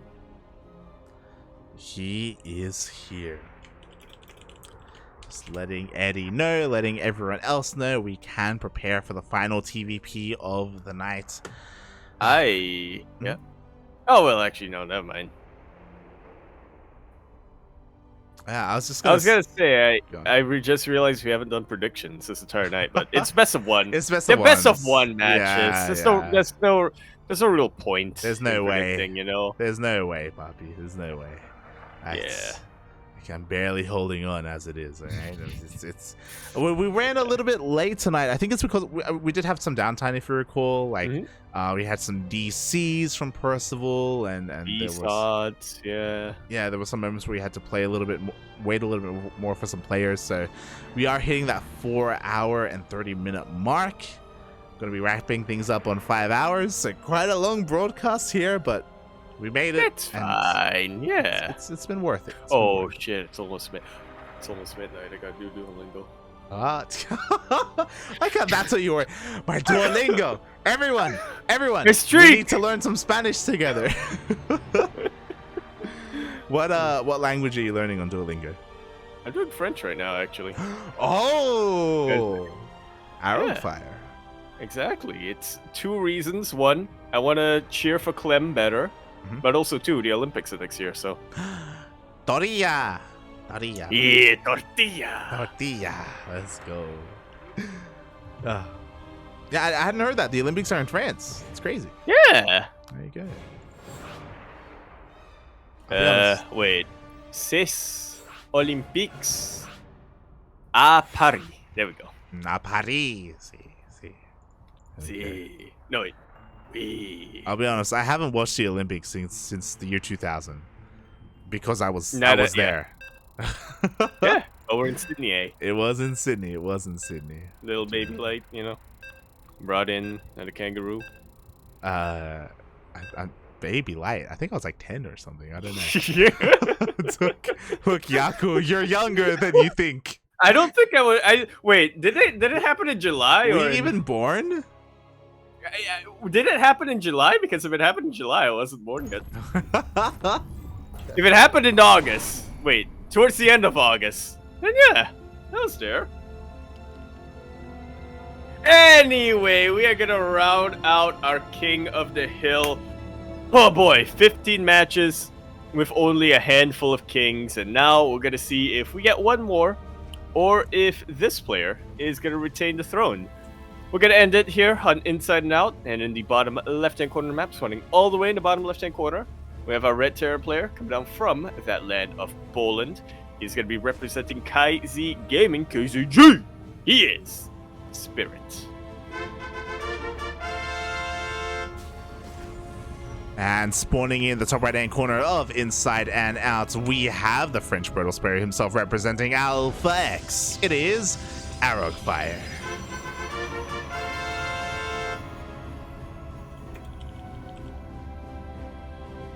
The would-be usurper. Yeah. Can we get a French king?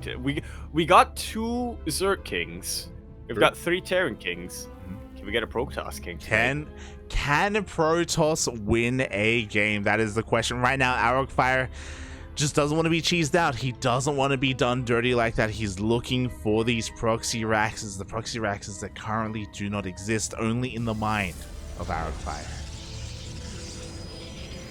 Yeah, they can't really do much damage from there. But they can, if Arrogfire lets it. But, yeah, he has fully scouted his bases, and now he's going straight for the scout into Spirit's main. He confirms, yep, that's a 1-1 coming out. No natural just yet here for Spirit. And no natural. We do have a double gas opener instead, so going to be focusing a lot more on his 1-1 opener. And we'll see when he does end up deciding here to take his base. He should be soon because he did end up pulling out of gas, so we should be seeing a CC momentarily. Oh, this probe. Yo! This. Well, we'll wait and see. We'll wait and see. We do have a probe hidden on the left-hand side of the map. Reaper is going to be perusing here, trying to find a way in as a tech has been chosen. Arrogfire going for a Stargate. But he's building that Stargate at home, though. Yeah, it is at home. So it looks like this probe is merely hiding from the Reaper. Doesn't want to be caught out. Wants to be safe. Yeah, I mean, they could always just throw it on a pylon just to scout for, or to spot for drops, but that would be lame. I know Arrogfire. I know he doesn't want to be lame. You know? He likes his aggressive plays. You're like, so. Like I know Arrogfire. I know he wants to proxy. You want to proxy, don't you, Arrogfire? Don't you? Speaking of aggression, we do see Spirit once again opening up with 3 Reapers and 2 Hellions. He's zooming across the map to try and bust on in. The wall currently is not a wall, so he doesn't even need KDA charges to break into the natural. Yeah, and honestly, with only a single adept. Okay, there are 2 adepts here, but these units can definitely just zoom past them or even kill them and dive straight to the mineral line. The Oracle is at home, so that will help defend, but yeah, not before 3 probes get taken out, as well as an adept, as well as some energy being drained from this Oracle, which is actually a pretty big, deal. Yeah, just like that, Spirit, he scouts the opener, he forces the Oracle to waste its energy at home defensively. Meanwhile, Arrogfire did indeed throw down that pylon. We do have a proxy gate on the way. Alright, the hypnotism was a success. Oh boy, this is interesting. So we have a delayed blink, because it was of course a Stargate opener into a Twilight Council. This is the 4th gate on the way, so 4 gate blink stalkers is going to be getting ready here, but Spirit already moving out across the map with the drop. Yeah, it's interesting because this is definitely something that will catch Spirit off guard, but at the same time, Arrogfire needs to live long enough to pull it out. There are a couple of stalkers warped in back at home, so that will definitely help out, but not over here by this side of the main base. Yeah, no vision in the main base. We have a full unload. Woodermine does end up covering that ramp. Arrogfire trying to bait it out with that adept instead. He is able to bait out that shot, but these Marines still picking off as many workers as they can, 8 of them, which is pretty dang huge. Meanwhile, the Reapers return and having a very good time taking out just a handful of probes over here in the natural base. Yeah, 9 probes in total have gone down. The Oracle forced to activate his Pulsar Beam once again. Will clean up these Reapers, but the damage has been done. Spirit now ahead in those workers. Arrogfire has to counterattack him soon. It really does. If this was a macro game, I would say that this is salvageable, but we all know that it isn't. There is that proxy that was set up much earlier on. Here we go, more Stalkers are on the way. That was a pretty crucial scan by Spirit. Does recognize that Arrogfire does intend to take another base. Meanwhile, the Blink Stalkers are across the map. We do still have high ground vision because of that Oracle, and we only have 1 tank here on the low ground. Yeah, pretty good tag to secure that high ground vision, but unfortunately he was not able to tag the tank on the low ground, and yeah, now it's a little bit too late for Arrogfire to really blink into the main and get much done. Yeah, exactly. I mean, he could still blink in and maybe take down a depot, maybe take it down some of these gas geysers as well. The main is quite large here on Inside and Out, but in the end, his Oracle is forced back. And again, this Oracle is the only means that Arrogfire has to gain high ground vision. Yeah, and even then, I mean, yeah, I have to wonder if it would be worth it or not to do that. What you just described, you know, blink into the main base, take out an add-on or a depot, but how many Stalkers is he going to lose in the process? He can definitely keep some of his Stalkers alive, but not all of them, and if he loses too many, there's nothing that's going to be stopping Spirit from just moving across the map. Yeah, and it looks like Arrogfire instead, he's going to just focus on saturating his bases. He's going for a little bit of a gateway explosion. Going to be fighting a little bit of damage here, picks up a couple of units. Spirit shouldn't really be moving out anytime soon, at least not until his upgrades finish. And when they do, Spirit is going to have quite a counterattack. He does have a third base, third CC, by the way. Or does he? He does not. He has 2 more Raxes hidden behind the natural base, not in the main. So Arrogfire, despite the fact that he was able to get some revelations off, he doesn't know how many Raxes there are. The boys have not been pulled, but this is still a very powerful 2-base timing. Arrogfire just racing the bio back home, just trying to get to a bit more of a defensible position, but the bulk of Arrogfire army are in these Stalkers. 10 Stalkers, 12 Zealots, 2 Sentries. He's gonna have to have the best positioning in the world, and this might be it! This might be it. Almost gets a full surround there. The Zealots, they want to get on top of this army. The force fields are thrown down, cutting the army in half. But it's still a massive army, though. Yeah. Even when it's cut in half, the tanks do survive despite being so exposed. Just a slight miscalculation there from Arrogfire in where he should cut the army in half from. I'm shocked at how quickly those Zealots died. GG gets called. Spirit will be this week's King of the Hill.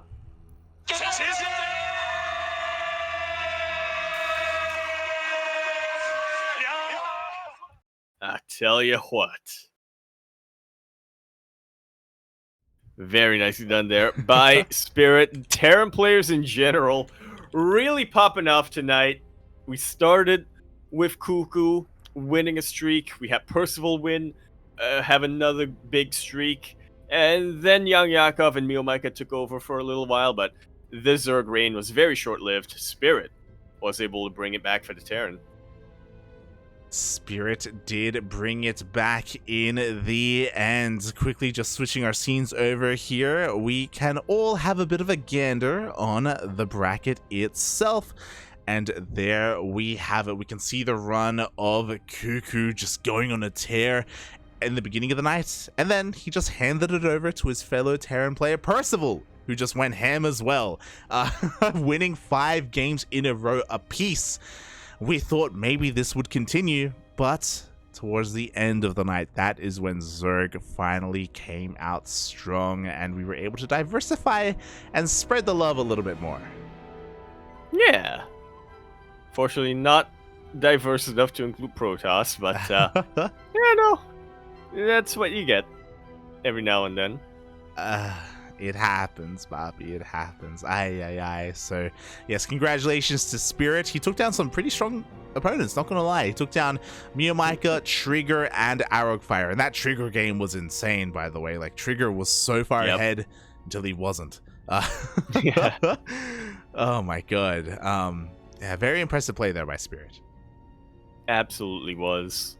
It was unfortunate for him to go up against Percival so early in the night, but yeah, thankfully he was available to be revived as we got towards the end of the bracket, and yeah, he's able to walk out of here with some money. Not no money. Yeah, he walks away with some money indeed. So congratulations to all of our kings, all of our champions tonight. And yeah, I hope everyone enjoyed themselves in the chat as well. I do know that this did coincide with the TLMC. I know Wardy was running his Team Liquid map contest tournament as well. So, of course, it wasn't ideal. You know, we had a little bit of overlap as a result. But at the same time, I do hope that the people that did choose to watch us had a great time as well. Because, yeah, we had a lot of StarCraft going on. Yeah, a lot of StarCraft going on. Very varied, and we had a lot of variety, I think, when it came to the matches. Yes, there was a lot of Terran. Yes, there was a lot of TBT. But you know, because of the format, I think we got different games every time. It's true. Like, because we got so many different players, they all had so many different styles to them, so many different compositions and approaches to the game itself. So it was all really fun and all great StarCraft in the end. So I highly recommend checking out the VODs and checking out some of the matches, especially earlier on. You definitely won't be disappointed. Yeah, once again, the standouts are Soon versus CuKu. Main one that comes to mind. ForJumy versus CuKu was a meme as well. ForJumy was, yeah. The question mark, Poppy. The banter mid-game. The dollar signs. The dollar signs, Poppy. Let's go. That was a lot of fun. We had, of course, Percival coming out with his streak as well. Percival versus Maplez was interesting. And, of course, we ended up getting towards our ZVZs. Yeah. Percival versus Maplez, not necessarily the closest match, but a very interesting one. It's definitely something you don't see every day in a TV. Definitely. That's how I'll put it.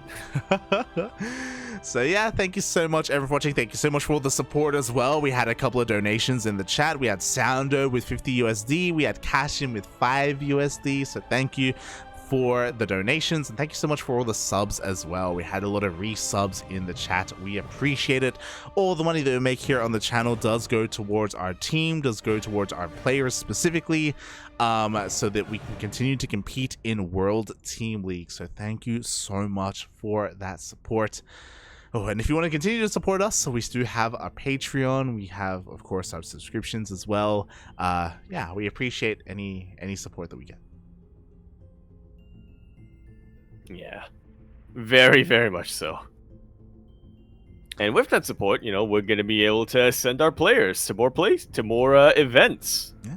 Eventually, maybe, you know, bring back tournament. Yeah, they were all at Cheesadelphia, or at least all the American Ducklings were at Cheesadelphia, and they will all be at Atlanta as well. We have confirmation on that.